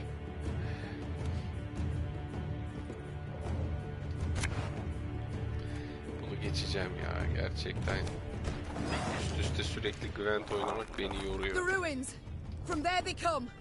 Drive them back. Geç. As soon as the fight was done, Mirko Vidmar ran towards a crate that stood on a pedestal, slipping on the now bloody floor. Yoruma da yazar. When the dwarf lifted the lid, o aman tanrım dedim şey değil mi işte böyle post bıyıklı bir amca var hani hangi filmde söylüyor araba çarpıyordu aman tanrım dedim devamı geliyor. Senin dediğin o mu yoksa ben mi şu an farklı bir şey? Seems to me brother Mirko wasn't wholly candid with us. This tamam. here's no heirloom, no family souvenir. Tamam, it's the treasure trove of Clan Vidmar. Hangi filmde hatta o ya? Pressed for the truth. Mirko admitted no family sentiment had prompted this expedition. The dwarf had planned to... I can't stand to stay here a moment longer. Adamı herkes artık öyle biliyor bir de işin komik tarafı. Rise with the first cockscrow, march in double file to the latrine, crap on command, 12 hours down the shaft and home to sleep. Aman tanrım dedim. Want a wifey? İlk devamında getiren vardır yani. Ya da ona söylettiren. Elders got to prove it. You want to add buttermilk, not cream to your mushroom soup? I understand the lad, no two ways about it. Gabor sighed. But I feel it's my duty to remind you that what Mirko's going and doing here, well, düşünsene yıllarca o adamın ilk rolü de değildi. Adam yıllardır emek vermiş sinemaya, tiyatroya. Ama millet seni böyle hatırlıyor. Biraz tabii ben olsam üzülürüm şahsen.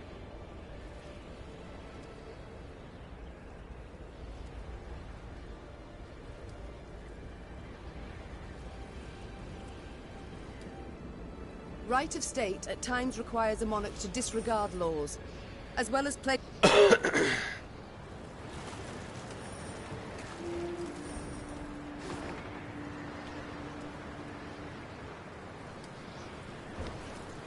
Aşağıda loot var. Oğlum düşünsene ya, zaten tanınmış bir siması. Frozen, old, Ama ismini de bilmiyor herkes. İşin şey kısmı. Aa siz şey değil misiniz? Aman tanrım dedim diyen aktör değil misiniz diye tanınıyorsun. O biraz şey tabi. Üzücü yani öyle tanınmak.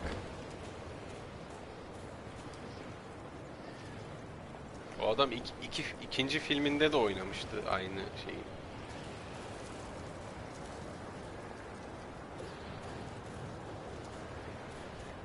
The Lyrians rode a narrow, winding path along the rocky ridge. To one side were ice-covered boulders, to the other, a chasm hundreds of feet deep. They could have at least erected some barriers, complained Gascon, knocking snow from his cap. Got plans for that? Gabor said. Just need to decide how high to make them. What? Think. Should they be the height of your average dwarf, or a human? The debate's gone on for 20 years. Gabor did not finish his discussion. He was interrupted by the Baba Ghazi that jumped down from the rocks. Archers, shoot! Aim for all the belly! Leave soldiers made quick work of the lone monster. But the sound of battle spooked the driver tried to rein in the animal. Did you see how they fared? Anyone left alive? Asked me, leaning over the cliff edge. Worry more about their cargo. Gascon replied. They were also carrying chests of gold. Blast. We can't get down there. Too steep and the snow keeps falling. We can lower ourselves down a line. You only live once. Saldır bunlara da saldır. Bunu da geçeceğim ama uğraşamayacağım ya.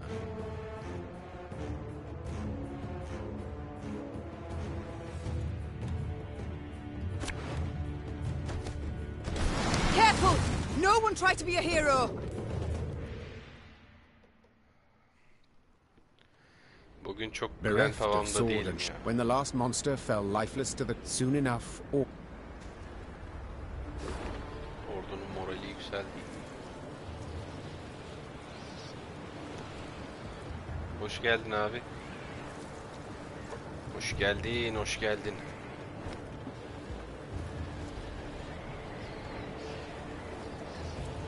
Koş Mif, koş.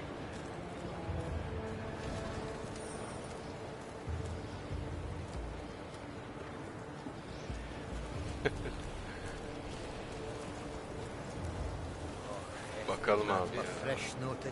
Bakalım duruma göre şu an bunu bir bitireyim de tam net bir şey yok kafamda ama bakarım yani. The Last of Us güzel oyun canım. İkinciyi hiç oynamadım tabii, ilk olacak benim için de. Bakalım ya.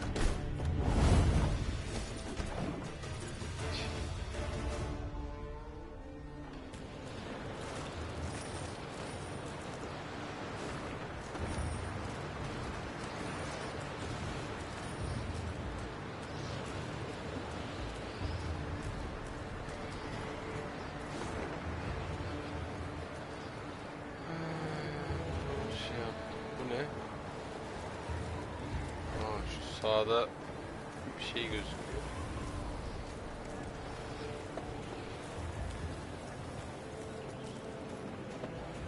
Adam.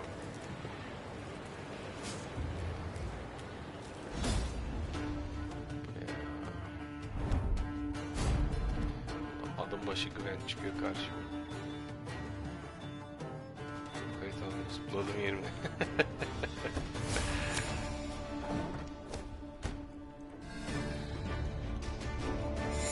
Fazla oynayamıyorum gece.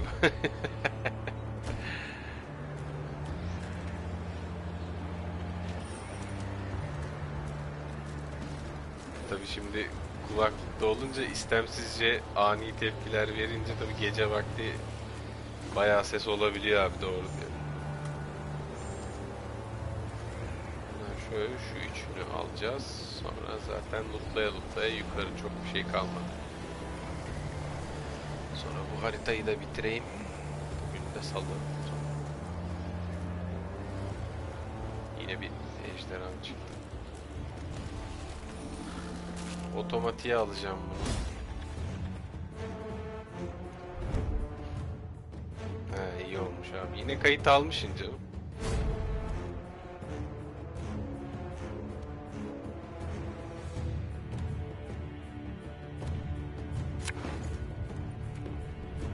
tabi gündüz etkisi çok şey olmuyor. O 3 bölüm almış yine abi, maşallah. Süper.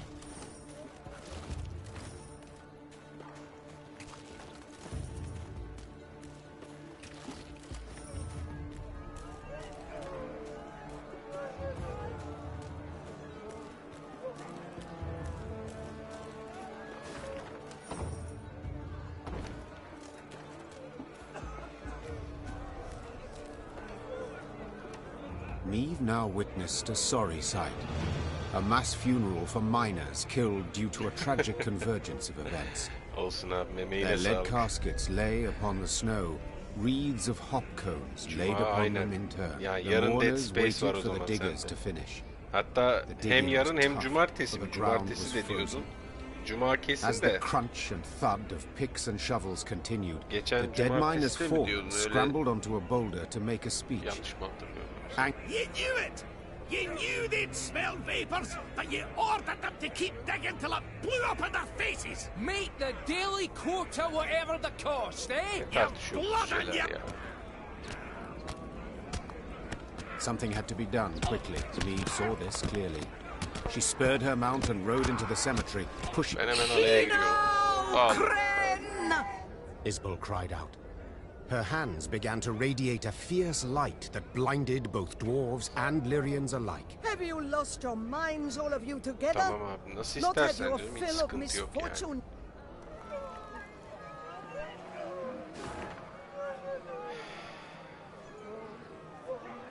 Cumartesi, pazar, bende bir aksilik olmazsa Warzone. Her zaman. Warzone. Ya dolambaçlı yapmışlar burada.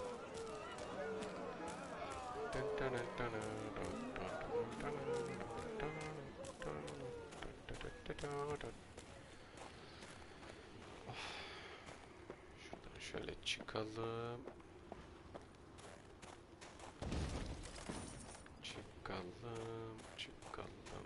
The Lyrians ascended the highest section of the Mahakam range. Snow crunched under their boots. Cold air stung their lungs. The rest of her words were drowned out by a powerful blast. The entire mountain rumbled with a low, vibrating roar. The sound grew louder, echoing off the rocks, splitting their ears. The Lyrians looked around, disoriented. Few heard Gabor's warning. Dinna just stand there! Get behind the rock! Quick! Hurry! Evet yani zaten geçenki hesap gibi olsa abi bir yarın bir cumartesi oynadığımın 4'er chapter, dediğin gibi 12 chapter'mış zaten oyun. Şey olur yani. Meave survived. The dwarves who ran to the Lyrians. Adamlar dondu. Gabor spoke a while with the leader of the Mahakam guard patrol that had come to their rescue. His face was dour. What? What have you learned? I'll tell you all in good time. First, you need a warm drink. No, Gabor. I need to find out what in blazes... Well, it was an avalanche. Of course it was an avalanche. I'm no fool. But what caused it? What was that noise? So you brought this snow down on us. Dwarves! Ne, bizim üzerimize çığ cüceler mi düşürdü? Aye, but Nasıl ya?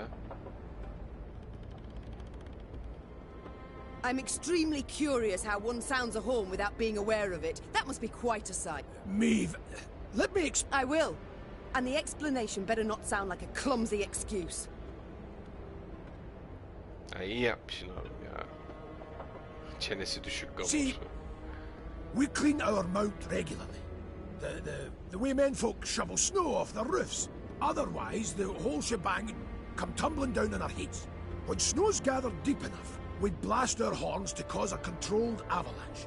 Then we need to sweep up a wee bit in the road. Evet, böyle şey gibi oluyor abi.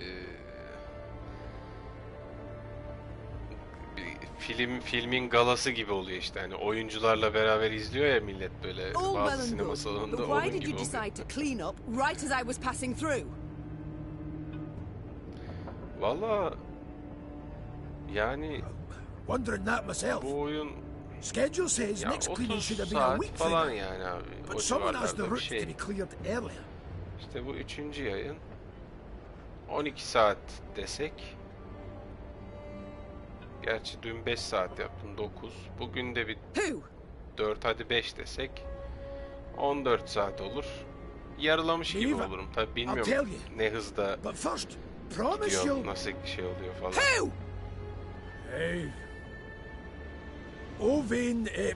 Hayda, Nilfgaard'da çıktı bu işin arkasından. Bize çığ düşürdüler ya. Wait. I understand you're a wee bit upset. You've every right. But you'll never prove Owain meant you harm. Yani ben tabii şeyden baktım da hani orada şu How Long to Beat'ten baktım. Orada dümdüz hikaye gidersen 25, böyle haritayı temizleyerek gidersen 30-35 diyordu. Ama tabii ortalama bir süre belirtiyor. Moments later, scouts reported Owain was camped to the north of the accident. Daha kısa da sürebilir. Neve had to decide how much she was willing to risk to get her revenge on the Imperial emissary. Bilmiyorum ben neredeyim şu an tam olarak, hani bir şey de bilmiyorum ama bence daha ortasında falanımdır diye düşünüyorum yani.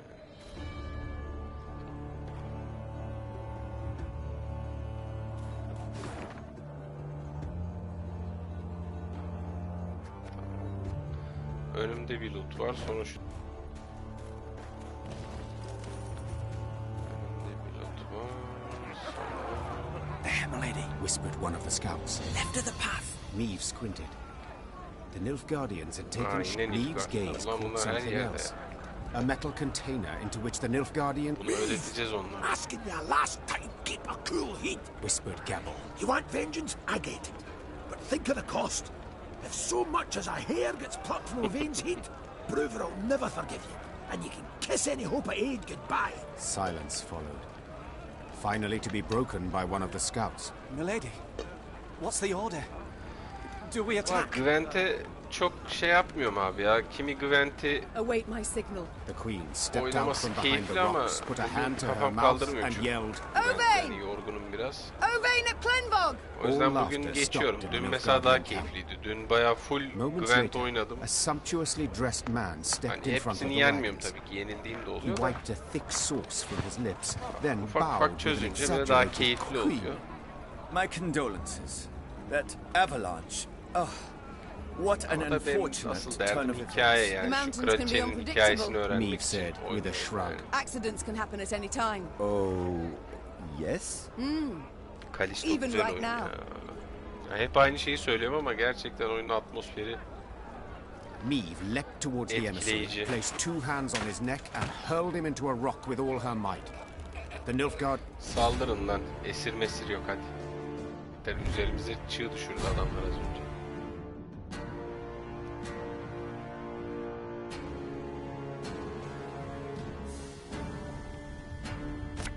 Githen Kwan en Lyrian. Dur bakmayın, burada geçeceğim ben. Üst üste hep Gwent gelince Neve showed no mercy for the Nilfgaardians in Owain ep Plenvog's camp. All would share their leader's fate. And the dwarves? As predicted, they were outraged by Neve's open attack on the Nilfgaardian emissary. Bruver Hoog suddenly called for a council of the clan elders. They debated what to do with the Lyrians for a long time.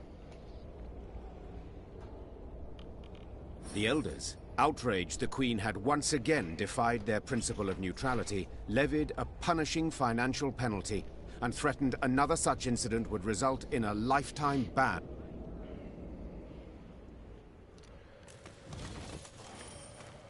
Askerlerin morali yükseldi. Güzel. Ne yaptık şimdi? Burayı da lootladık. Şuradan şöyle.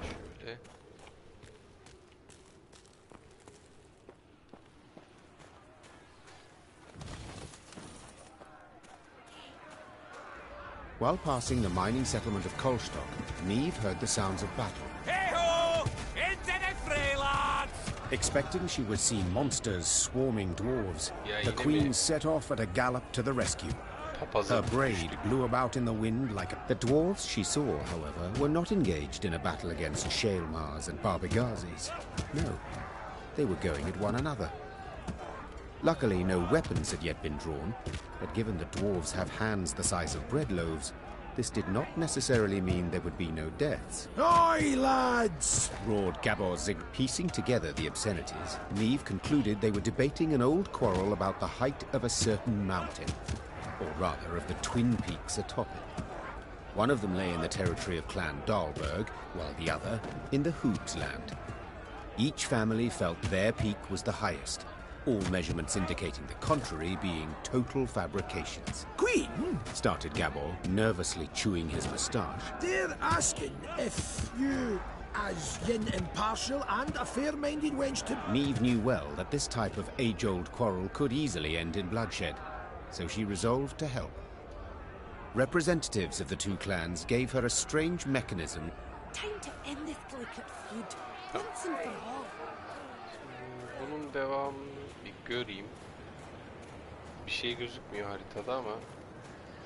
When she and her force had traveled half the way to the first, she heard a long roar that made snow shelves detach and descend. Without waiting... O ne lan? Ne çıktı karşıma?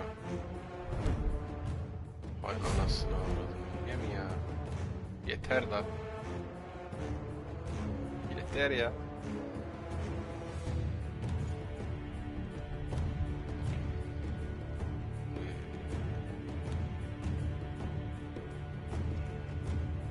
Vallahi nasıl istersen Kaan, hani bekleyebilirsin. Alınabilir. Bak yani Güven abinin dediği gibi bekleyebilirsin.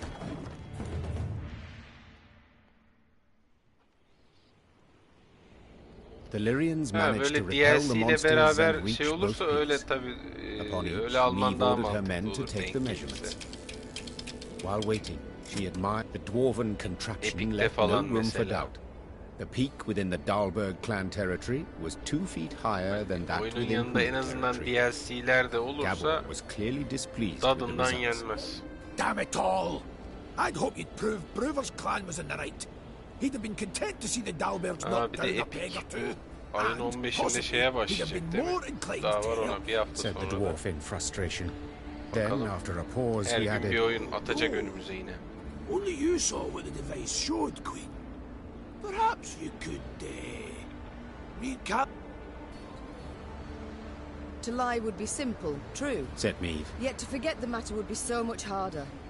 No, Gabor, I shall tell the truth.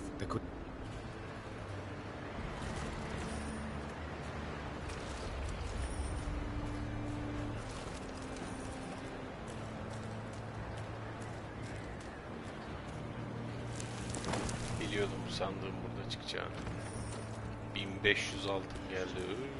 Güzel.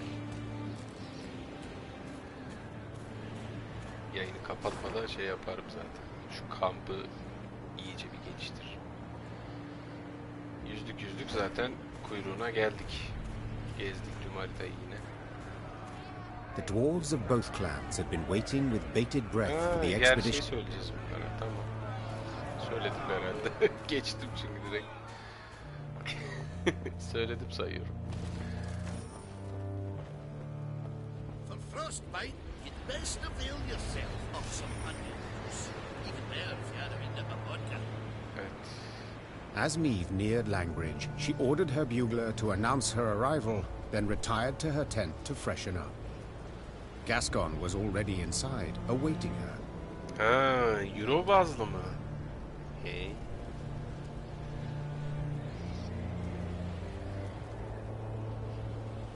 Cansın kardeşim benim. Nasip olur inşallah ya. İsteriz yani. Ya ben isterim. Niye olmaz? I do not seem to recall summoning you. Olur o günleri de görürüz kardeşim benim. Ben de Eskişehir'e her zaman beklerim yani. Kıbrıs'tan sonra burası bayağı soğuk gelir sana ama beklerim kardeşim. In that case, I must tell you to fret not. Nothing wrong with your memory. I've come with no agenda. Spontaneously. Hoş geldin. To chat. Hemen yazıyorum YouTube'a. NFS Movie yazıyorum. İlk çıkan şeyi izliyorum. Then I propose you leave. Derhal. Just as spontaneously, call it. I must don Şöyle fresh aratayım clothes. hatta. I'm to see the elder soon, and I prefer to not smell of horse sweat. Movie.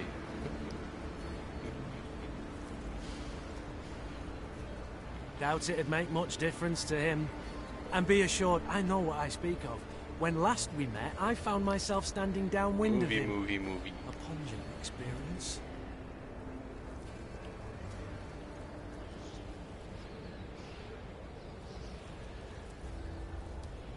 Well, you were saved the experience of his breath.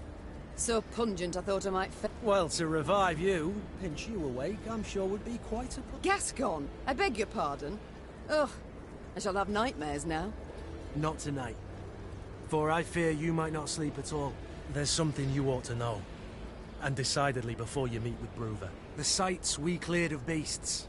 I ferreted a bit. Mustafa hoş geldin. Noted Sağ olasın. something peculiar. Teşekkür ediyorum. Sen nasılsın? Any Hoş notion geldin. what it was? None. The monumental dwarven architecture, perhaps? Bones, my dear Meave. Dwarven bones. Now, guess what I found? Wait, don't dare give me any hints. Bite marks. Of course. After all, they'd been gnawed clean of all flesh by monsters, incidentally making it quite easy to spot other markings. Ones made by axes. Meaning what? That the entire clan, the Fuchsi, did not perish due to an invasion of beasts from the depths. The monsters merely ate the bodies and occupied empty homes. Now, I shared my discovery with Gabor, and guess what he did? He panicked. He started to squirm, babble nonsense. I wager my right arm he's hiding something.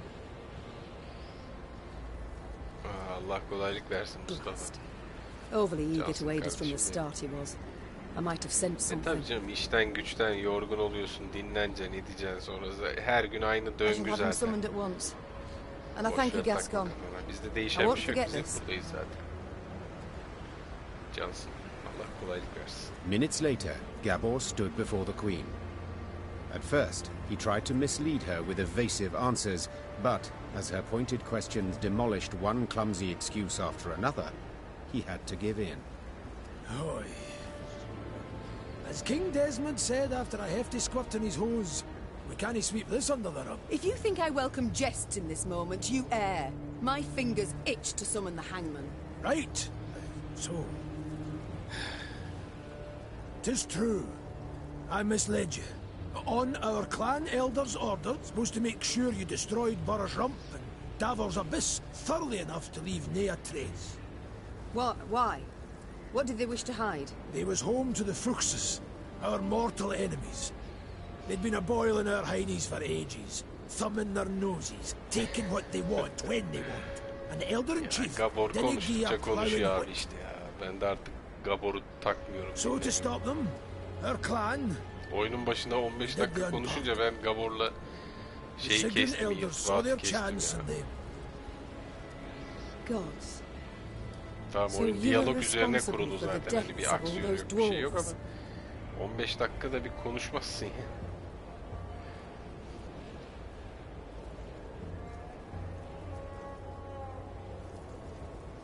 Benim chat'e mesela nasıl yazdığın chat'te gözükmüyor mu? En son mesela şey yazmışsın mesela, iyiyim abi ben de iş güç derken anca zaman buldum uğrayayım dedim yazmışsın. Arada bir şey yazdıysan bende gözükmedi.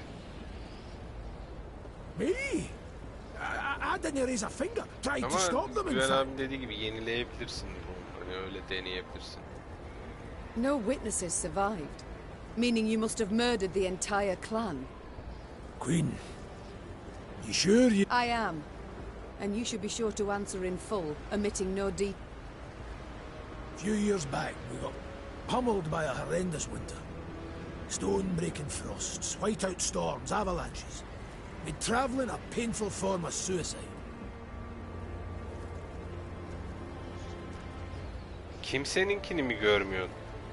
Yani mesela Güven abinin yazdıklarını görüyor musun şu an?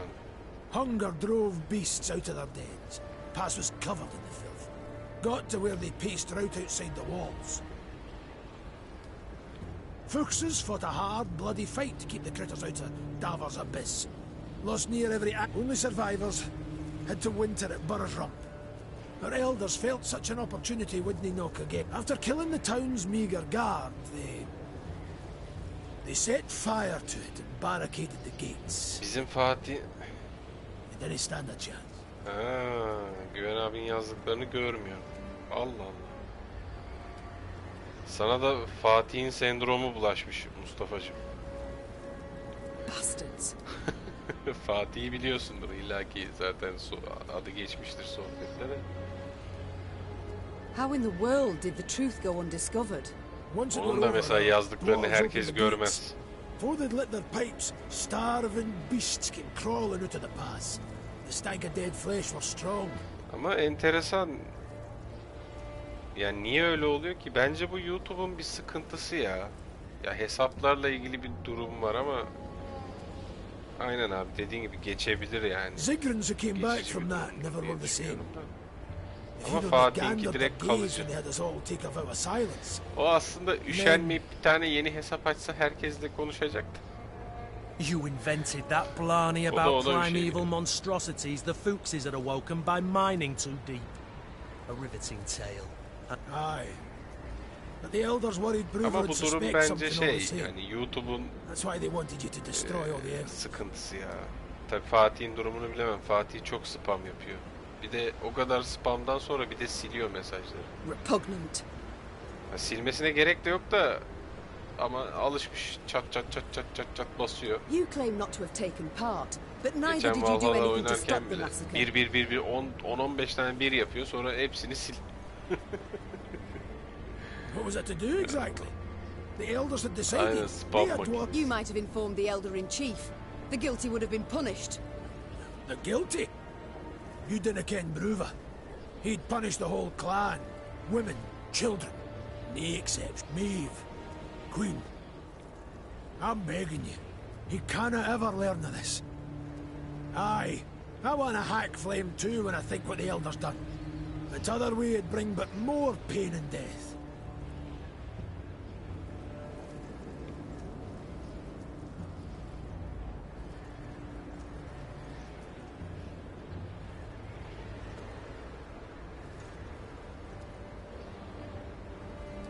I need to consider what's right. Meanwhile, Gascon, make sure Gabor remains... Of course. I'll let you know if he so much as rolls his eyes towards an escape.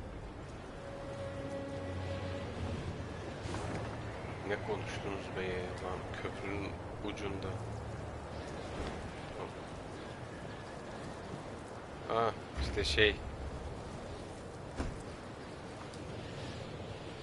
Brewer stood by the bridge like a statue, arms crossed, eyes squinting. Maeve sighed. Konuşun anam.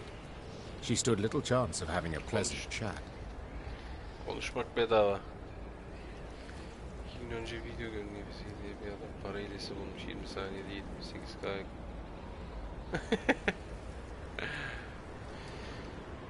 Elder-in-chief, sir. No Sarin and Grayson here, lass. Aslında You think you're due glory for Speed Hit'te gündüz yarışları zaten çok fazla para veriyor ya. Ne bileyim, öyle hileye gerek yok da tabii sen bilirsin nasıl yapıyor ki o 20 saniyede. Muhtemelen bir tane yarış bug'lıdır, bug'lanmıştır. O da ondan faydalanıyordur sürekli. Hani daha yarışmadan başlatıp bitiriyordur yarışı. O da öyle para kasıyordur gibi düşündüm ben. For you. For I didn't want to. For something didn't fit, damn it. So I resolved to not destroy their nests and evidence till I learned the truth of who done it. Anlatsam kitap çıkar. Cansın kardeşim. Postponed it all those years expressly. Yok, ben tahmin yürüttüm canım, anlat diye değil de. I didn't need no lectures. Mesela ben Need for Speed'de gece işte seviyemi 50 yapmak için maksimum 50 ya seviye. 50 yapmak için o stad vardı ya arkada. NASCAR pisti yani, stad dedi. Orada böyle Lambo'yla turlayıp bir rampa vardı. Hep o rampadan böyle 3 yıldız alıp atlıyordum. Sonra 5 yıldız olunca hop hemen safe house'a, base'e dönüyordum.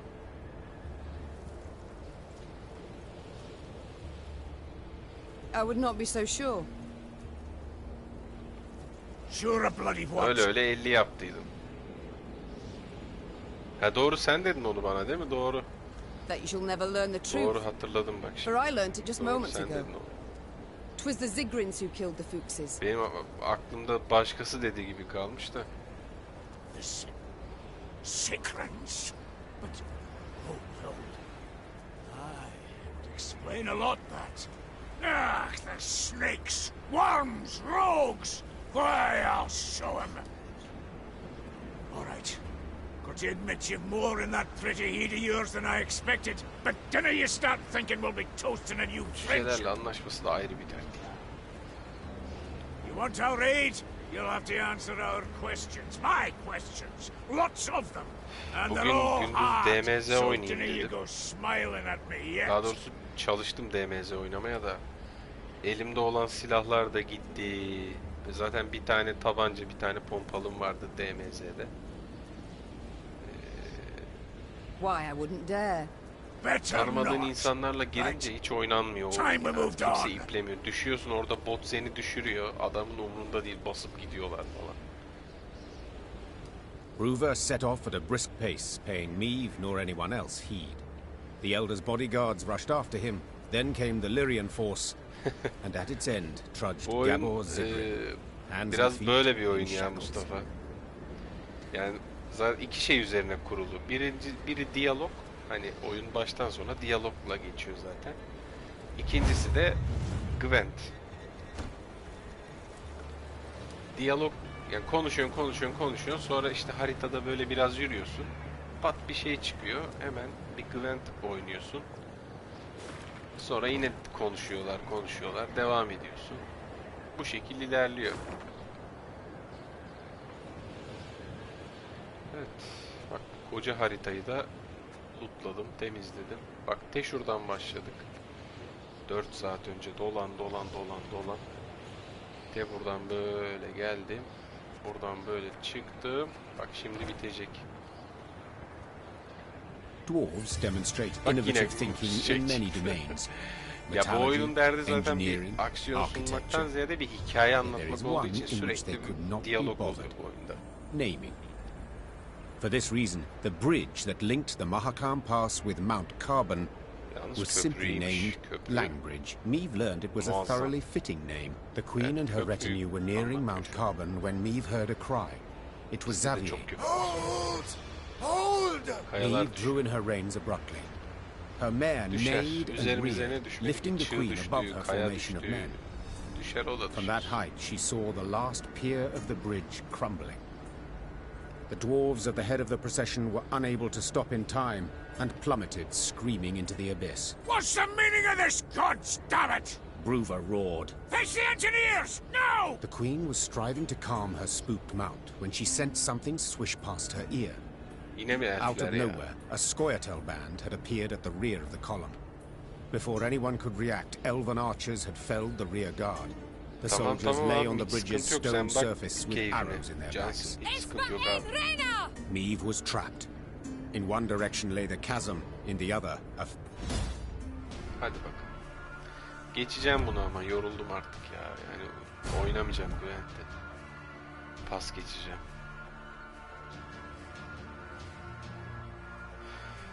Bugün kafam kaldırmıyor çünkü Gwent. At last, Rena! You are mine! Skip diyelim.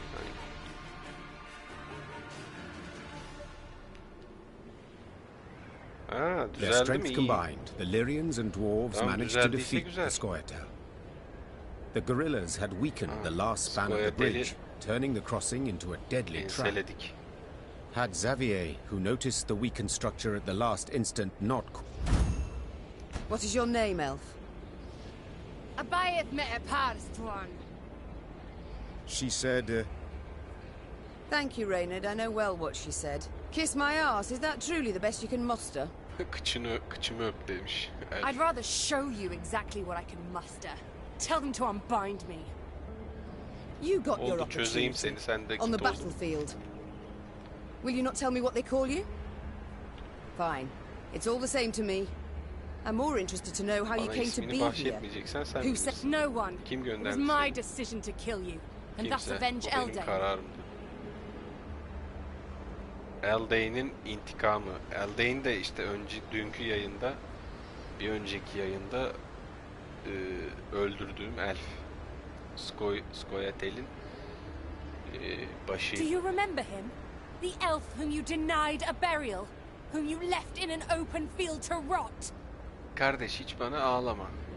O adam bana oyun oynadı. Ben de o yüzden ona uygun bir ölüm bahşettim ya. The blood of the elves of the Aynen, elimde Moulderwood. elf kanı var. Aynen birader. Aynen bacım. Eldane was a criminal. O bir He got what suçluydu he kardeşim. deserved. Git ağla bir köşede. You call him a criminal? What do you call humans who murder our Sen kind ona in suçlu pogroms, diyorsun. who İnsanlar ne massacre peki? us? What do you call Bizi Black kıydılar, Rayla who geçirdiler fought at diyor. your... Do not Ağlama. dare compare us. Do not dare... Enough. Ya caz I've yap. heard all I wish to hear. But I haven't. Did you fall on your heed, Bu elf? nereden geldi ya? If you want to fight humans, go on and do it.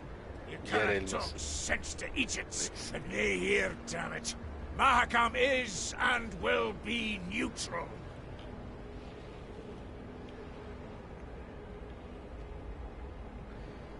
You cannot be neutral. To Dwan, you are... Mahakam has stood aside sleeping long enough. Ya ikisi That is de why we struck it güzel in abi. its Zaten very hemen heart. hemen aynı As a ellerden call to çıkma battle. oyunlar. A Ama call to tabii Dead brethren whom Space'in you, Elder, daha have bir kept from the geçmişi world var, bir too oyun long. dünyasında bir ağırlığı, yeri I olan. have kept him away. Sevin I'll çok, be o yüzden bloody orada right to do biraz so. daha önde. Yeah, I should kill you. With my own... Well, I'll not grant you that.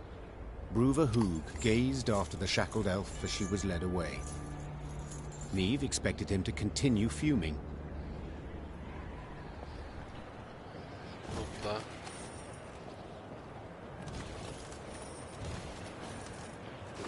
Sanırım son loot'u da yaptım.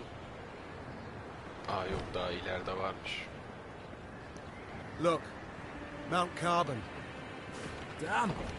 And I thought Novigrad was big.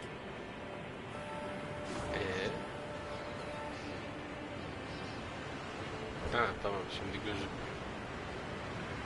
Karbon Dağı'na geldik. Üf. Yalnız şu güzel şey ya. The Lyrians stepped inside Mount Carbon's bowels. Neve rode while looking upwards, admiring the intricately carved ceiling, gilded walls, monumental bas-reliefs carved from basalt. Keyifli bir deneyim sunuyor yani. I thank you for your invitation, Elder. My invitation? Choice term, lass. You wangled your way in here. With all due respect, do you not feel like a pot conversing with a kettle? Ha! True enough. Changes of mind didn't come easy to me. But they do come at times. Wars concern me not at all. For so many they are, who could count them? A year goes by without one wanking king invading another's realm. A dog with scabies. That's why this morning I aim to send you off with nothing. Mattered not what the clans were saying. Rivia, Schmivia, who gives a sheep's fart? Nilfgaard supports the Scoia'tael, it's common knowledge. Nilfgaard uses them. Well, I'm nae worse, and I choose to use...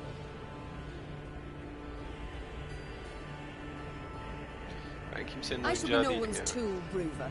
I fight for my land and my land alone.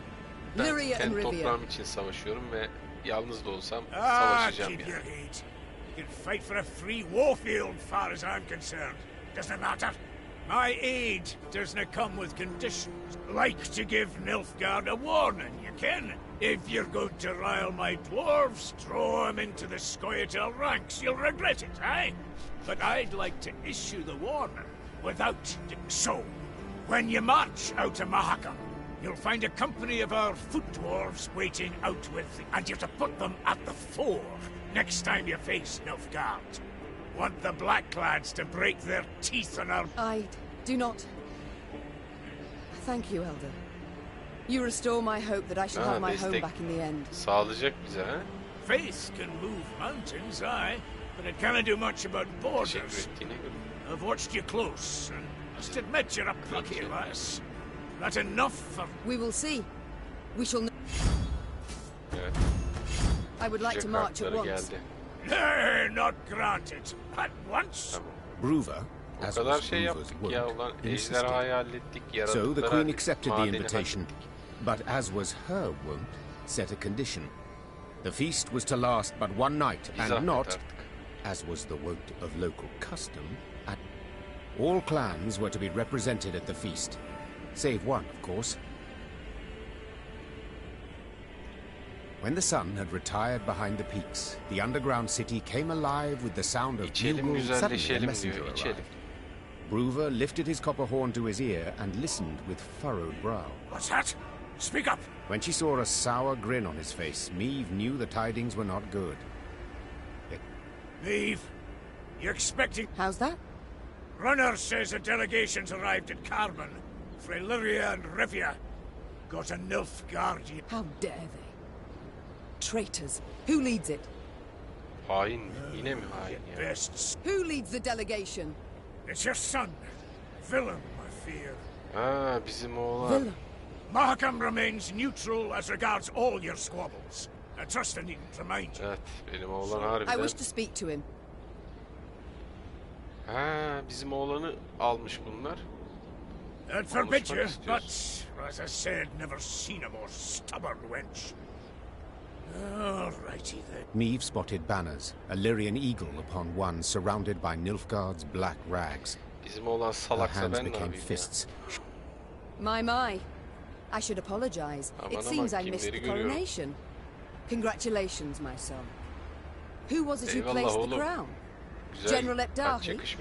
Count Caldwell. Ah, yes. Our elder statesman. Why have you come here, of all places? To acquire arms for Nilfgaard? As my official mission, yes. Yet unofficially, I wish to speak with you. I trust you've had tidings from the field. Edirn turned to ash and dust. Vizimir murdered Redania in chaos. Faltus forced to strike a pact by his vassals betrayed. Henselt the same. This limerick, will it come to a point? Why, yes. To the same as this war. Mother, I beg you, you must see it. Nilfgaard's victory is inevitable. Nilfgaard'ın zaferi Surrender kesin. now, Anne sen and de I shall gerçeği show you gör. mercy. Hani There will kabul be et no bu later. gerçeği falan diye. We shall repel them, drive them south at the point. This we, Mother? Who precisely do you mean? You stand alone. Geçe geç oyun. Ya ben bu oyunu hikayesi için oynadığım için Gwent kısımlarını genelde geçiyorum. Böyle zorlandıklarımda, ama onun dışında hikayesini merak ettiğim için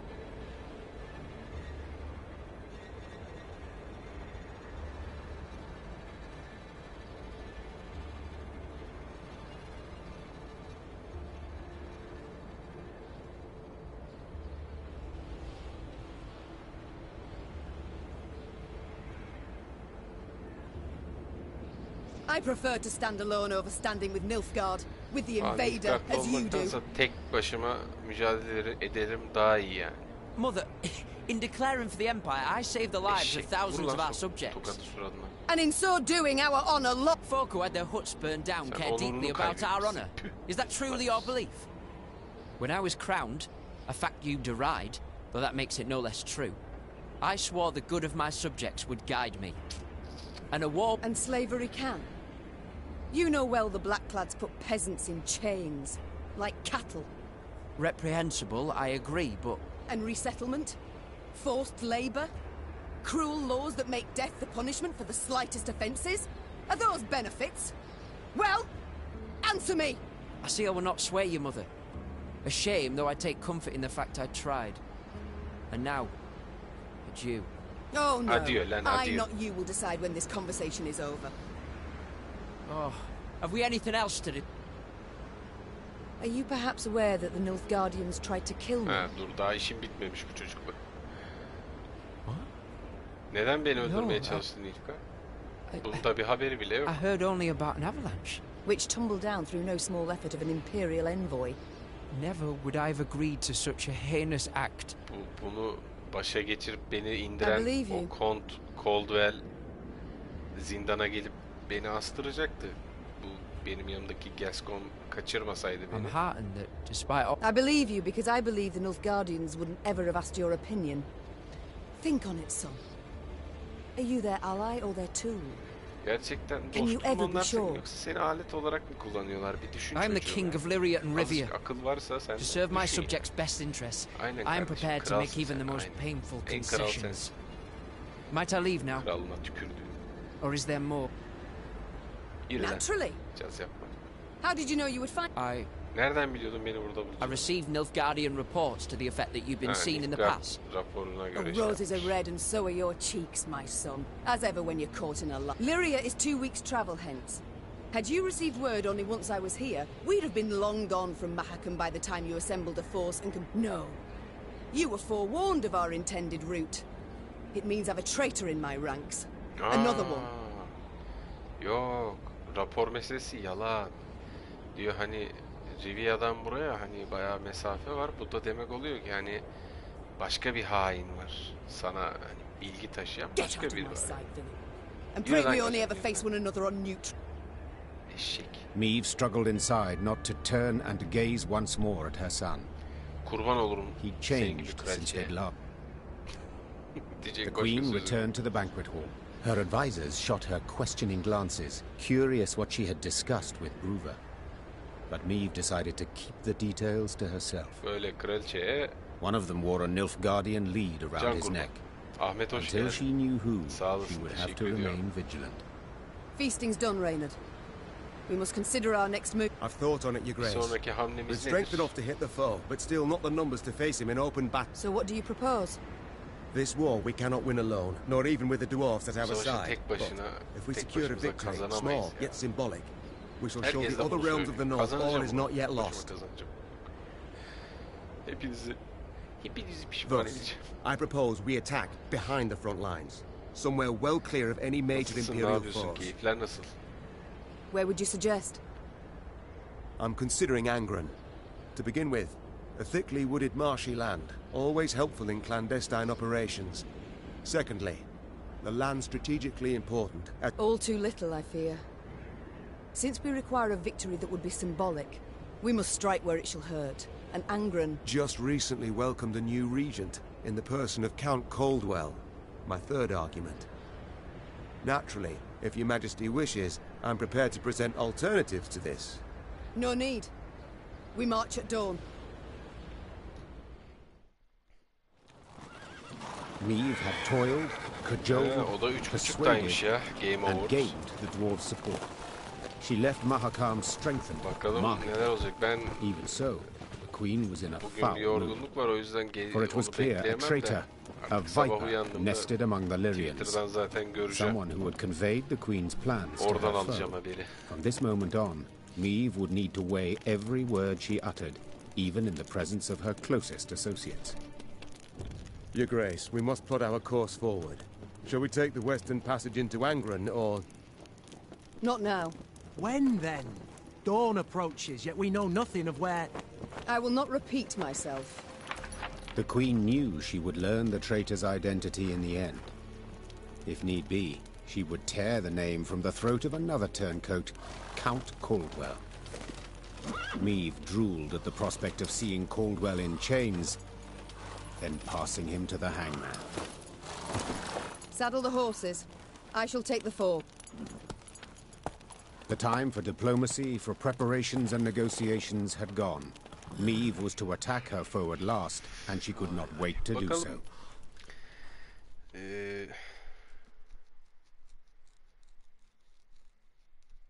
Ha doğru, bir doğu var ya. Bayağı kaç tane? 3-5 tane oyun şey olacak.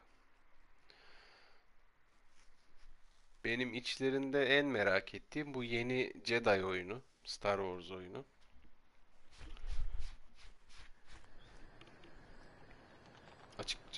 Açık konuşmam gerekirse diğerlerini de pek hatırlamıyorum. Hep şeye odaklanmışım. At long last, Maeve's force reached Angren's marshy woods. Ever been? No. Angren diye bir bölgeye geldik. Yeni bölgemiz burası benim. We haven't lost our way. Alas, here there is no way. We continue south, that's all. Devam South edelim. meaning the bottom. Should you ever venture there, I offer you this advice. Do your utmost to make no noise. Umarım yani üzerine eklenmiş bir şekilde. Poor soul.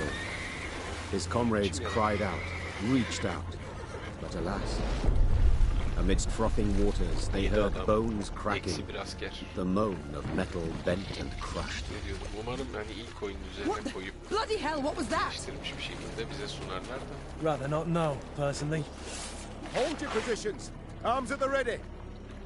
It was a glusty war. One of many the Lyrians would encounter along their path. But let's not get ahead of ourselves.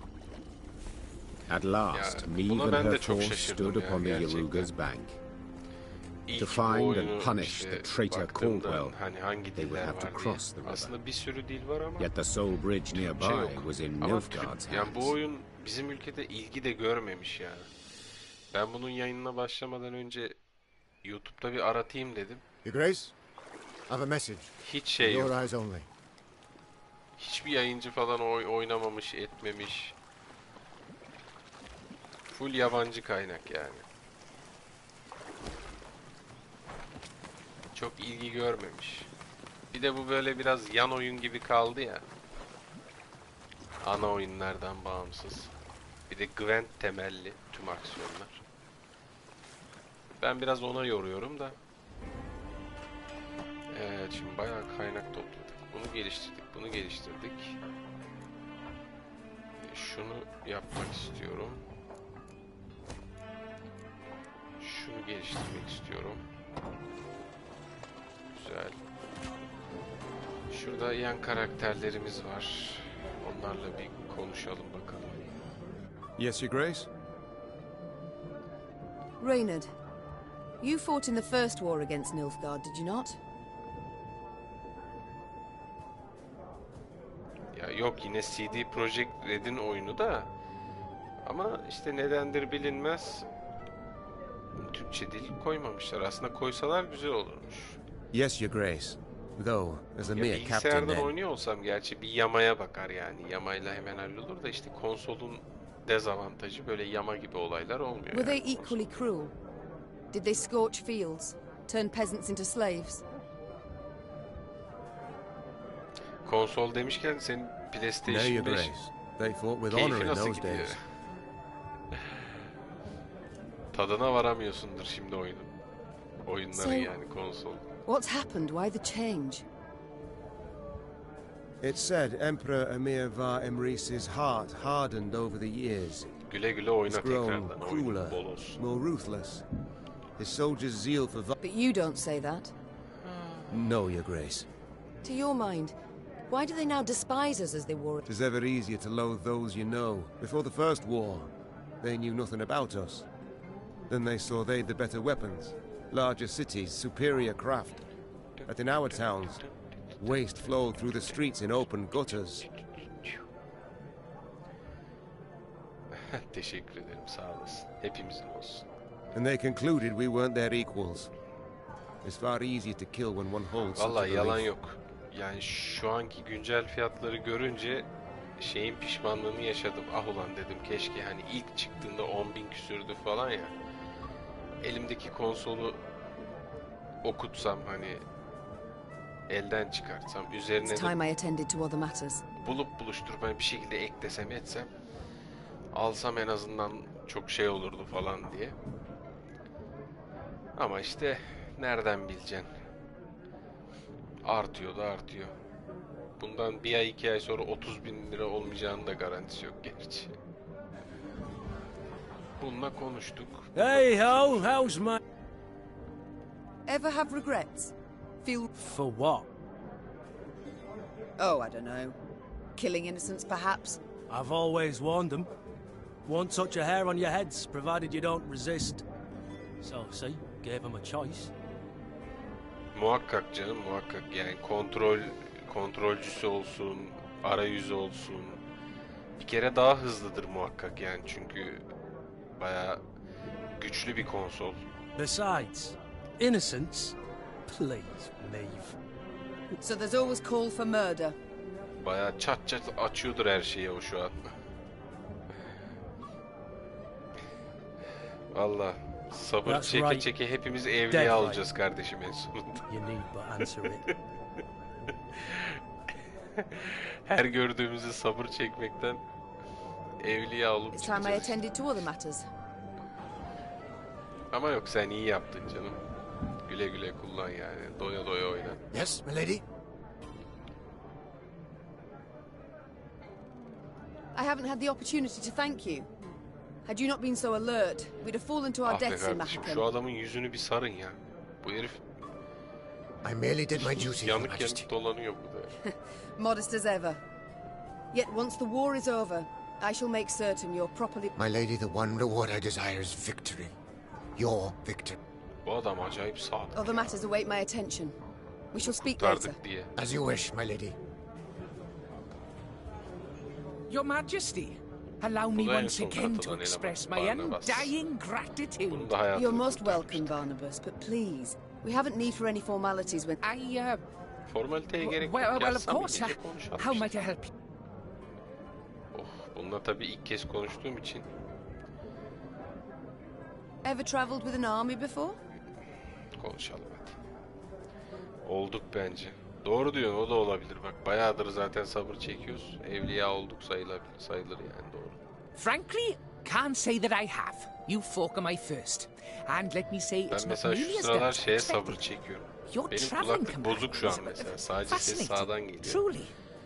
Bu sol taraf 2 gündür ses yok bu sol tarafta. Hatta salı, çarşamba, perşembe işte 3 gün olmuş. Soldan ses gelmiyor.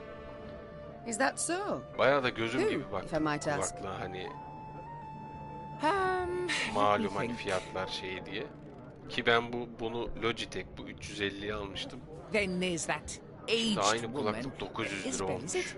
Oh, your grace, a 2 complete gündür lunatic. Amazon'da sağda solda Did you know she kulaklık believes the bakıyorum. world to be round? Round! Her gördüğüm Like an fiyata egg. sabır çekiyorum. Yeni markalar And just between türemiş. the two of us, Adını the ilk kez quiet duyuyorum. chap, Xavier, Kaliteli mi değil mi gives me onu the da willies, bilmiyorum. truth be told. Could just be on account of his face looking like a Bildiğim piece of marka taffy alayım stuck to the desem sole of a onlar da boot. pahalı.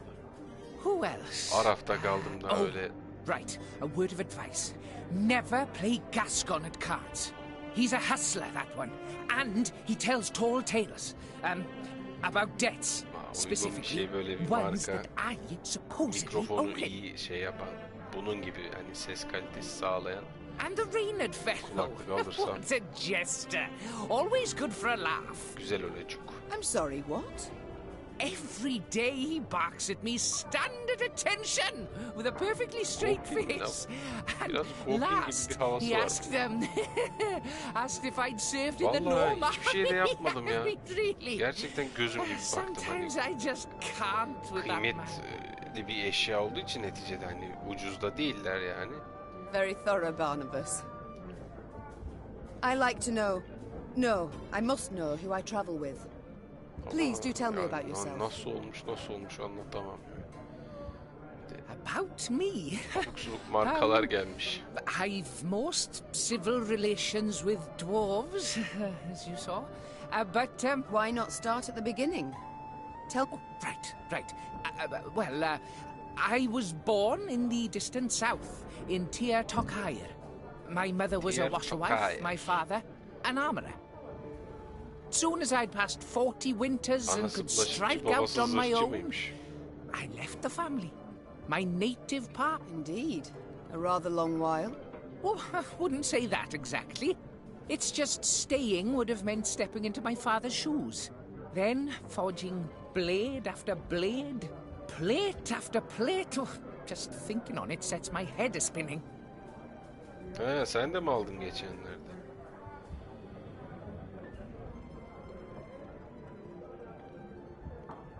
Hangi marka aldın? Ayıptır sorması. Not for me, that. No. No, nature. The world's so rich in By building bombs that explode in the hand, for instance.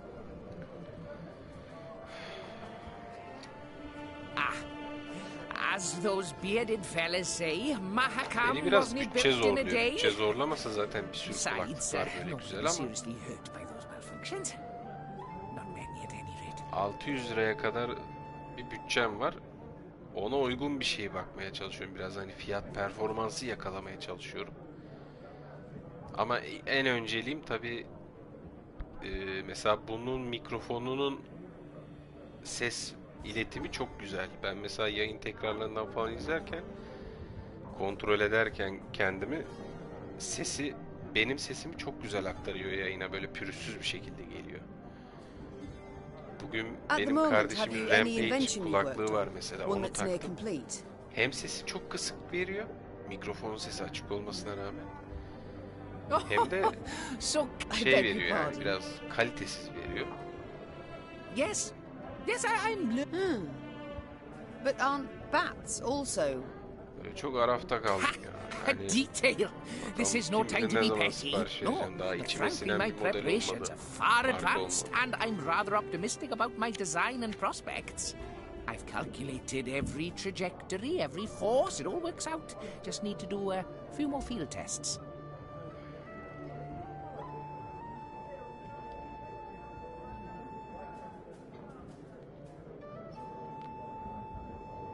Well, I wish you good fortune.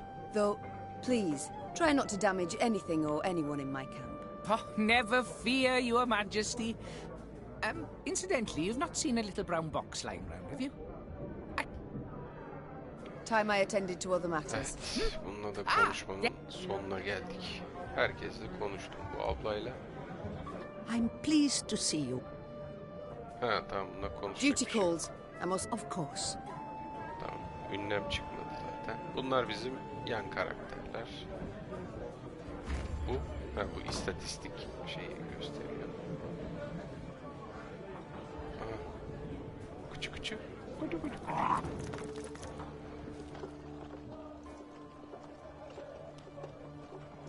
Kampımızı geliştirdik.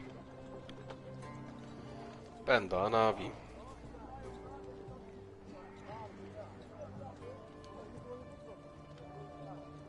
Ha, Onikuma, gördüm Onikuma'yı. Evet, ben bakarken hep çıkıyor karşıma.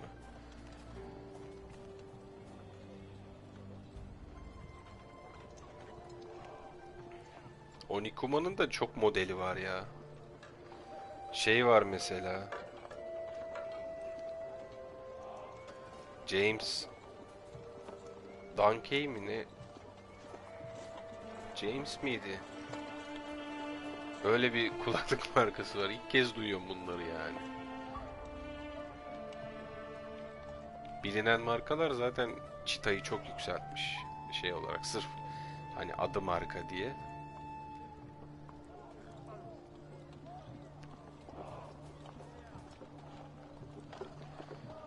Yep, şimdi burada burada ne yapıyoruz? Para kasıyoruz, şey yapıyoruz. Ha, haritadan şu loot yerlerini açayım. Haritaya bir bakalım. Yeni bölge. Of, evet. Bayağı koca bir bataklık gezeceğiz yarın. Ha, gark olanlar. Su cadısı. Aynen, bayağı bataklıklarda gezeceğiz. Şöyle açalım loot yerlerini.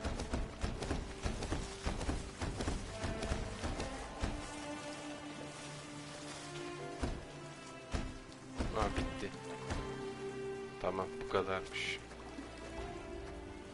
Üf, şuna bak.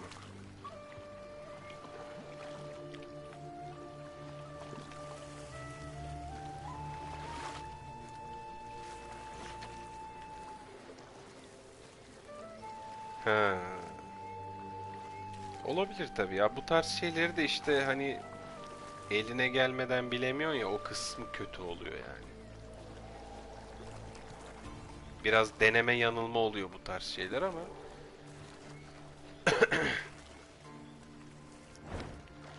umarım daha güzelleri olur yani. Ben de inşallah karar verebilirsem bir markaya, bütçeme uygun böyle fiyat performans denk getirebilirsem artık şey yapacağım yani. Maksat idare etsin çünkü hep soldan şu an ses gelmiyor. 3 gündür sesleri sadece sağdan alıyorum. O da hani hem oyuna adapte olmanı engelliyor hem de tuhaf hissettiriyor yani.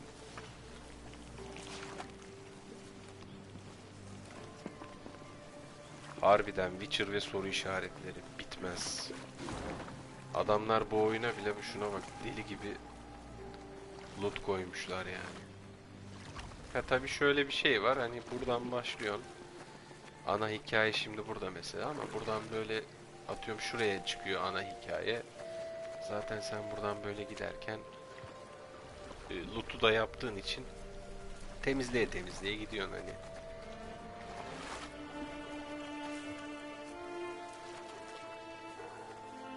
Ama olmazsa olmaz, bayağı dolu harita canım. Şurada düşük bir meblağ karşılığında, param gözükmüyor şu an, kameranın arkasında kaldı ama böyle açıyorsun. Daha kaç tane harita var onu da bilmiyorum. Bu 4. harita. Burayı yarın keşfedeceğim. Oyun büyük ya. Zaten sırf hikaye 25 saat diyor. Açık dünyayı da temizleyerek gidersen 30-35 diyor. Benim bu daha 3. yayındı. Hadi 15 saat desen. 14-15 saat desen daha bir bu kadar daha var yani.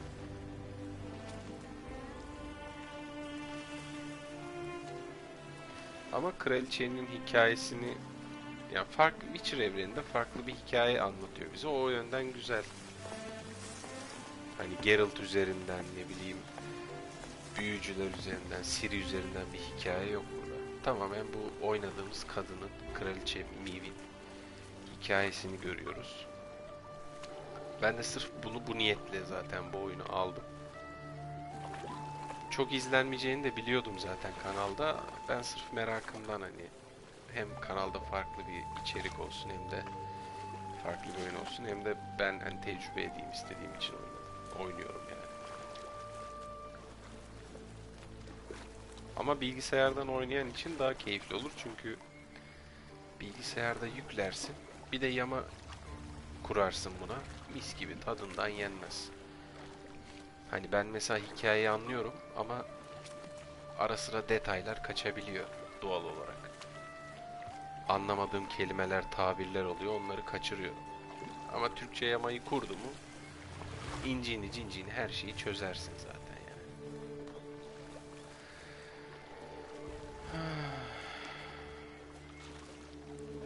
Evet işte onu diyorum ya, ben bunun yayınına başlamadan önce pazartesi, salı başladım. Pazartesi günü YouTube'da arattım. Bir tane Allah'ın kulu oynamamış bu oyunu. Bir inan köse oynamış ama o da yayın olarak değil yani, video serisi olarak değil, oynamış, incelemesini çekmiş o. Ama böyle yayınını yapan veya video serisi yapan hiç yok. Türkiye'de hiç ilgi görmemiş bu oyun ya. Herhalde şey diye, yani tüm aksiyonlar Gwent'li oluyor ya. Sanırım ondan kaynaklı bir durum. Neyse. Ya bence hoş bir oyun. Yani şans verilmeli mi? Bence verilmeli. Witcher evrenini seviyorsan bir şans verilebilir bu oyuna. Witcher oyunlarından öncesini anlatıyor zaten oyun. Yani Geralt'tan falan öncesini anlatan bir dönemde geçiyor.